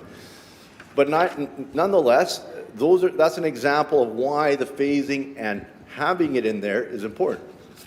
Now, I know Qualico, that's one part Qualico did not want. I could say that all the other issues were not an issue for them. At least I didn't think so. But that was something that they did not want, and I said, no. You have been required to come forward with your phasing in the past, and we understand that you can't build everything at once. That's why you have phasing. We understand you got to break it up. I understand that. And, you know, it's tied to the economy. Housing may drop. They can't go forward in the next phase. We understand that. I'm not saying that we force them to build a phasing, but rather the order of the phasing. They just can't jump around the development as they see fit. Stick to your plan to help us bring in services timely. I would appreciate the work on it at the committee committee was serious. It was lengthy. This was a meeting that was like the meetings we went through were extensive. I can tell you that we do Councillor have Wyatt, thank you. That concludes your speaking time. I can just 30 seconds. We do have 50 names of people who have registered. They have the ability to take this matter to the municipal board. I hope that this doesn't have to happen. I hope it can be referred back so we can avoid an embarrassing situation for the city where it gets overturned to the municipal board, which surely it will, based on the data, the information that I'll be presenting to them. Thank you. Thank you. Next speaker is Councillor Mays. Thank you, Madam Speaker. Someone else may move referral. I think Councillor Wyatt's raised a number of points, but I'm not going to move referral. There are a number of comments I wanted to make about this. Firstly, thank you to Councillor Wyatt for he was willing to put the Albanian community name on the map, quite literally, in this neighborhood. So thank you for that. That'll come in due course.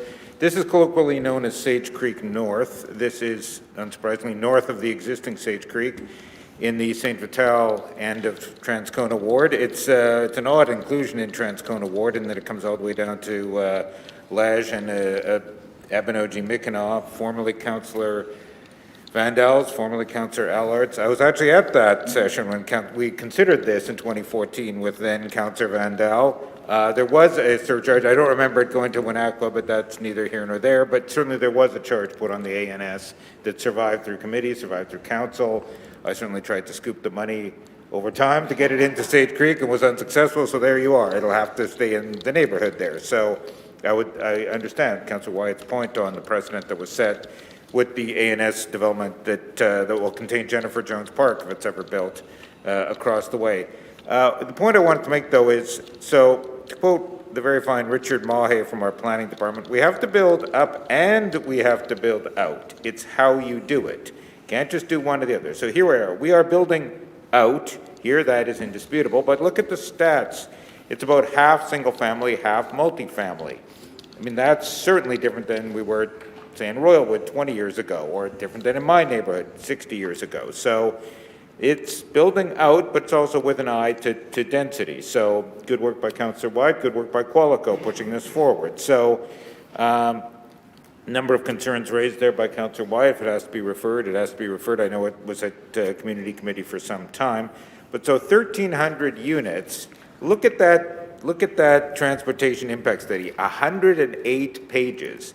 So this is, think of if you're developing along a mall or corridor, say the St. Vital Centre parking lot, you might put 1,300 units in. The proposal was actually for more than in all of Sage Creek. That was the original proposal. Donovan Taves seems to have grabbed the ball and got it down to a more reasonable size, to his credit. But my point is, this is why I asked the mayor this question earlier. What about traffic studies?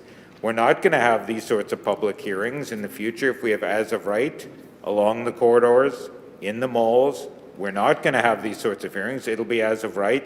So we have the standard development agreement. 108 pages here of traffic minutiae on a development of this size. Surely, if we're putting these sorts of developments into existing neighborhoods, we should have that as part of the standard development agreement, as well as some of these other charges. Look at the detail. It's 70 pages long with a discussion of some of the issues Councillor Wyatt has raised over time. There are costs here. I was at a meeting in Sage Creek itself yesterday. There's a new school going in. It'll be the second biggest school in the division. It's a K-8 school, but with a volume of a high school. It's 900 kids. What's right next to it? A city park. There's no play structure. So they turn to the city and say, hey, can you build us a play structure in your new city park?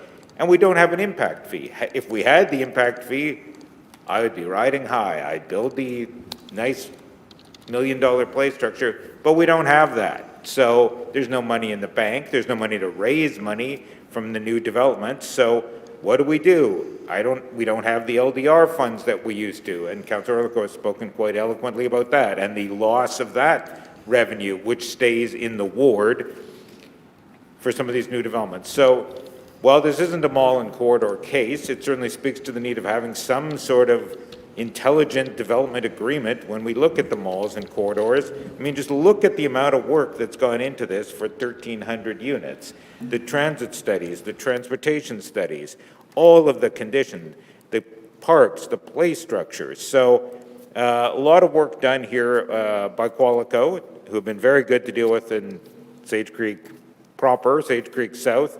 Hopefully we can work out something here.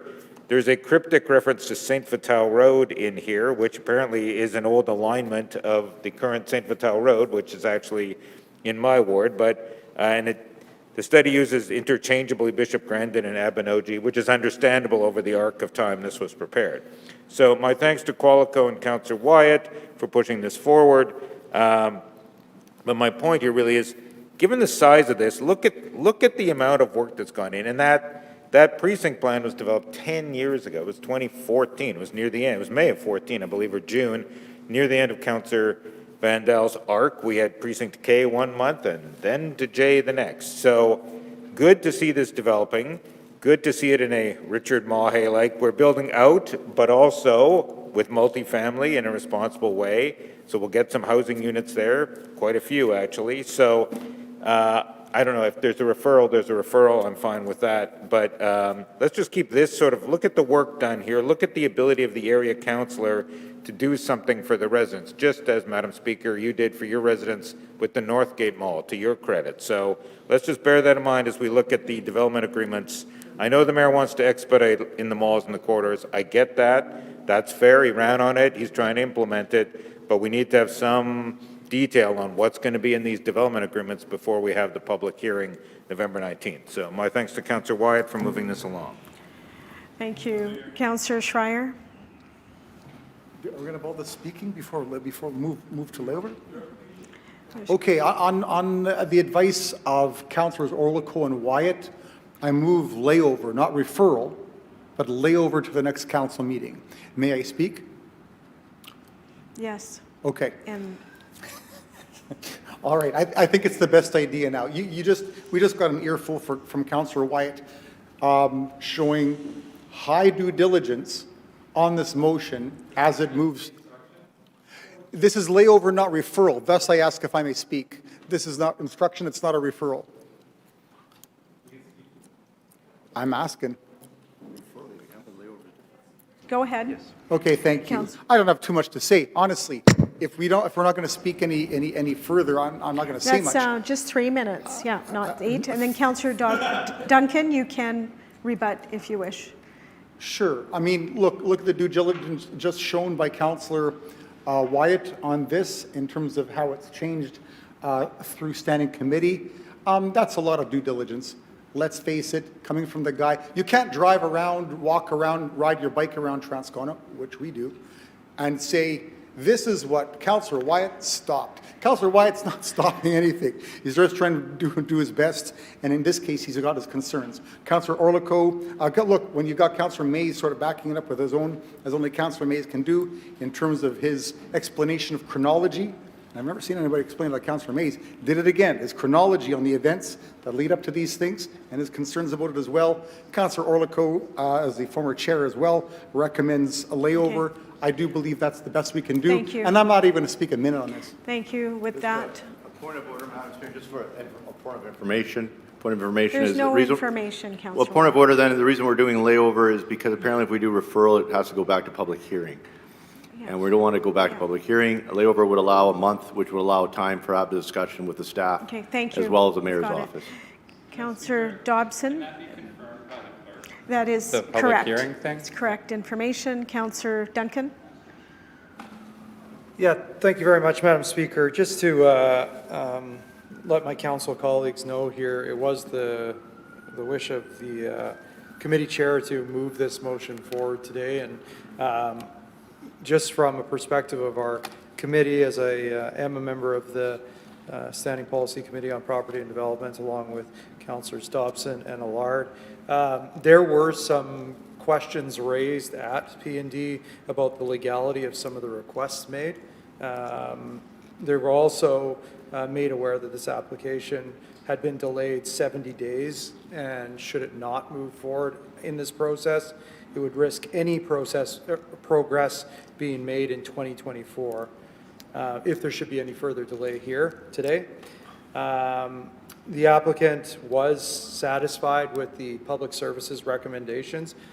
Our committee, and I guess I can't speak for all the members of the committee, but we did vote unanimously on this. It was our understanding that the public service recommendations was to clean up a lot of the wording that came from the community committee on That's this. 3 minutes as well. Yeah, it should be down to about 2 now. That's okay. Although I hear what the area councillor is saying there, as we went through, I didn't feel as though, and I reflected that in my vote at committee, that anything was in particular being taken away from this precinct here plan, but more so cleaned up and ensured that the wording was correct on a lot of the recommendations put forward. Because clearly, and it's my understanding that EKT spent 8 hours in this meeting, so there was a lot that was put into that. So not to take anything away from it, but more so to clean it up. You know, from a personal standpoint, looking at this as a member of the committee, I was concerned about having a developer pay over $400,000 potentially to a, and I could be wrong, to a community club that was not in this plan here. That was one of the kind of red flags that stood out for me. But other than that, you know, most of the asks I thought were pretty reasonable, and the recommendations that were put forward by the public service to work in step with the community committee's recommendation and the applicant were reasonable. Okay, thank you, Councillor Duncan. And now we'll have the vote on the, we're voting on, Councillor Schreier has moved layover to the next meeting of council for this item. And that's what we're voting on. You've heard what's been said, so I'll call the vote. All in favor? Aye. Okay, all in favor, please rise.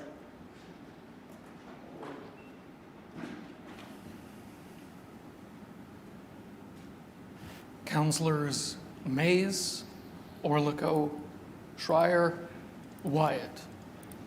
And Madam Speaker, Councillor Sharma. Those opposed, please rise.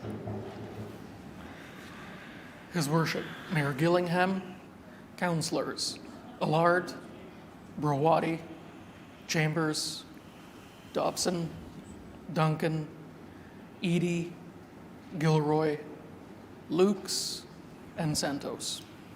The vote, Madam Speaker, yeas 5, nays 10. Okay, the referral is lost. We'll continue with debate on this item. I've got a list. Councillor Schreier spoke, Councillor Orlico, Councillor Eady, and then Councillor Lard. Councillor Orlico. Thank you, Madam Speaker.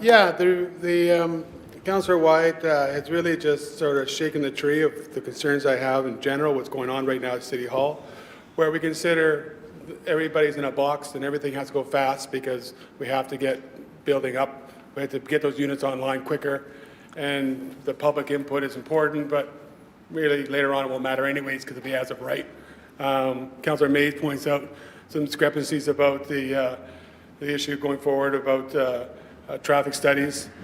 And it goes back to a day when, again, I'll show my ageism again a bit here. When a councillor gets up from an area, councillor with a really big project that raises concern, we used to, in the back good old days, we used to respect the area councillor and say, okay, if you have a minor, big or small, but you have some really good concerns, we'll try to address that. And we should take the time to respect the area councillor. This is a big project, it's going to have a major impact on the neighborhood, and he has some serious questions. The chair's not here to explain it. I appreciate Councillor Duncan has tried. But again, so I know that we're all into speeding up the housing supply and affordability, whatever, or densification, or whatever terms we want to use today, by just getting through the process quicker. I've had recently a very large development that went through in my neighborhood. There was no contribution to any community center. There was no park, actually. They don't even have the area square. But I knew this council was going to rush it through because we got tired of it. So I tried to do the best I could within that. But again, I also felt that at the time, we've lost that sense of respecting the area councillors, and we have more of an ideology that we have in our heads that overrides area councillors' concerns. I'm not really there. I'm not there yet. I believe Winnipeg still, and you may have heard me say it many times, it's a great mosaic of different neighborhoods that are combined to make Winnipeg. It's not one Winnipeg. It's a whole bunch of little Winnipegs together, and they're all unique and different. So we need to allow that area councillor's voice. And again, you've heard me talking about why I'm not keen on as of right, why I wasn't keen on getting rid of pre-applications. These are areas where the area councillor can actually provide some input and try to help projects go forward. Sometimes, like being accused of getting in the way. Well, there's lots of things I just don't approve. Doesn't mean you should stop a development, but the area councillor should have a voice and say, you know what, I think that's bad. Well, thanks, area councillor. We don't care, we're still going forward. That's fine. That's an administration's choice, but that voice is being taken out of the system. It'll be taken out of the system with malls, except for the public hearing. We're not going to get all the details. Every land's different, so we're not going to share. So they say that we need to move forward today, because if we don't, we can't get into the 2024 area. So what? Let's do a development right. Let's respect the area councillor, but that's over. I guess those days are the things of the past. We are now thinking of one city at all. The public really doesn't have a voice anymore. You will see, I'm not sure how many people showed up the last public open house, probably 10, maybe a little bit more. I don't think it's too many. I saw the poster boards. I'm still confused about them. I'm looking forward to when the public hearing happens. But again, I know that I'm very concerned about the fact that we're removing the public's voice into things that matter to them the most, which is their major investment they have is their house and all the effort they put into their neighborhoods. And as area councillors, our job is to represent that voice. Councillor Wyatt, and we all know Councillor Wyatt does things that go woof to us sometimes, but sometimes not. He's actually quite brilliant sometimes. That's kind of where he's at. So again, he's raised some really good points today, that why would you have a gravel road sitting there forever? Again, don't know. But he's raised enough points today after long, and he's even mentioned how long the EKT meetings were. Well, again, they went through all this. Well, what did the P&D say? Well, no, you guys said that at EKT with all the public hearing, but we're going to get rid of this and this and this and this. I don't know those things. I didn't read this before I came today. This is, again, a little rare that it comes up. But Councillor Wyatt's made a good point. Give Councillor Wyatt a little respect. Give the neighborhood a little respect. Lay it over. just 30 days. We can get some more information. I'll be able to dig into it a little bit more. Councillor Rollins will be back as chair. She can maybe have more explanation, but she's not. So again, for those reasons, I wanted to still have it laid over, but not. Otherwise, I won't be supporting this today, and because again, Councillor White has raised enough concerns for me that we're just eliminating the public's concerns. We're pretty well negating out the PP&D. They didn't have a the public hearing was over. So the public didn't really have a say on this anymore. Remember that? So once it goes through the community committee, PP&D says what they said. Well, the public doesn't have another venue to say anything. They have the area councillor now to only go to. Again, so laying this over for a little bit will respect the public. It would have, but that was denied. It would respect the area councillor, denied. So that's where we stand. So unfortunately, even though it may be an okay developer or not, I think all the votes are here because everything that I'm talking about will be considered in some people's heads. It's red tape. That's what will be considered. And we just need to build. That's all that really matters. Again, I think we need to build good. We need to build well. And we need to build with respect to the context of where it's going into. So again, I won't be, based on what Councillor Wyatt said today and the concerns he has, I'm going to stand with Councillor Wyatt and I won't be supporting this. Thank you. Next is Councillor Eadie, followed by Councillor Lard. Thank you, Madam Speaker.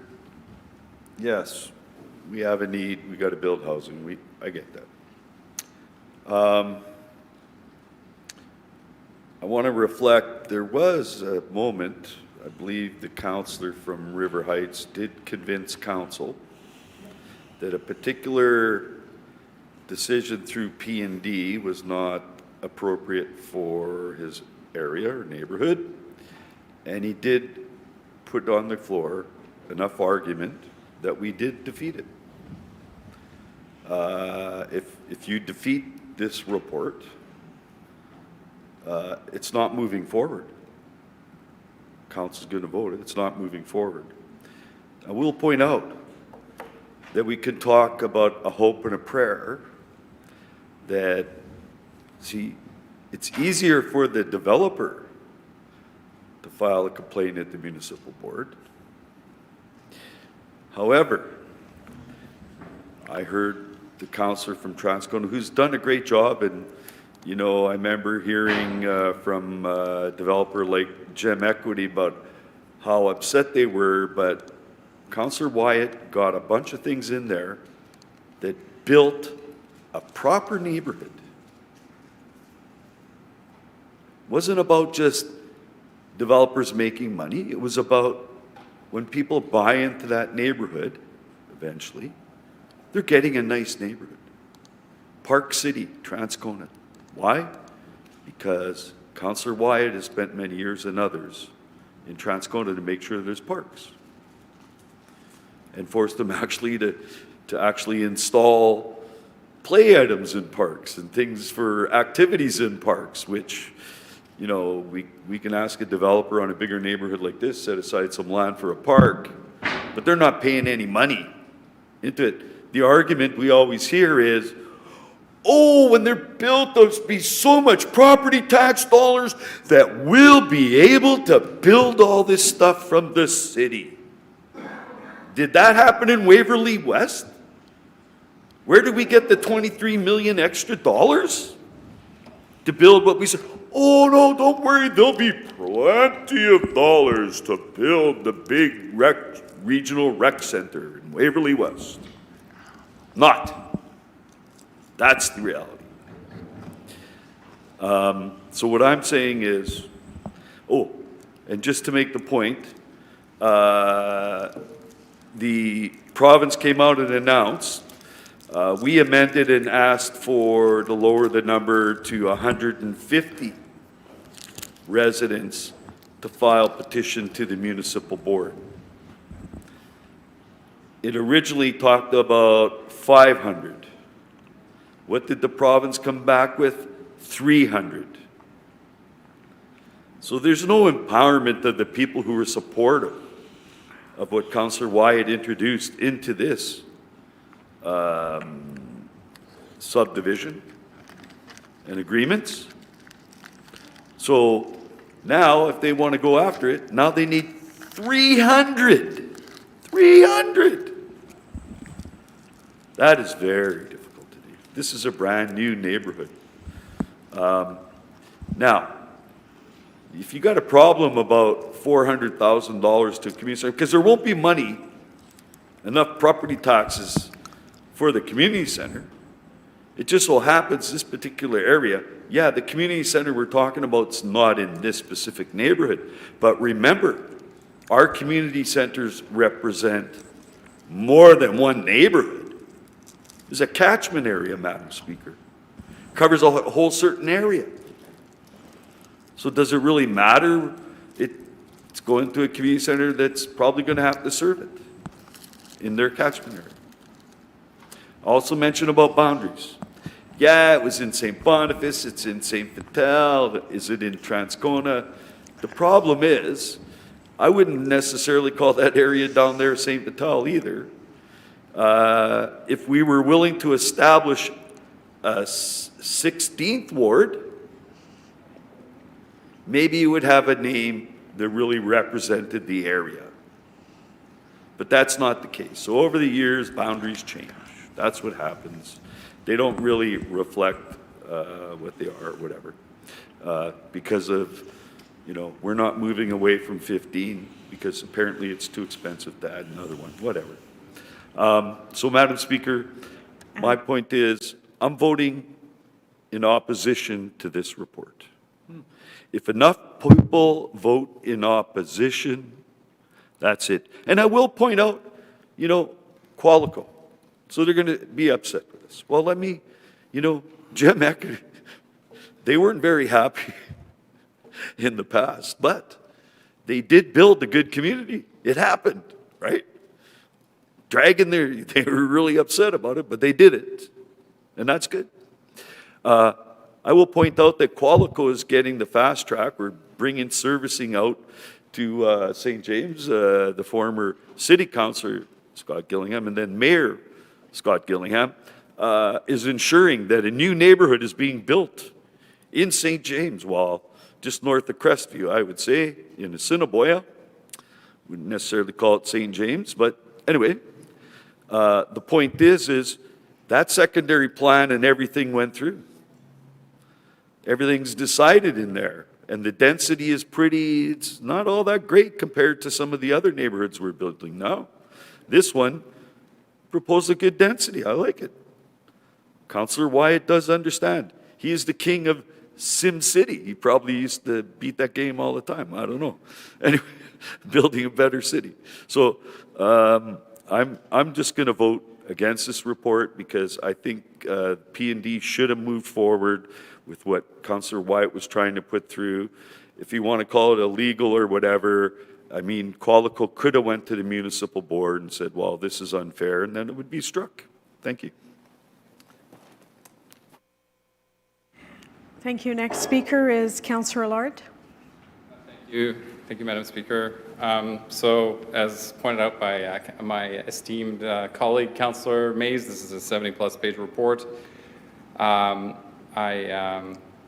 understand why, Madam Speaker, I heard the local councillor say that no one had reached out to him because this is a public hearing item, and as it is a public hearing item, the public hearing has been conducted, and the decision-making body is Planning Property Development, Executive Policy Committee, and Council. So I think that's why, Madam Speaker, there may not have been communication with the area councillor on this.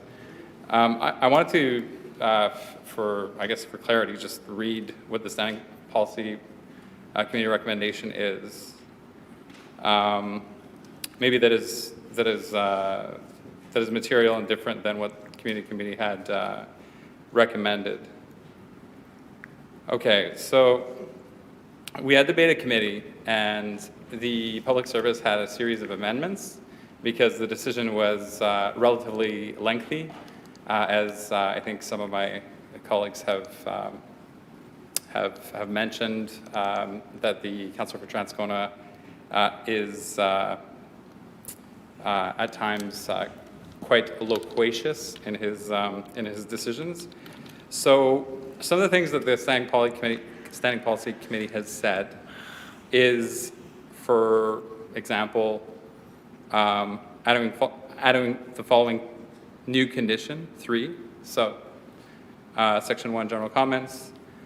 The proposed development currently has adequate wastewater service based on capacity and servicing review at the time of evaluation. However, for projects that extend over a long period, the ability of servicing may diminish as project progresses due to other developments utilizing the remaining capacity in the interim. City of Winnipeg's wastewater infrastructure capacity is only reserved for a specific proposal once a permit application has been reviewed and approved by Water and Waste LEWD. Once the wastewater system reaches its capacity, any new proposals to discharge additional flow will be declined. So I think that's a good fail-safe, Madam Speaker, in the chamber in terms of ensuring that we have the wastewater and water capacity, or the wastewater capacity in order for this development to go online.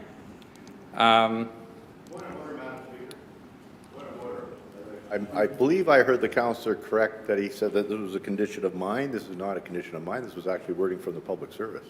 I placed a condition on it saying that it is incumbent upon Water and Waste Department to notify the applicant in advance. That condition is being eliminated, but this is a condition that came from the department, from the public service, Madam Speaker, not from myself. Okay. Thank you. Councillor Large. Madam Speaker, I'll retract any comment related to the councillor for Transcona.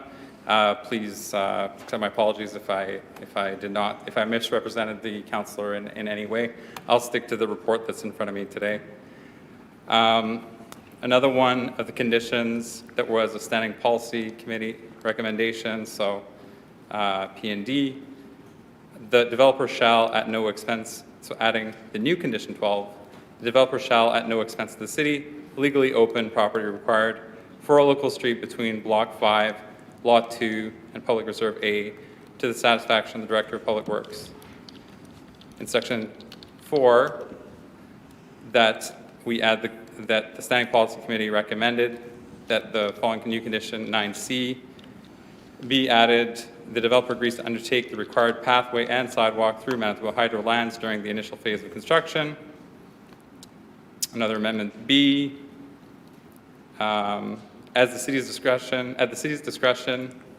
the equivalent value of obligation above may be used for continuing maintenance of Plessis Road and portions of Dawson Road to control dust, including potential chip seal, to the maximum value of the obligation at time of invoicing.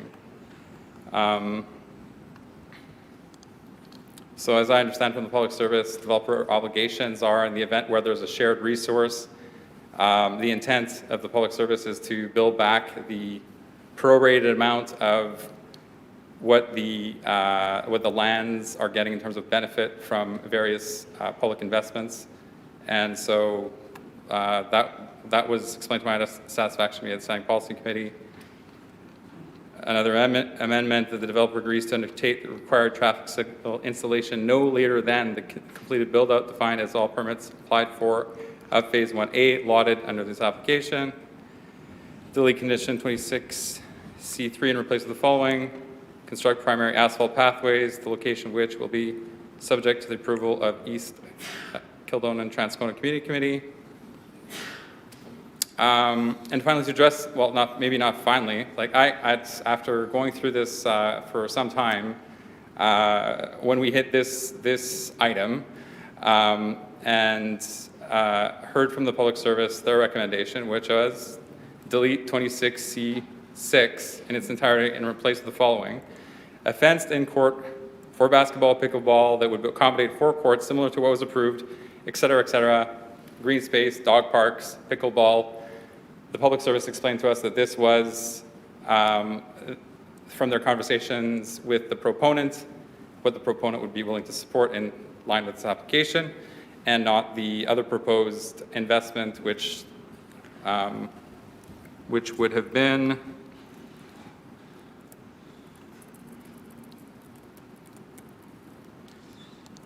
one second. Anyway, I'll just use words instead of numbers. Should have been a substantial transfer to a facility outside of this development.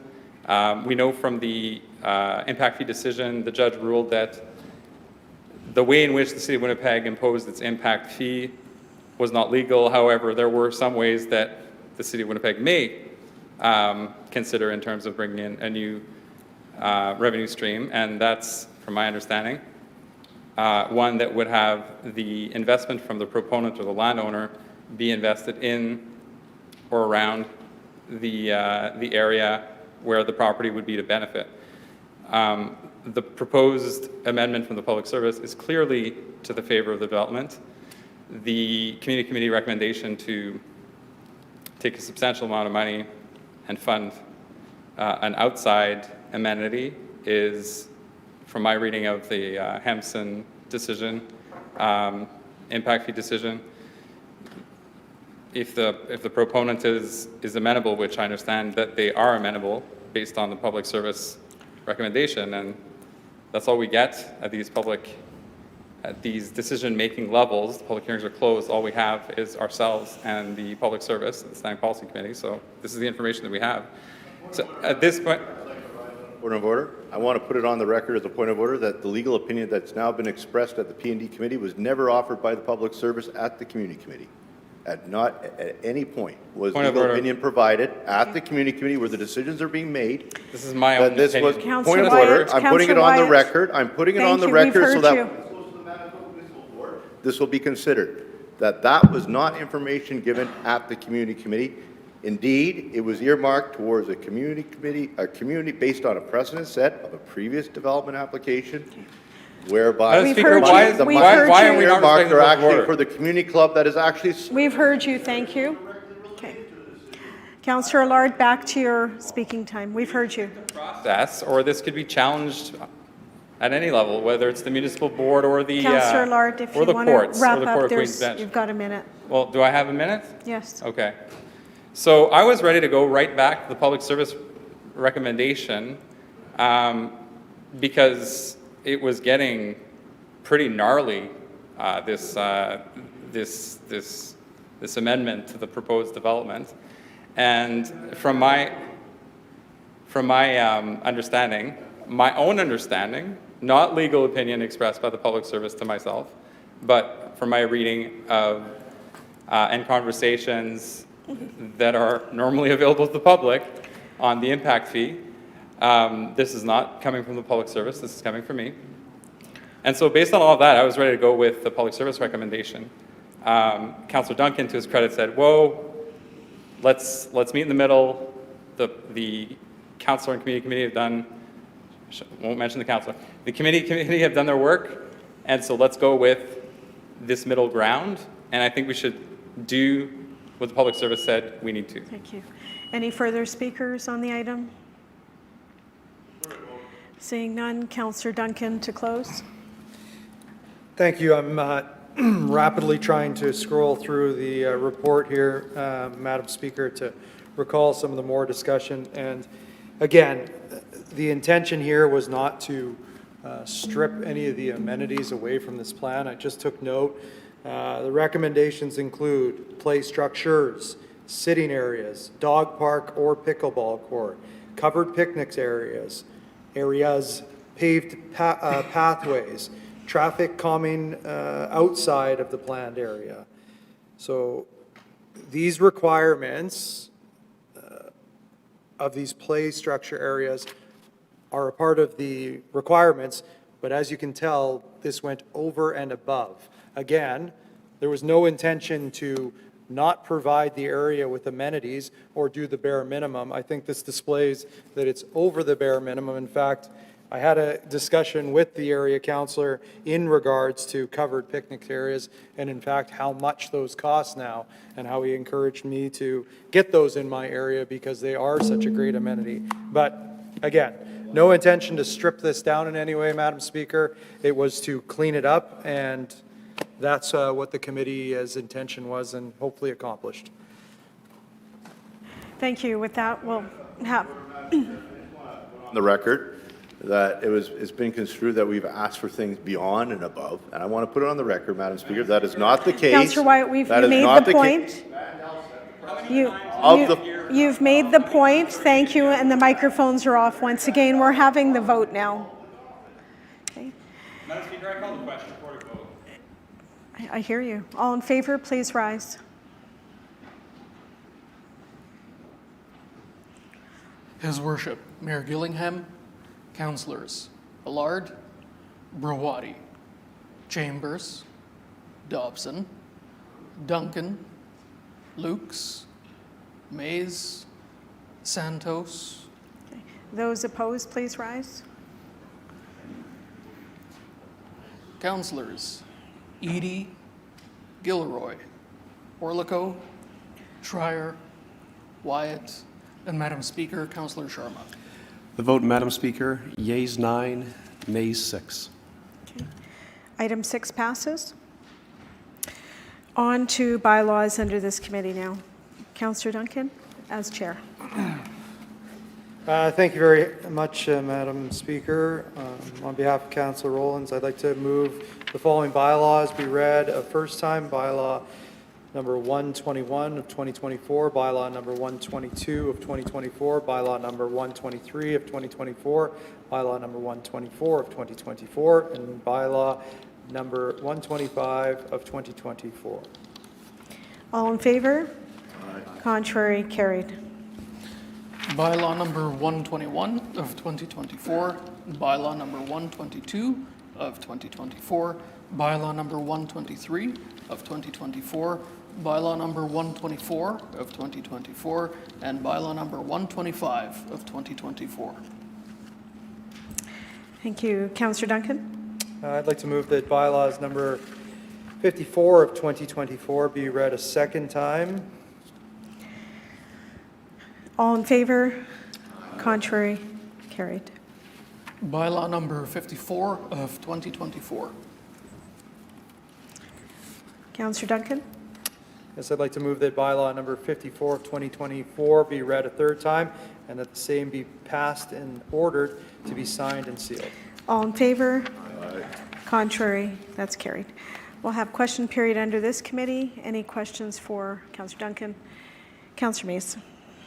Yeah, I mean, it's almost one of these awful "are you aware" questions, because to be fair to Councillor Duncan, I mean, this is really a question for Councillor Rollins. So I guess, could you ask Councillor Rollins to confirm the following? On Monday, I had raised concerns about the lack of provision of the map that has been promised to us since November of last year, the map that will indicate the precise contours of what we meant by 800 meters walking distance from bus stops on frequent transit corridors.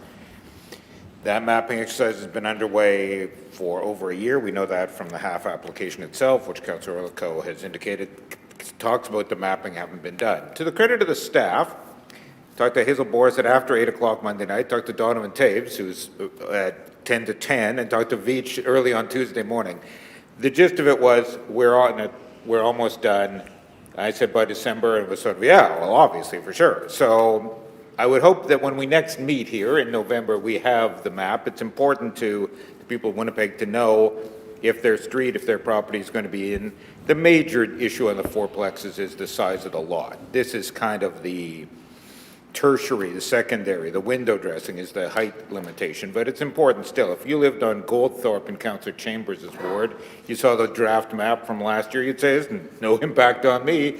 You see that map now. Question, we Councillor extended Mace. the frequent line all the way down, so 800 meters each way. There's a whole lot of River Park South that's now going to be affected, so we need the map. So could Councillor Duncan please ask Councillor Rollins to confirm that we will have the map hopefully by the time we next meet in late November. I appreciate Councillor Duncan's in an acting capacity here. Thank you. Councillor Duncan? Thank you very much, Madam Speaker, and through you to Councillor Mace. I will, and I know that it's equally important to a lot of my residents to have this map as well, to understand exactly how this may impact their property, or for those that are interested in potentially doing some of this development, where exactly it is that the opportunity may arise. So yes, I won't commit to a timeline on behalf of Councillor Rollins, but yes, I will ask and insist on my behalf as well. Okay, thank you. Councillor Wyatt?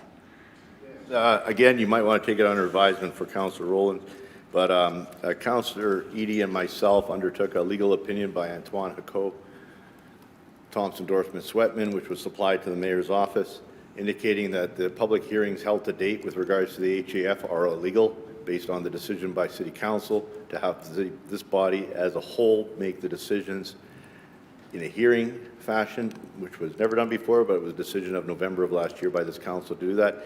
Is it the intent of EPC, therefore, to rehear all the items heard thus far, based on Mr. Hako's advice?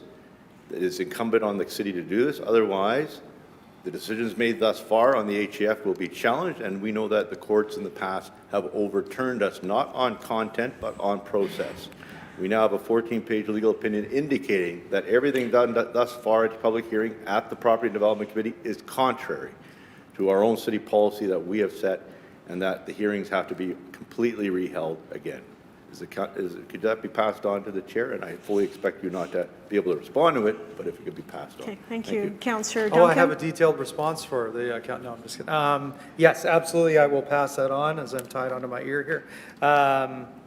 Regarding the legality of the public hearings, I won't speak on behalf of Executive Policy Committee, as that falls under the His Worship the Mayor there as well. So thank you. I will pass on to Councillor Rollins. Thank you. Second question, right into it, please. Sure, and are you aware that in the event that our legal department is counseling a different legal opinion, that it really, are you aware that you're really throwing luck to the wind? It depends on what now will be challenged in the courts. And in light of the fact that we're receiving funding already from Ottawa, in the event that is challenged the courts overturn our hearing, we'll be in the embarrassing situation of having taken federal money, yet not delivered at our end of the agreement. Are you aware of that? Thank you. Councillor Duncan? I will take that under advisement. Thank you. Final question. Councillor Mays, second round.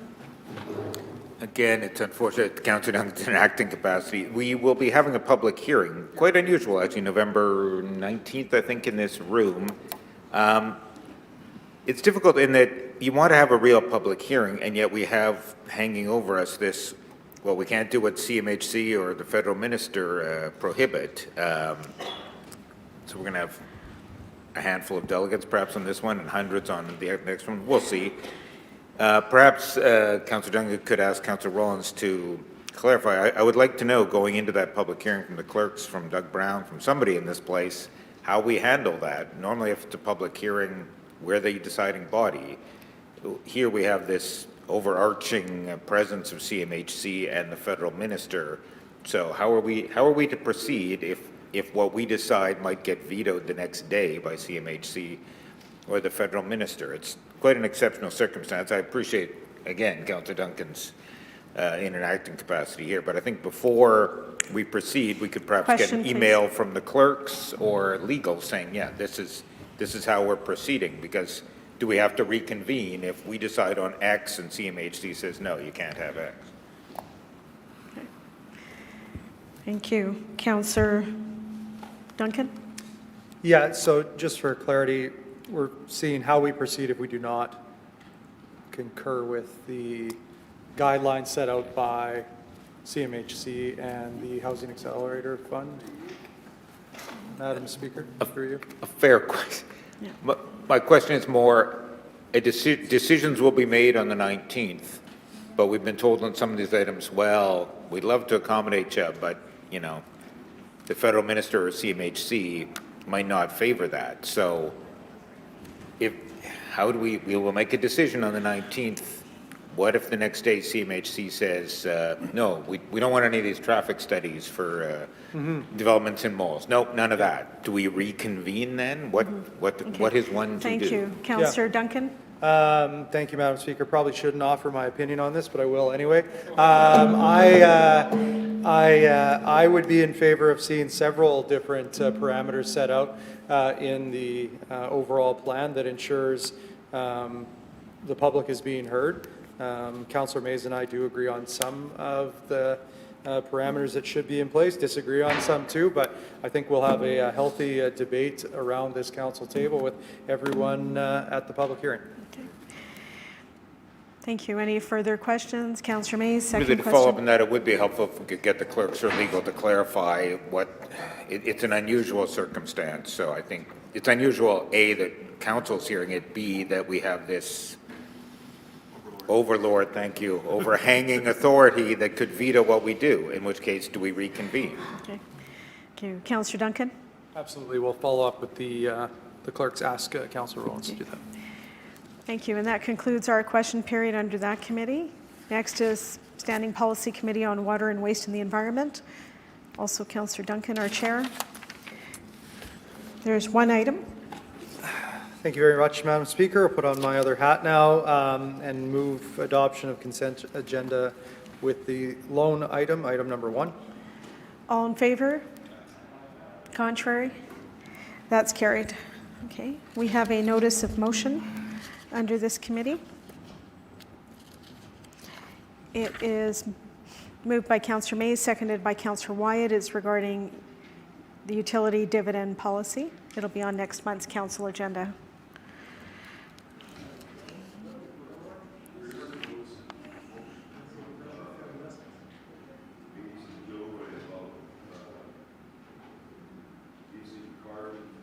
It is on next month's council agenda. That's correct. Mr. Clerk? Yeah, I've got a different notation here. I just want to check with you.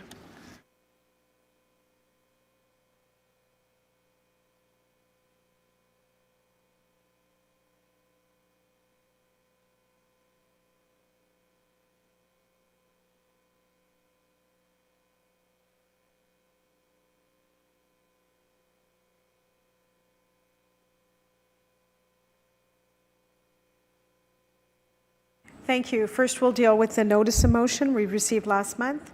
Councillor Mays, your opportunity to introduce it. It's on retrofit investments. Is it Duncan or is it No, it was moved by Councillor Mays, seconded by Councillor Gilroy. This is a notice of motion, so the chair will not be introducing okay, it. fair enough. Thank you.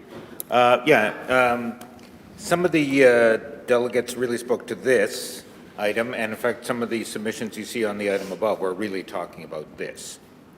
What is this? We got a report back in 2023 about the potential carbon tax savings of investing in retrofits. This is a revisiting of that, requesting referral to the budget, pointing out that if one uses the same math that was used at the Keniston debate, and the math there switched what would have been in the cost benefit, would have gone from cost to benefit, the environmental advantages of saving carbon tax emissions. So use the same math here, basically. This is much more effective in terms of reducing carbon emissions and at a much lower cost. The previous item, really, you could say many of the same things. The one that is now gone for yet another study of 6 months or a year. We need to do something on these retrofit items. So this should be referred to the budget. It didn't get adopted last year. Maybe some of it will be adopted this year. The report prepared in September of last year was somewhat lamentable in that we asked the public service, give us your best shot. How can we use this money to get the maximum amount of savings? One of the items was Eldon Ross Pool for, I think, $5 million. It was going to save all of 5 tons a year. Come on, that's just retrofitting an old building that had nothing to do with energy savings at all. Do better work, I would say. Luckily, it's all academic, because a month later, the staff said to sell Eldon Ross Pool. So a particularly foolish item to have included, I think, in retrospect. But leaving that aside, let's refer the matter to the budget. We should be doing some of these emission reductions.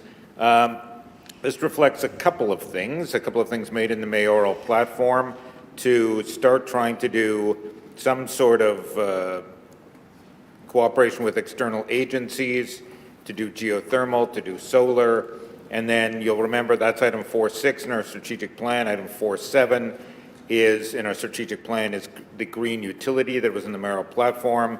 I attempted to get some movement on that as chair, meeting a wall of public service resistance.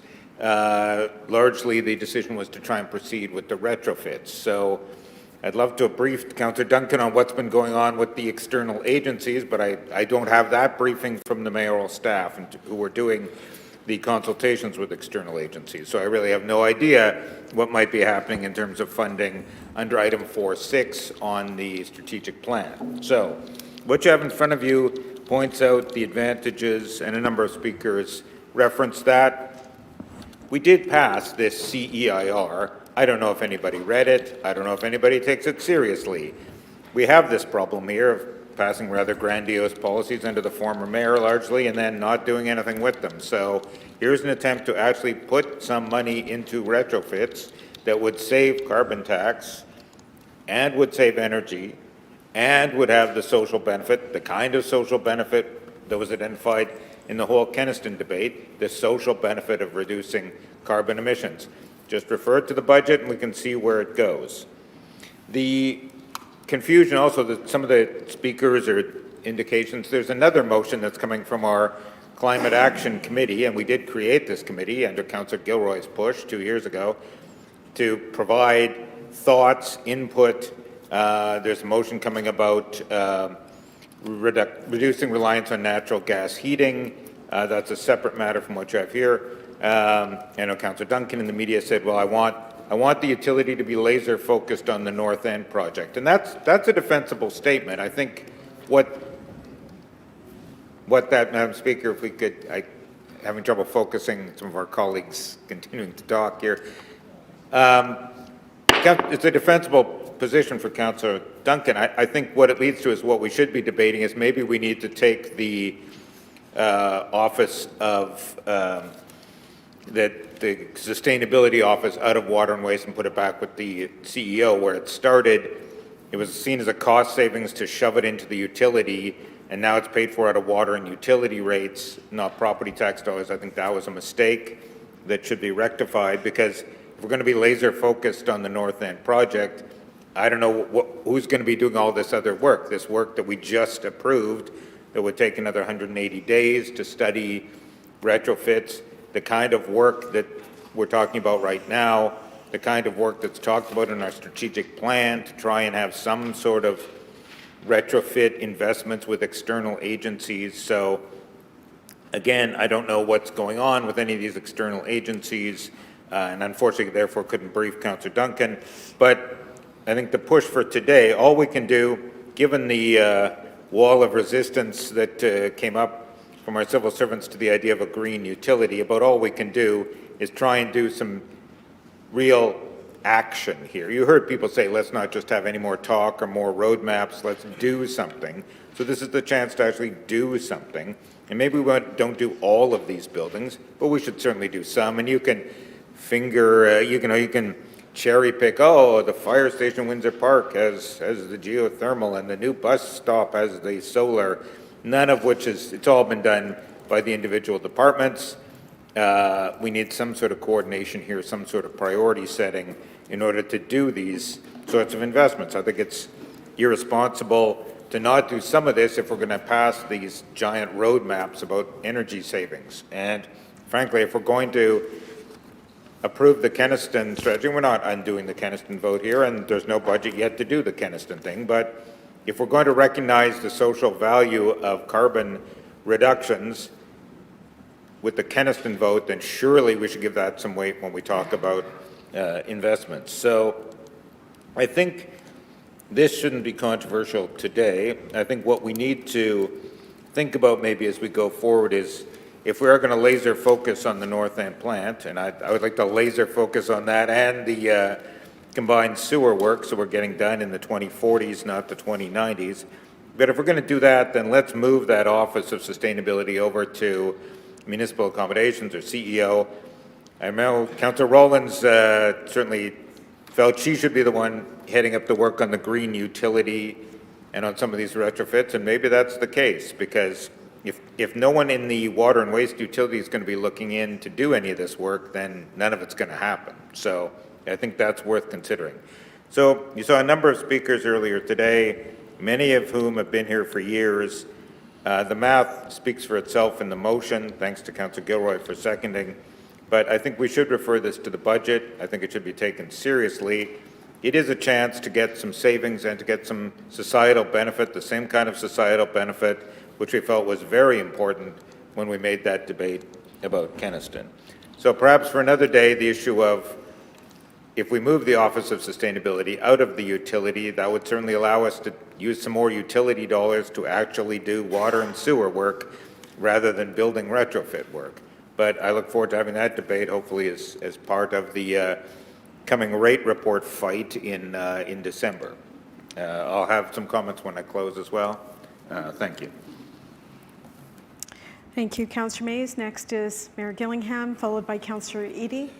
Thank you very much, Madam Speaker, and through you to all council colleagues. I first of all want to thank Councillor Mays for raising a couple of key points. He's right. Yes, this aspects of this are part of the campaign commitment plan, and I certainly do want to move on them. A couple reasons I won't be supporting this motion today, though, and it's primarily this. First of all, the councillor in his motion or in his comments certainly referenced the September 29th, 2023 report that did come to us, and it was the report on, the title was Retrofits to Reduce Carbon Tax Payment Obligations. Two very important aspects of that report. One is the number that he has cited here, and rightly so, because that's the number that is in this report. I read from the exec summary of that report, approximately $50.6 million in retrofit investments are identified at a Class 5 level. And there, to me, lies the rub, because we know that a Class 5 level is just that, a Class 5 level.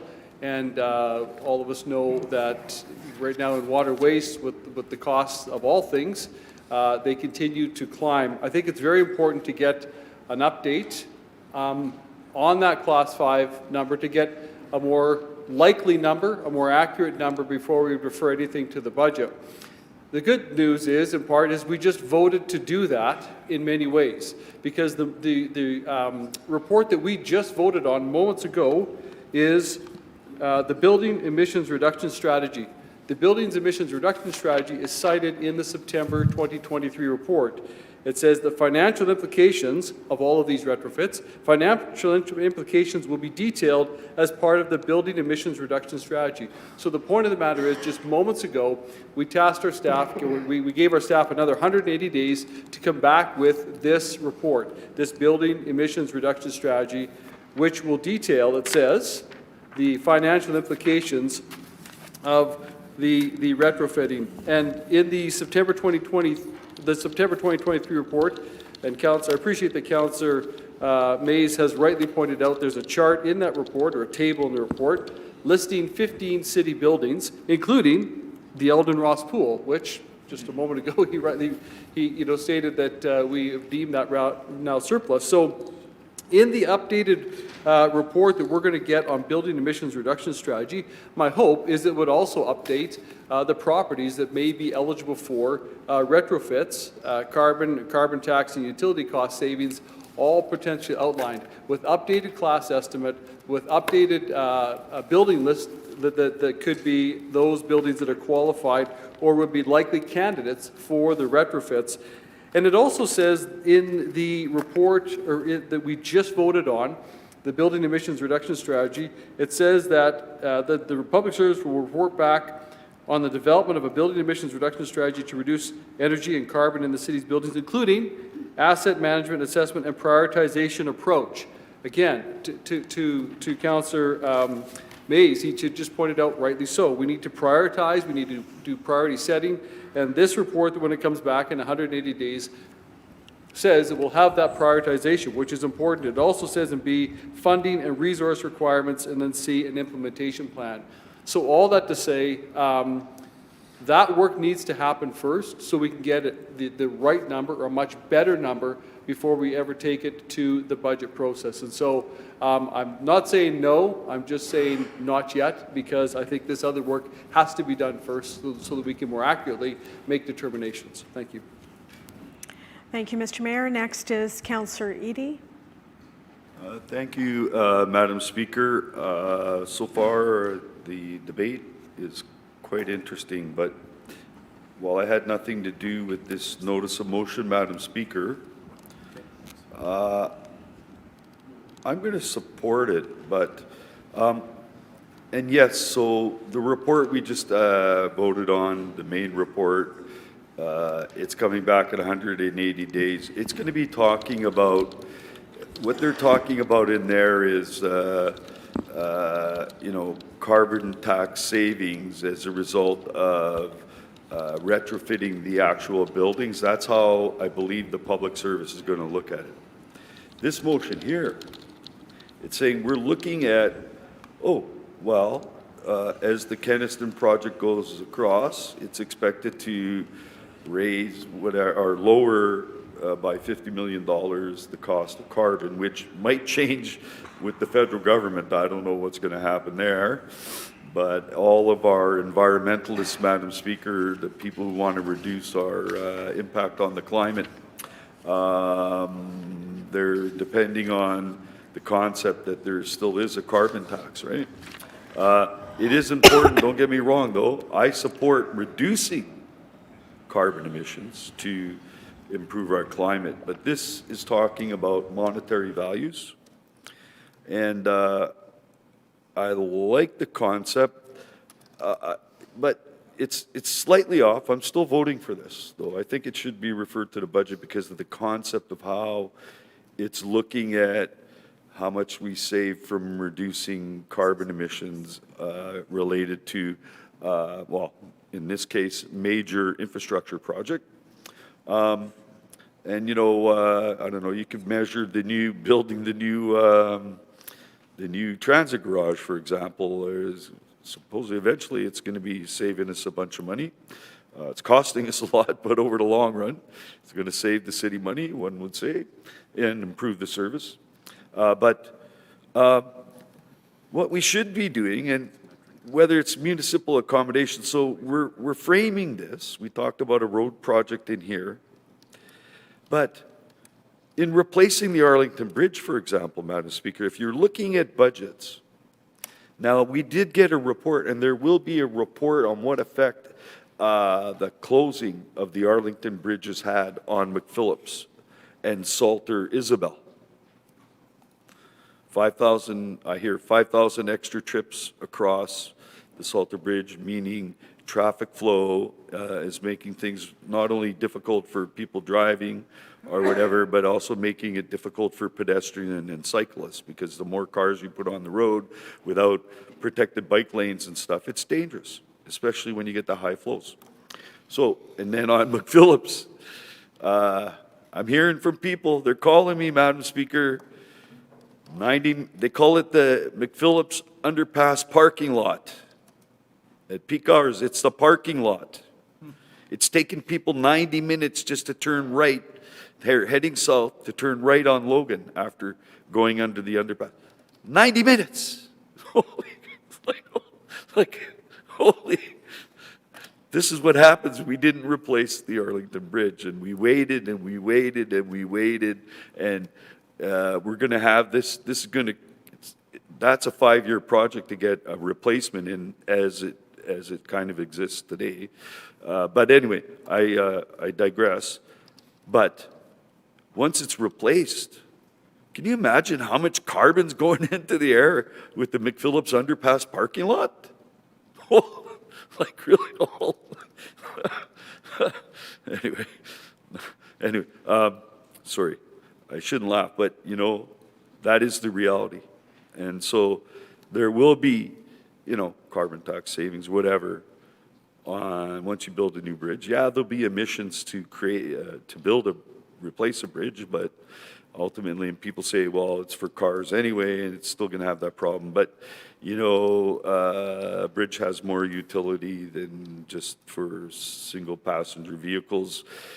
It'll be a more efficient bus service that could use the Arlington Bridge and so on. Anyway, so I've used this particular motion to introduce the Arlington Bridge replacement needs to be done. But I am supporting this motion because it's talking about taking somewhat of a different approach. Rather than just measuring what you would save in carbon tax or carbon reduction in our buildings by retrofitting, it's talking about looking at other projects, how it's saving money if carbon tax continues, Madam Speaker, and all of it is towards trying to improve our environment. So I don't see why we can't just refer this one to the budget, because it is a different concept in looking at our budgeting. Thank you. Thank you. Next is Councillor Schreier. Merci, Madame Présidente de la Chambre. Si j'aurais l'opportunité de dire quelques mots au moins.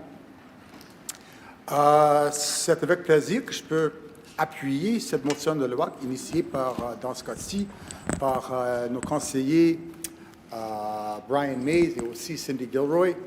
Dans ce cas, ça me rappelle d'une motion de loi qui a été passée il y a un terme il y a quelques années, je crois il y a 4 années, quelque chose comme ça, aussi par Brian Mays, dans ce cas-là, appuyé, secondé par moi, dans ce cas-là, en ce qui concerne la rétro-rénovation des édifices à Winnipeg, spécialement les édifices ce dont les doyens est la ville de Winnipeg. Dans ce cas-ci, honnêtement, lorsque c'était il y a 4 années, je ne peux pas vérifier exactement c'est quoi les différences, au moins dans l'intention de ces motions de loi, mais quand même, je vais l'appuyer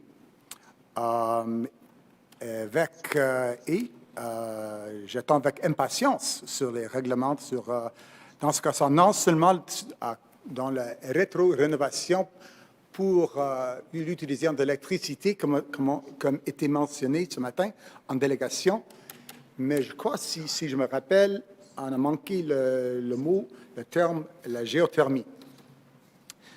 Dans ce cas-ci, mais je dois admettre qu'il y a 10 minutes, 20 minutes que conseiller Mise vient de dire que c'est une question aussi de la géothermie.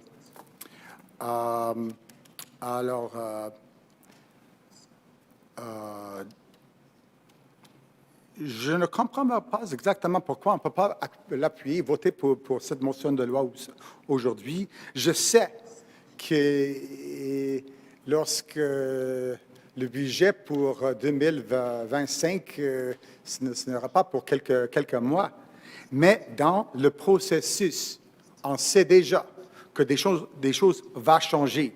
Et comme vient de dire Brian Mays, c'est tout simplement une référence budgétaire. It's just a budget referral.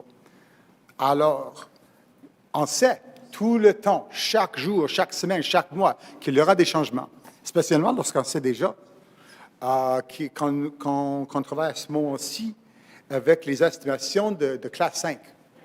Je sais que ça va changer, mais ça ne change pas l'intention de la motion de loi. Et n'importe quoi, ça ne fait rien ce qu'on va faire aujourd'hui ou jusqu'à quel temps qu'on va attendre pour les statistiques plus spécifiques. Ils vont changer durant le processus de création du budget pour 2025. Et même après ça, même après qu'on passe le budget, il y aura des changements pour les estimations de classe 5 à classe 3, la classe 3 à classe 1. Alors, c'est toujours le processus ici. Dans ce cas-ci, c'est seulement une référence budgétaire pour qu'on puisse admettre à la direction pour la géothermie et la rétro-rénovation pour utiliser l'électricité, le hydro-manitobain. C'est important. Et ça doit être partie du processus. On peut commencer maintenant. Je respecte les concerns du maire Gillingham que les statistiques, les estimations vont s'améliorer, vont devenir plus spécifiques durant les prochaines semaines et les prochains mois. Mais ça va passer quand même. On devrait commencer maintenant. C'est pourquoi on a cette motion de loi pour le référer immédiatement au processus budgétaire pour qu'on puisse commencer sur ces priorités importantes. Alors, quant à moi, j'attends avec impatience le règlement sur la géothermie et l'électricité dans ces édifices qui utilisent le natural gas et on ne devrait pas attendre. Alors, c'est tout pour moi. Merci beaucoup. Thank you, Councillor Schreier. Councillor Allard. Yes, thank you, Madam Speaker. First, I want to thank Councillor Mace for bringing this motion to Council. I think there's tremendous opportunity here to make more rational decisions in this Council as it pertains to our financial bottom line. I've come to realize, and this for some of us is, I was checking with our Mr. CAO and formerly Mr. Clerk. Looks like we've been around, some of us, for just like 10 years, like our 10-year anniversary for those who came in 2014. Yeah, 2 days ago, there you go. So I came to politics very much interested in making a better environment, and with climate change, that's bubbled up to being really the top priority for me, I think, in terms of things that need immediate action. And I found that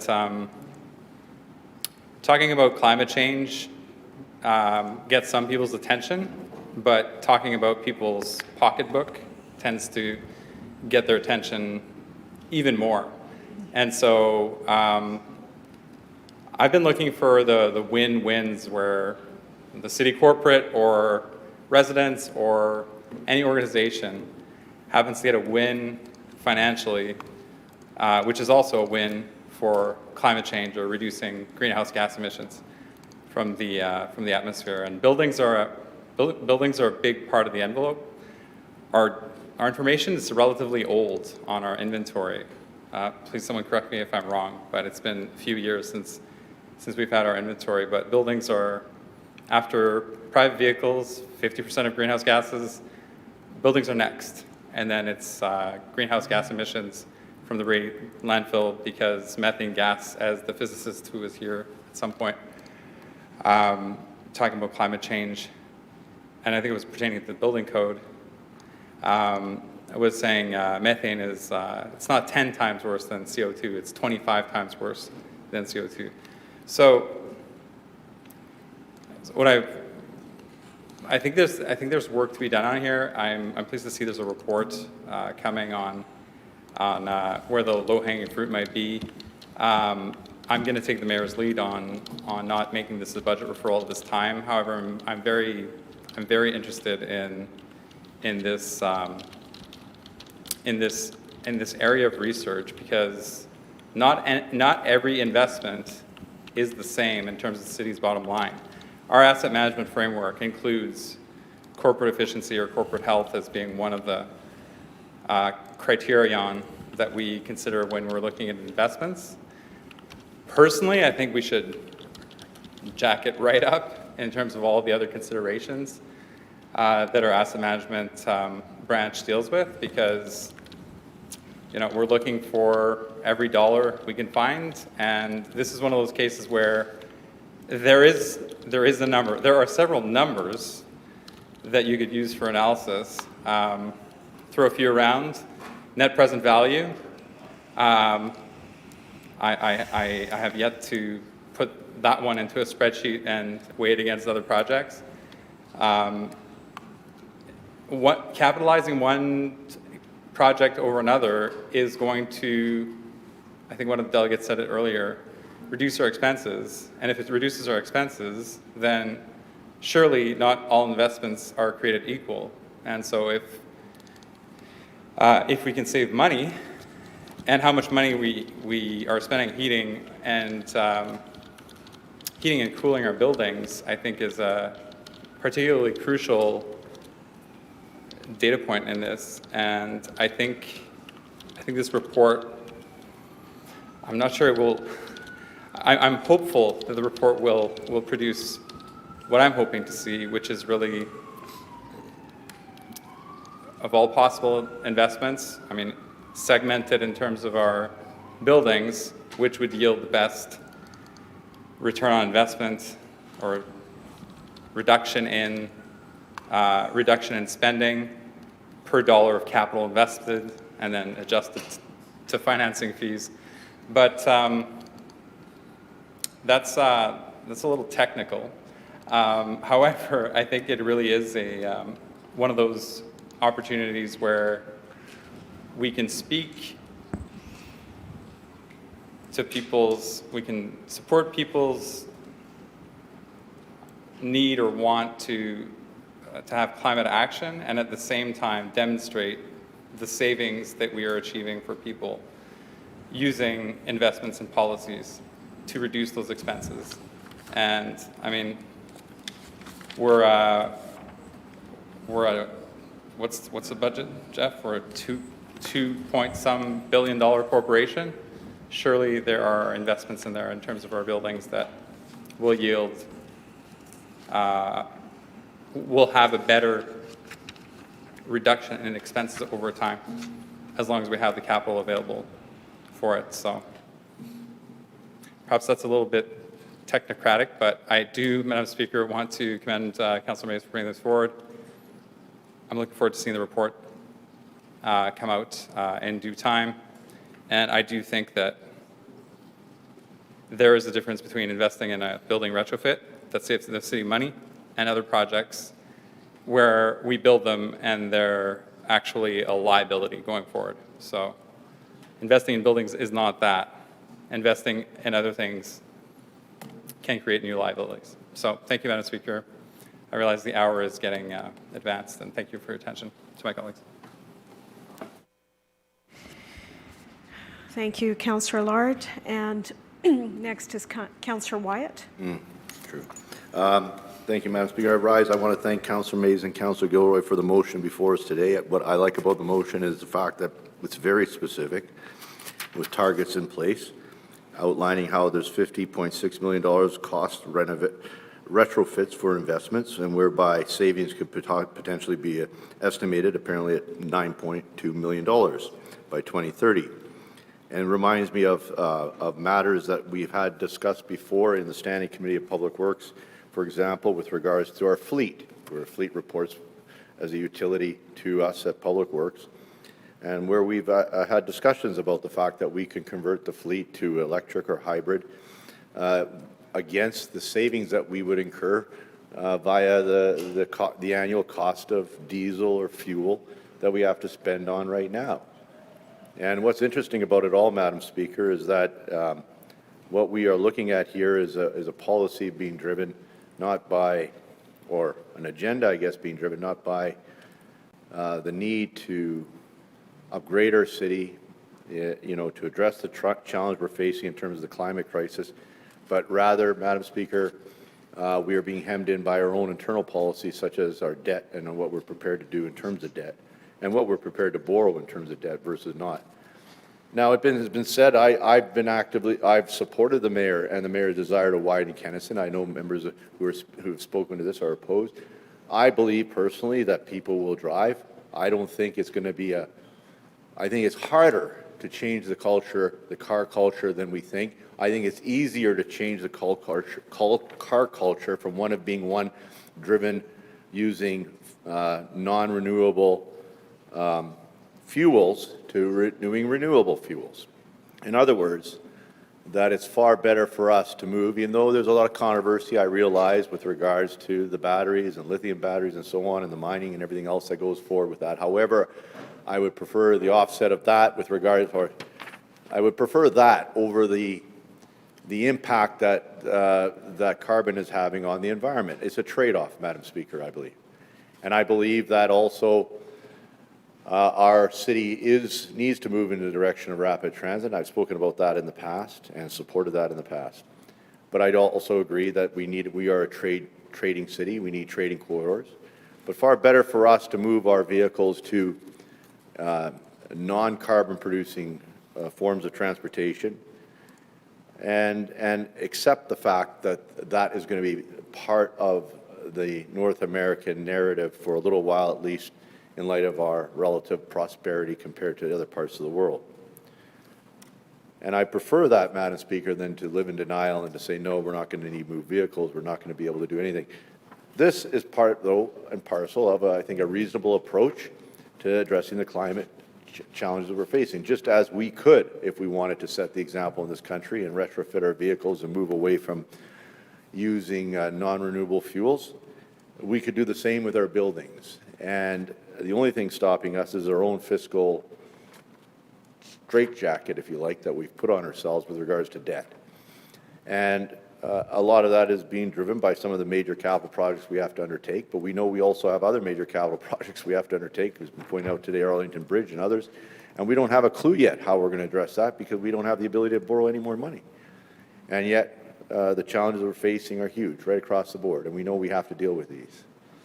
And there are some solutions that are out there, though that would take us working together as a council, I think, to come up with them. I don't see that happening anytime soon. But that is up to the executive committee and the mayor's office. And I think the solutions are there. They've been given in the past, and they're not that difficult to undertake. It may need some provincial legislation changes to the charter to allow for them, but it can be undertaken. Other municipalities, as has been pointed out, are leading in this regard. Right now, literally in the next 2 weeks, the COP16 is meeting in Cali, Colombia, on biodiversity. We have signed the Montreal Accord of Biodiversity. We are now spending $700,000 to do a green space master plan on exactly that.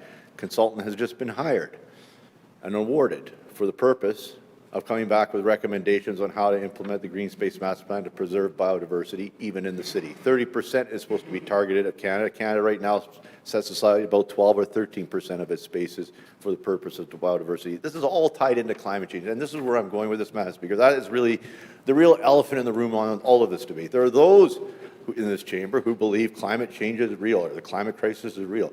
And then there are those who kind of get glass-eyed and think it's just a bunch of nonsense or the, conspiracy theory or what have you, that it's not real, that it's not happening, and that it's not a priority should be a priority of ours today. It should be those guys over there on Broadway or over on Parliament Hill. The reality is, Madam Speaker, it is underway. We know that if the climate goes beyond 1.5 degrees, we know we're going to have challenges. We know that it could actually happen overnight, that in the event that the northern tundra in northern Canada and Russia, which is massive, and it's already happening, where the permafrost is already melting, and if all of that methane should escape, overnight the climate temperatures could rise not by a small 0.5%, but literally by full percents overnight. And we are gambling here with the future, Madam Speaker, and then the fingers will be pointing. Then the fingers will be pointing at all levels of government when that happens. Why weren't you there? What did you do? Why didn't you do this? And it could be within our lifetime. As a matter of fact, most of them think it will be. And so, Madam Speaker, I think this is a very good motion, and I think it should be supported. The only thing preventing us is our debt strategy. And we know how we could deal with that in terms of water and waste utility if we wanted to. If we wanted to look at a different governance model there, we can do that. But that takes a little bit of leadership. And these are challenges, and I think, if I can leave any thought here, is that issues like the widening of Kenniston or the building of the Chief Peguis Trail or the need to do other upgrades around the city, there's going to be demands in the near future for Aboriginal-Mi'kmaq to be expanded and widened and grade separations. We're going to hear it because of the traffic congestion. You try to go out there now at this time of day, drive on La Jamodier, drive on AM, as we like to call it, drive down Kenniston, try to imagine. If I'm at City Hall this time, I'm leaving at 6:30 because there's no way I'm getting through La Jamodier and Region at this time. I might as well stay here. Because, Madam Speaker, the congestion of the city is going through the roof. And we're not addressing it. We're not addressing the new strategic infrastructure, never mind the old strategic infrastructure that we built decades ago that's falling apart. And all these challenges are coming at us, including the climate crisis is coming and the need for us to retrofit and the need for government to lead on that. And I agree with the average consumer. Why should I go and buy a car that's green or hybrid or electric when there's no damn charging station? 30% of my power is out the door in the middle of minus 30. I lose it overnight. I don't have charging stations where I can go. And not only that, the price of the vehicle is still higher than the price of a car that runs on gasoline. So why would I? Yet the federal government has decided to hand back through rebates their gas tax, carbon tax, and they're being political. They're handing it back, giving it back to people instead of investing into the infrastructure. Now, I guess that's political. But at the same time, I ask an extension, 2 minutes. Mayor Gillingham Thank moves you. extension of 2 minutes. All in favor? Contrary? Carried. The reality is, Madam Speaker, and I appreciate Councillor Santos voting against me. The reality is that we have to address these issues. They're not going away. They're going to get worse. And if we don't start addressing them and trying to figure out solutions, this should take a whole initiative. This shouldn't be a one-off. This should be actually a one office driving this. We did have that set up previously. It got dismantled. in terms of the whole climate crisis and everything. We had the community greenhouse gas initiative and the city-led greenhouse gas initiative in terms of trying to address our issues, but all that kind of got dismantled over the years.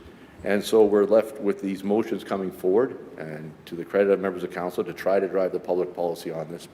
And I hope members of council support this, because we're going to have to do it sooner or later, because this is coming to us like an electric train coming down a track.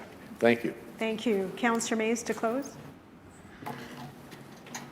Thank you, Madam Speaker. My term in a nutshell, this term in a microcosm, this motion. So I am tasked in post-22 election with implementing two pledges out of the mayoral platform. One, to get more generation of power through geothermal and solar. See 4.6 in the strategic plan. Also implement a green utility, item 4.7 strategic plan. Councillor Rowlands takes some issue with this because it involves buildings, but it's left with me. Wall of public service opposition to the green utility. So we come to, let's just do some retrofits then. Let's just do some retrofits. So May of 2023 as chair, I bring forward this motion to just try and get a study of retrofits. So we get it in September, and then it's delayed a year, and then we've had a month to consider whether to delay it some more, and we've decided, yes, let's delay it another 6 months. So with any luck, we'll miss the fourth budget cycle as well. We've missed with this 3 if we don't just do a budget referral today. It's just a budget referral, trying to get some consideration of building retrofits. This is the 3rd of our 4 budgets. If we don't vote for this today, then we're on, possibly, maybe we'll consider it in the 4th cycle next year, but we'll probably delay it again. So I do what I'm tasked to do. I try and push this forward. The response today is, yeah, but that report from last year contained Class 5 estimates. Well, the wording of what we just approved for the further delay doesn't say anything that we won't be getting Class 5 estimates in another 6 months if we ever get the report at all. And yeah, we can't have Class 5 estimates in the capital budget. Well, except we can for overpass at Abinogi, Mickinon, and Pembina. We can for the Elm Park Bridge. We can for the East of Red Recplex. We can even have a Class 5 estimate in the capital budget for the Bridgewater fountain renewal. That's a Class 5 estimate. So we can have Class 5 estimates in the budget, and you don't do it until you get a Class 3. So the idea that, hey, no, we can't even refer this because it's Class 5s is actually countered by a whole ton of stuff that's already in the budget. Also, we're told, well, yeah, but the spiffy report that's coming back next year, that's going to have priority setting, and that's going to deal with asset management. Just look at the wording on it. Yeah, here's what we voted on in May of 2023. Identified the City of Winnipeg structures where retrofits could reduce carbon tax payments obligations in the most cost-efficient manner, including the following: consideration of levels of service, asset renewal, and reliability. So all this stuff we're claiming, well, now we're going to have them come back and talk about asset management, and we're going to ask them to set priorities. It's exactly what we already did. It's exactly what we already did last year. So we got a report. It is flawed. It's got the Eldon Ross pool. So don't do that one. But at least let's refer to the budget working group, and they can take a look at some of these and say, you know, some of these make sense and some of them don't, but at least let's consider it. But no, let's just throw it out entirely. Let's not even refer it to the budget, because we'll bank on getting a report next year, which frankly may also have Class 5 estimates, so we can just throw that out then. Or it may also have, well, it's going to have asset management. Well, we already had that report. We already told them in May of 23, come back with the most cost-efficient manner of doing this. So let's not pretend we're sending different instructions. It's different wording of the same instruction. Come back with a priority list that's cost-efficient. We actually said give us up to $80 million in projects. You've all voted for it. That was in the 2023 motion, which was trying to implement the platform that I was tasked with trying to implement. So, I mean, I don't really understand how we're saying we're taking action here. Here's what's in the strategic plan, 4.6, which is supposedly dealing with external agencies to develop geothermal and solar options. The only action on that is this study, which doesn't really actually refer at all to those things or to external agencies, except saying the CAO can try and get grants from other agencies. This one's talking about internal building retrofits. And then look at 4.7 in the strategic plan, green utility requires initiation. let's not pretend we're taking any action here.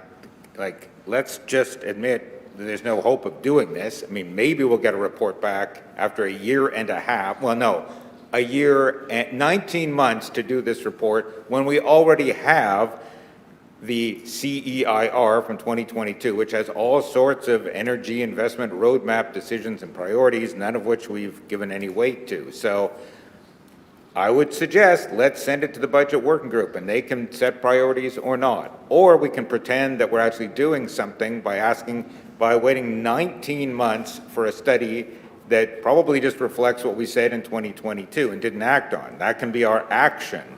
So far, our action under the strategic plan on this is to request a study, then grant another extension, then grant another extension. Is that really action? And the other item, 4.7, the green utility, still yet to be initiated. Lord knows I tried. There was a, as I say, firewall of opposition from the city staff, so the consensus was let's just try and do some retrofits. I thought we might actually try and do some retrofits. It is in the mayoral platform. We should be actually trying to do something here. Or we can wait another 6, 8, 10, 12 months, wait till after the next budget cycle, get something back that'll probably have class 5 estimates and a whole list of things in some priority, which is exactly what we already have in hand. So let's refer this and save a year to the budget working group. Maybe they don't do anything. Maybe they take one of them. At least would help us. It would at least reflect some of what we said is of benefit in a societal sense, which is reducing carbon emissions. We said that as part of our debate about Kenaston. We should be true to our words. Councillor Ellard's right. Building, it isn't all about transit. It isn't all about ag. It isn't all about waste disposal and composting. The building envelope stuff, building heating really matters if you want to do something about the environment, about climate change. Or we can just refer it all again for another study of the study and grant an extension of the study, and maybe we can log that into the strategic plan as our action as well. I don't know, but I would encourage you to at least vote for this and refer it to the budget, and we'll see where it lands. Okay, thank you. We'll now vote on this notice of motion. All in favor? Aye. Contrary? Okay. Recorded vote. All in favor, please rise. Councillors Edie, Gilroy, Mays, Orlico, Schreier, Wyatt. Those opposed, please rise. His Worship Mayor Gillingham, Councillors Allard, Brawadi, Chambers, Dobson, Duncan, Lukes, Santos, and Madam Speaker, Councillor Sharma. The vote, Madam Speaker, yeas 6, nays 9. Okay. Notice the motion is lost. We're now on to motion 4. Moved by Councillor Mays, seconded by Councillor Wyatt. It's regarding a utility dividend policy. It'll be an automatic referral to the Standing Committee. Now we'll have question period under this committee. Any questions for Councillor Duncan? Any questions for Councillor Duncan? No? I'm going to now pass the chair to Deputy Speaker for a short little bit. Thank you, Madam Speaker. I'm taking the chair, and we're moving into the Community Services Committee. I don't think we have a report, do we, Madam Chairperson Santos? No report? No, there's no reports. Okay. Then, is there any motions, Mr. Clerk? There are no motions and no bylaws, Mr. Deputy Speaker. No motions, right. Yeah, got that. Okay, so question period for the chair, Councillor Santos? No First, question? Councillor Orlico. Oh, by all means, Councillor Orlico, please go ahead. My question is related to the repurposing of wading pools. And really well, bottom line is I'm well into it right now, and I thank the Parks Department for helping me figure out how to repurpose these wading pool areas. I have 2 of them. One I wish wasn't It wasn't closed, but that was denied last budget time because it was well used and they're quite upset. So I knew that would happen. So again, I can't leave an empty building sitting there. It'll just be a poke in the eye. So I'm really working hard and quick to try to get these pools, these waiting pools areas done to something else that has some value to the neighborhood. So what we know is with my ending LDR, because that's what's paying for this stuff. The LDR is about, especially only from mature neighborhoods, don't get scared, everybody else. It's only from mature neighborhoods that lose the LDR. Everybody else will be probably okay. But for River Heights, Fort Garry, we're going to lose an astronomical amount of our LDR, but I still have some left. So I'm able to use this money to try to get these sites that we decided to rationalize out, to get them back into something that the neighborhood could be proud of, not just a derelict building or a hole in the ground.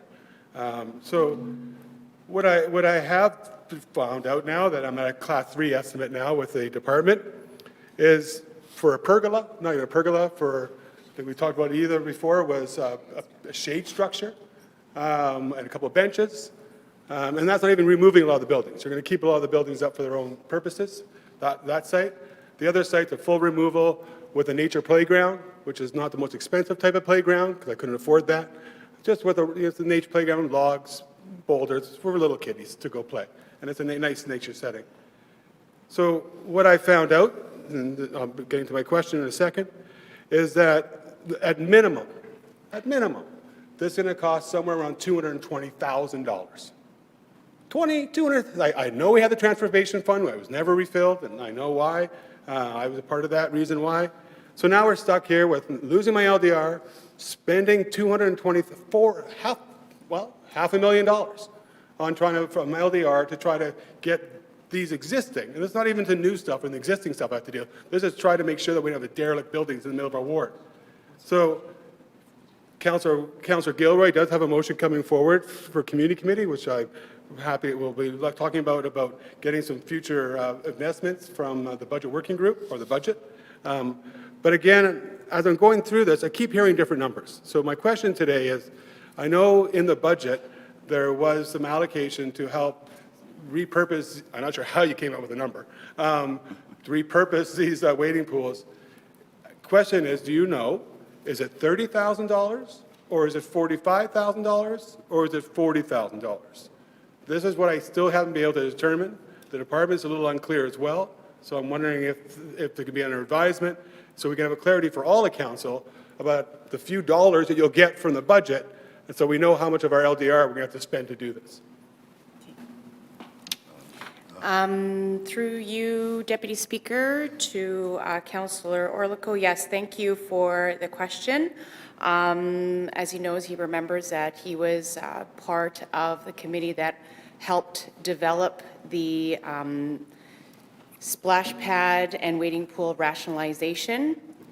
At that time, there was a list that was created and was never published on which areas and neighborhoods that were getting splash pads and a lot of the waiting pools that are being converted into splash pads. So as it stands moving forward, the idea is that there would be approximately 2 to 3 waiting pools that would be decommissioned and 1 splash pad would be converted, or it would be converted into a splash pad. And there's monies that's been set aside in the multi-year budget, $2 million every year to start on this process. And of course, I believe Councillor Orlikow had mentioned that one of his community or one of his wards is getting this type of rationalization. With respect to repurposing or reinvestment or what new investments are going to be put into these spaces now that the waiting pools are being decommissioned, it's my understanding within the strategy that there was going to be consultations with the area councillor before the decommissioning of waiting pools. That is my understanding. And then the funding whatever number that he has mentioned. I'm not too sure how much the money is. When it comes to decommissioning, it could be the structure might be a little bit more, but I can definitely confirm with the department on how much that will cost. But with respect to reinvestments into the community, I think that ongoing dialogue with the department and with the councillor, ward councillor, is very important. And like he had stated, we did create a transformation fund, and unfortunately there's no money into that. So instead, moving forward, we have a significant amount of investments to create new splash pads, approximately about 20 million over the next course of the couple of years. So looking forward to continue to work with Councillor Orlikow on some of his concerns and can get back to him on some clarity on the funding numbers. Thank you, Chairperson. Question? Councillor Orlikow, second question. How much are we getting from the last budget? Quite simple question. Is it 30,000 or is it 45,000? If you don't have the answer today, that's fine. I can get into the whole background of, Okay. yeah, You but that's my do it question. again. Okay. Madam Chairperson? Yep, I can definitely get him some more clarity on those. Okay. Do you have a final question? You're good? Anybody else have questions for the Chairperson of Community Services? Seeing none, Mr. Deputy Speaker. No? I'm sorry, say that again? No further questions. No other questions? Okay, so that ends Community Services. We'll now move to the meeting of the Public Works Committee of whatever day that was, whatever Public Works, Chairperson Lukes, to introduce the report, and you will be also speaking to report two. There's an amending motion from yourself, so when you, so. Correct. I'd like Yeah, to please proceed. Yeah. move items 1, 3, and 4, pull item 2. 1, 3, 4, and, I'm pulling Pulling item item 2. oh, okay. Isn't there item 6 on there? No. Pardon me? It's just 4, okay. Okay. Does anybody want to pull any of the other ones down? No? I'll call the question then. All those in favor? Aye. No, but is anybody opposed? That is carried. Thank you. Chairperson, motion 5 and report number 2 on the. Okay. So I have an amendment in front of you that is seconded by Councillor Sharma. Now, I'm going to go through this. It's very complicated, but I've tried to make it simple here, okay? So we're bringing this amendment forward as a result of ongoing conversations with representatives from the taxi industry. So the taxi industry is an amazing group of people to work with and deal with and discuss things with and ponder for a while, right?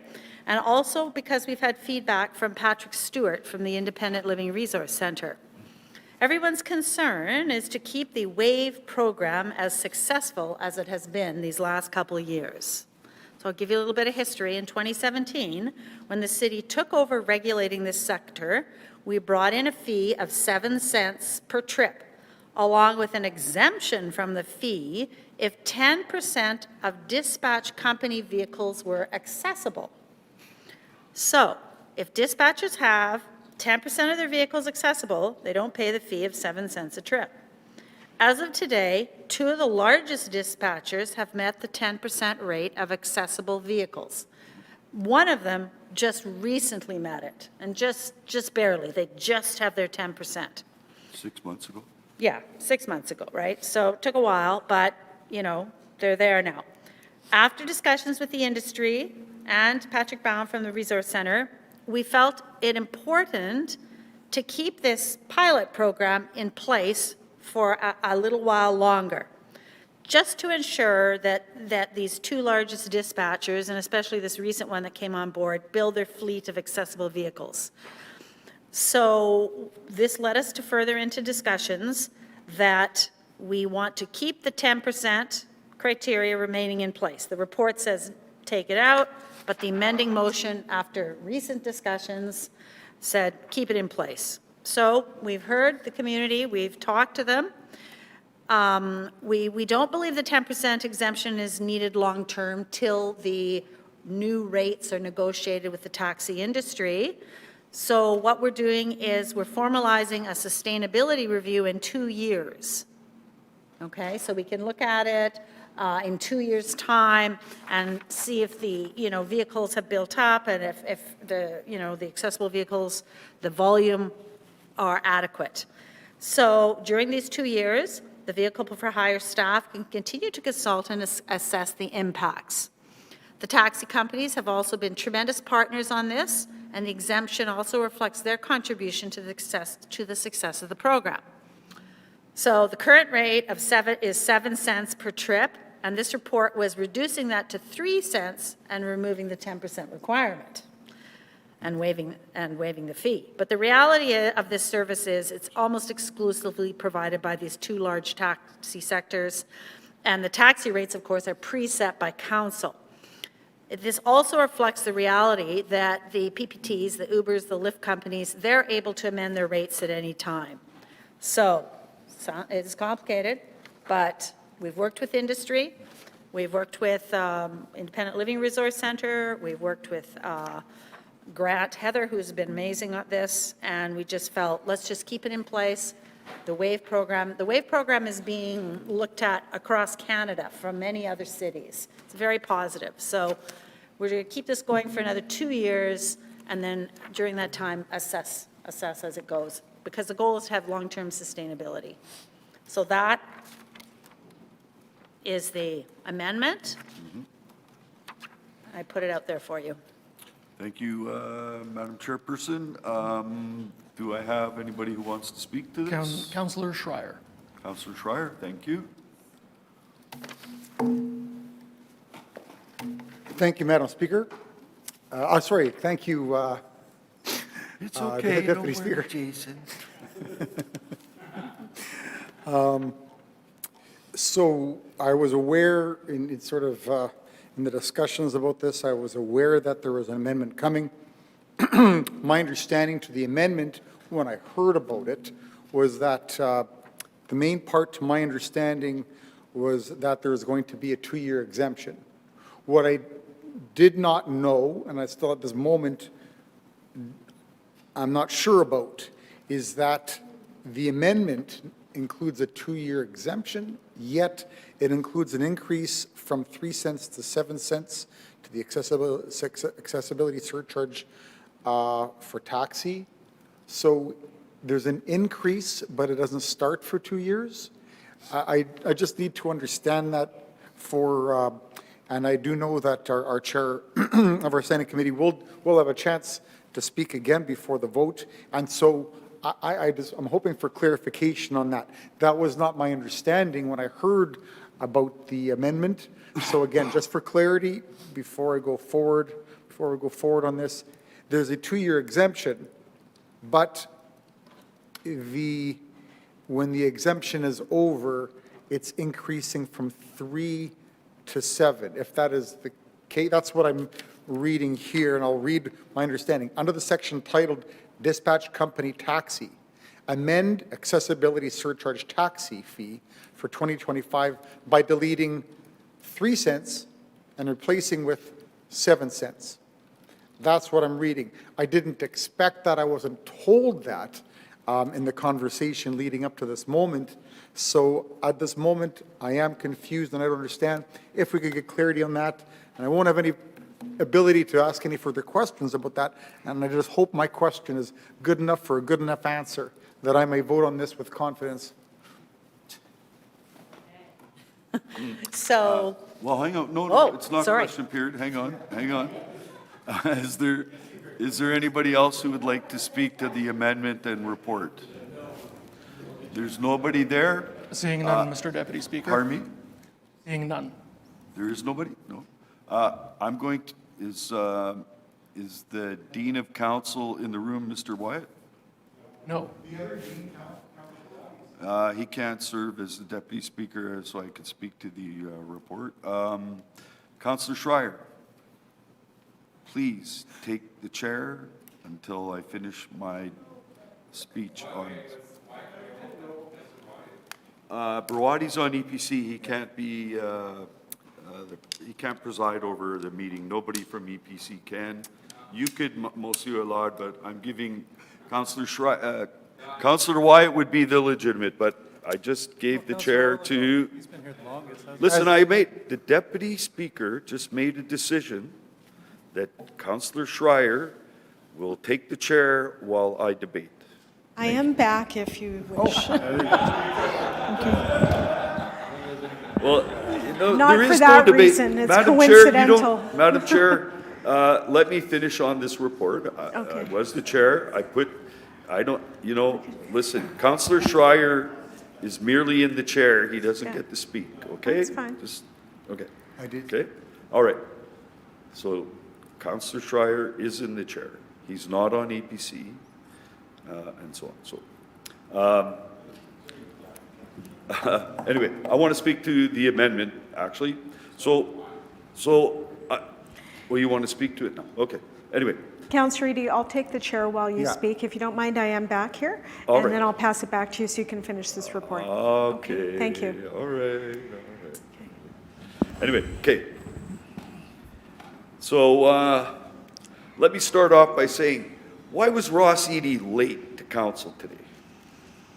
Ross Eady did a bunch of consultation because I had the foggiest idea what's going on with this thing, and it wasn't totally described appropriately, I think, in the actual original report from Mr. Heather through Public Works. And it's my understanding that he's been balancing things, and he does consult with the industry as well. He's very good at it, actually, I think. I don't think anybody could challenge him on that. So I spent my time this morning, instead of getting to eat breakfast, I spent my time trying to figure out what's going on. So now, I know the industry who meets the 10% qualification. That means 10% of their dispatchable units are accessible. And Unicity had achieved that 6 months ago. They hadn't before. So they were paying the extra fee, because there's a base 10-cent fee for accessibility on all trips. Doesn't matter. And even on PTPs, although I call them personal vehicles for hire. PTP sounds like point-to-point. Anyway, now they don't have any accessibles at this point or anything, so really they're paying whatever fees are charged. So before this report came down, if you didn't meet the 10, they're paying 17 cents, okay? Now, Mr. Heather is saying, well, we should reward, it's a carrot, we should reward those and we'll reduce it to 3 cents. Now, the industry says, well, if we meet the 10% challenge, we want it 0 cents and just pay our 10 cents per trip. Now, Mr. Heather has to fund the accessibility dispatch. That's where the money's coming from. The per trip that people are paying, that's where the money's coming to pay the contractor who's supplying an accessibility dispatch service for all accessible vehicles. And so what I think this motion is doing now, though, it's making it even worse than what the industry was asking. They wanted it to be, if I meet the 10%, 0 extra charge, we just pay the 10 cents per trip, every trip, no matter whether it's an accessible vehicle or whatever. So now we know that the personal vehicles for hire, the so-called PTP, personal transportation, I can't remember, the last P makes no sense to me. Anyway, personal transportation, whatever. Anyway, it's a personal vehicle for hire. So it's my understanding, after this passed, that they would be paying 33 cents per trip, not the base 10 cents. There was other, would be plus the 17, and then there's whatever. Anyway, the thing is, the Ubers of the world would be paying a better share because they're not accessible. So, which I'm good with. and that's not being changed with the amendment, that's fine. That's still going to move forward. And I think that's fair for the industry because they also have unfair competitive advantages over dispatchable taxis. Now, I want to go back to just, I think you should leave it at 3%, at 3 cents. Now, I know the industry doesn't like it, but I heard mention about continuing the accessibility pilot project, but I don't think it's pilot anymore. It was piloted for a year. I think there was a new contract entered into, a 2-year contract, I guess, which is why you're saying to evaluate it after 2 years, but you're putting it back up to 7 cents again. So what you're really doing is penalizing the dispatchable taxi industry for achieving 10% of accessible vehicles. Why would you want to do that? Lower the fee down to 3 cents. So this, I'm not going to be voting for the amending motion. I know that the industry doesn't like the original motion, but I'm just saying, what I found out and looking at this, and it is complex, it's like, anyway, it gets too crazy, but I think we should leave it. Grant Heather made a report, brought it to Public Works, who voted for it. By explanation from Mr. Heather, I'm sure the questions were asked. And I don't see any reason to amend it unless, I mean, I like the part of the amendment that talks about, but they're talking about evaluating the fee, but I would say evaluating the service rather than evaluating about the fee. That should be happening anyway to make sure the representative from the ILRC, Patrick, his concerns, I don't know, his concerns are not having to meet 10% vehicle accessible. Well, if you just go ahead and lower the 7 cents to 3 cents, it still has to meet the 10% vehicle thing. If it doesn't, then you're penalized. That is the stick. Why, when we lower the fee, right, it's, I don't know. I think it's a good thing. Anyway, I'll leave it at that. I'll be voting against the amendment. I was going to vote for the report.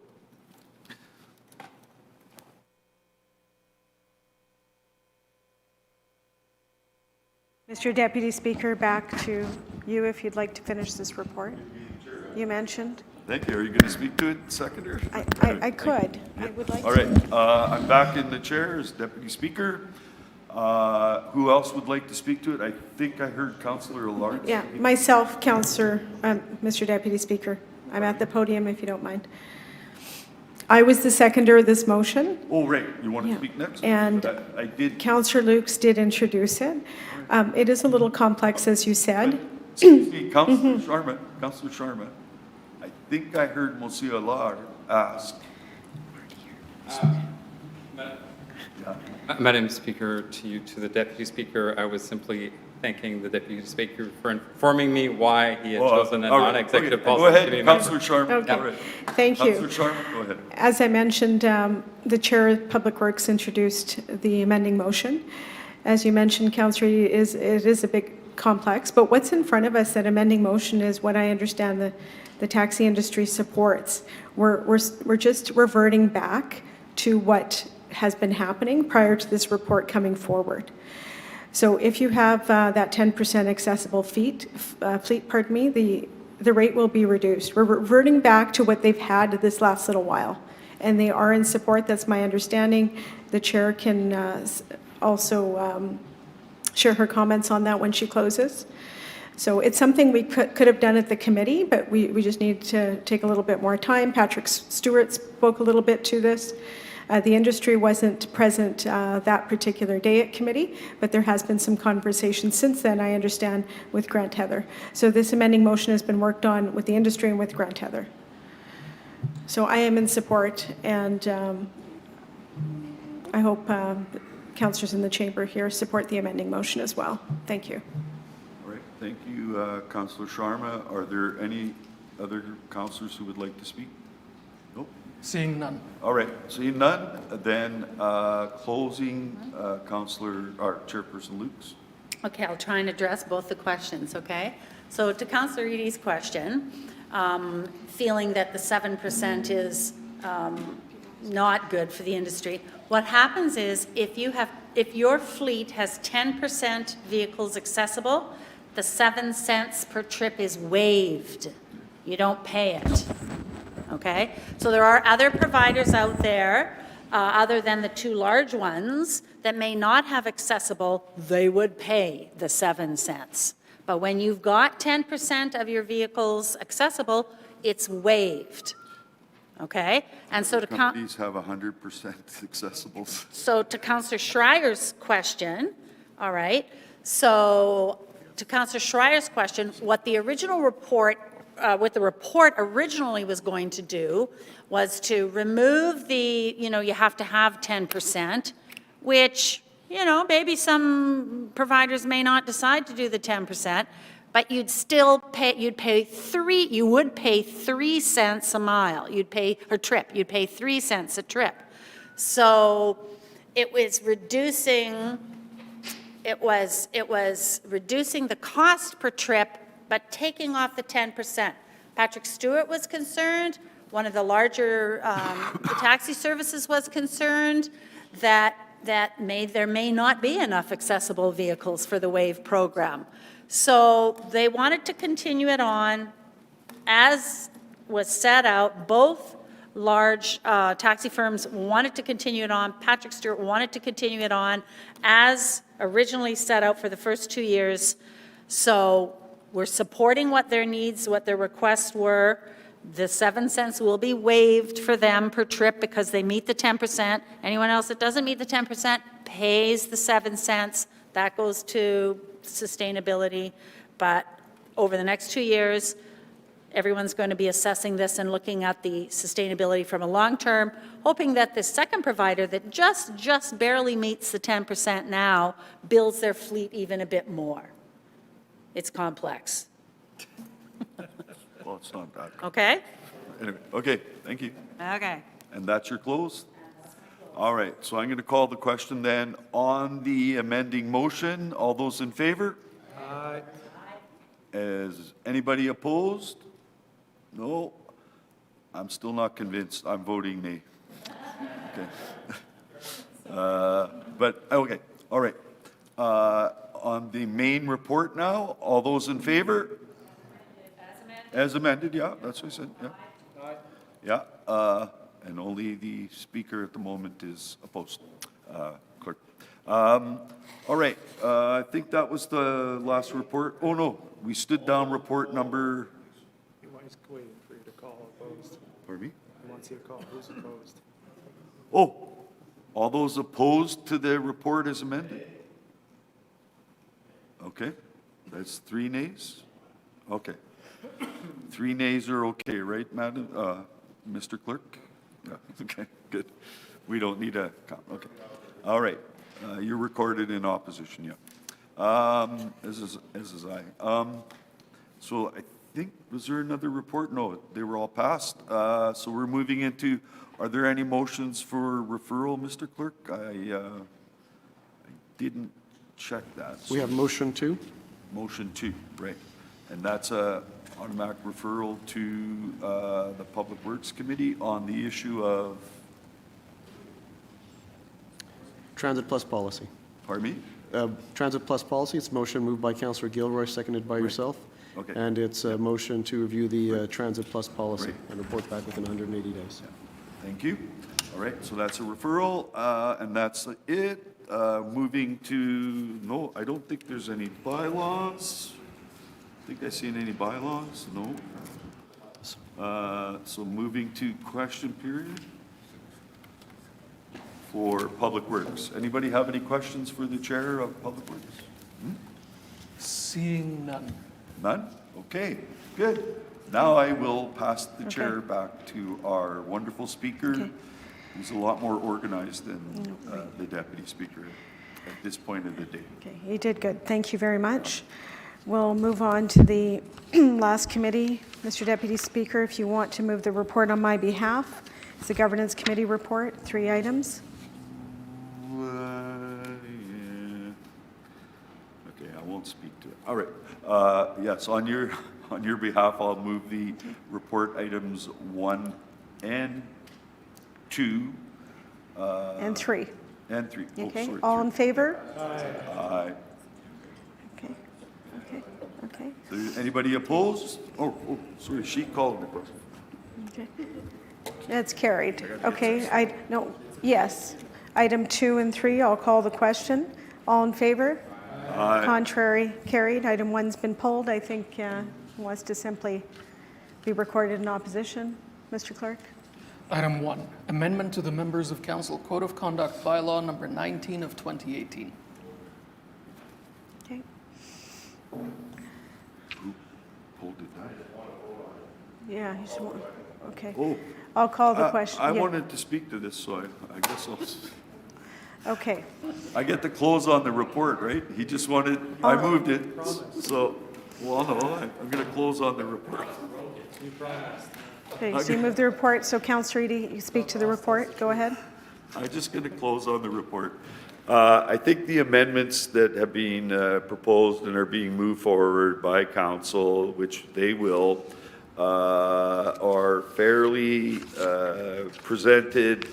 I do have some concerns about the lack of any discussion about public interest, which there is in the in the FIPA legislation of the government of Manitoba,